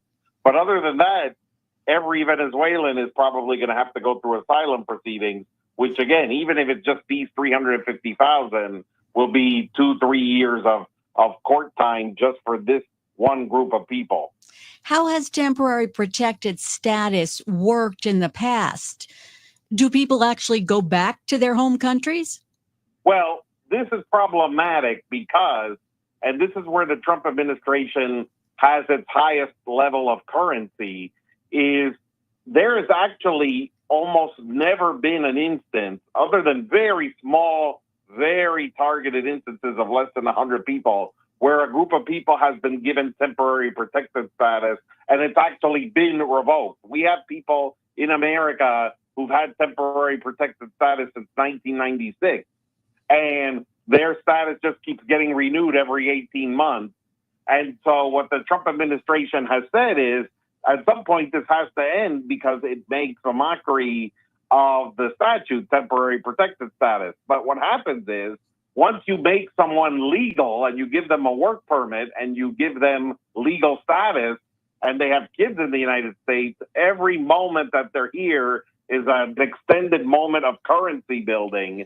And you start getting people like these people who've been here since 1996, who are now going to lose their temporary protected status, who will say, hey, I've been here for over 30 years and now you're trying to deport me just now. And this becomes a big problem for both sides. And so that's why it's understandable with people who've been here less time, but for some of the temporary protected status people who've been here 30 years, yes, they probably shouldn't have had temporary protected status for 30 years, but the truth is they've had it now. And so the question is, what are you going to do with those people? They're also moving to revoke temporary protected status for Haitians, Cubans, and Nicaraguans. For everybody, yes. Other than South Sudan, which they gave a sort of neutral 6-month extension, everyone else, they're moving so far to say that the conditions have improved in all of these countries, no matter how bad others might argue theoretically that they are.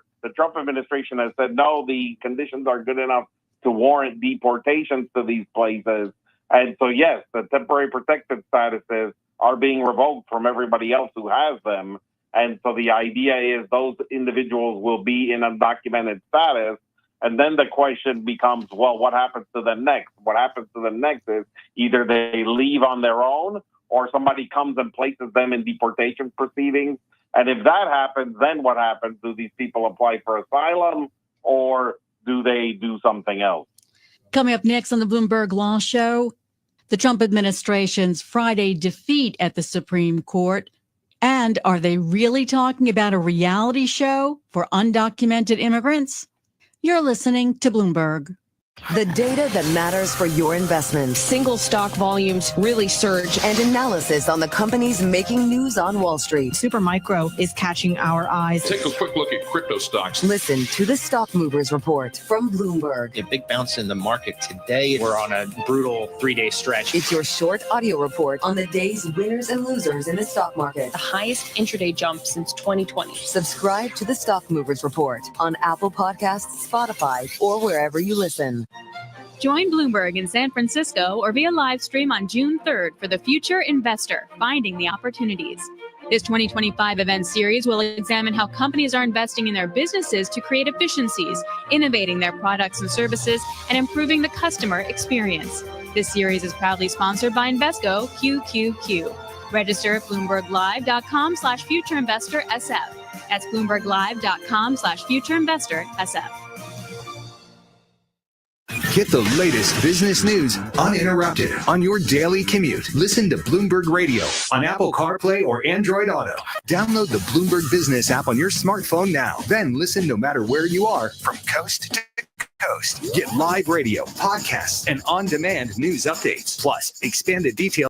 Welcome to our TV network, your ultimate destination for all things exciting and essential. From mouth-watering food to the latest in fashion, health, education, music, movies, and news, plus thrilling sports and breathtaking travel. Our TV network brings it all to you. Tune in today and experience the best of every world. All in one place, rtv.network.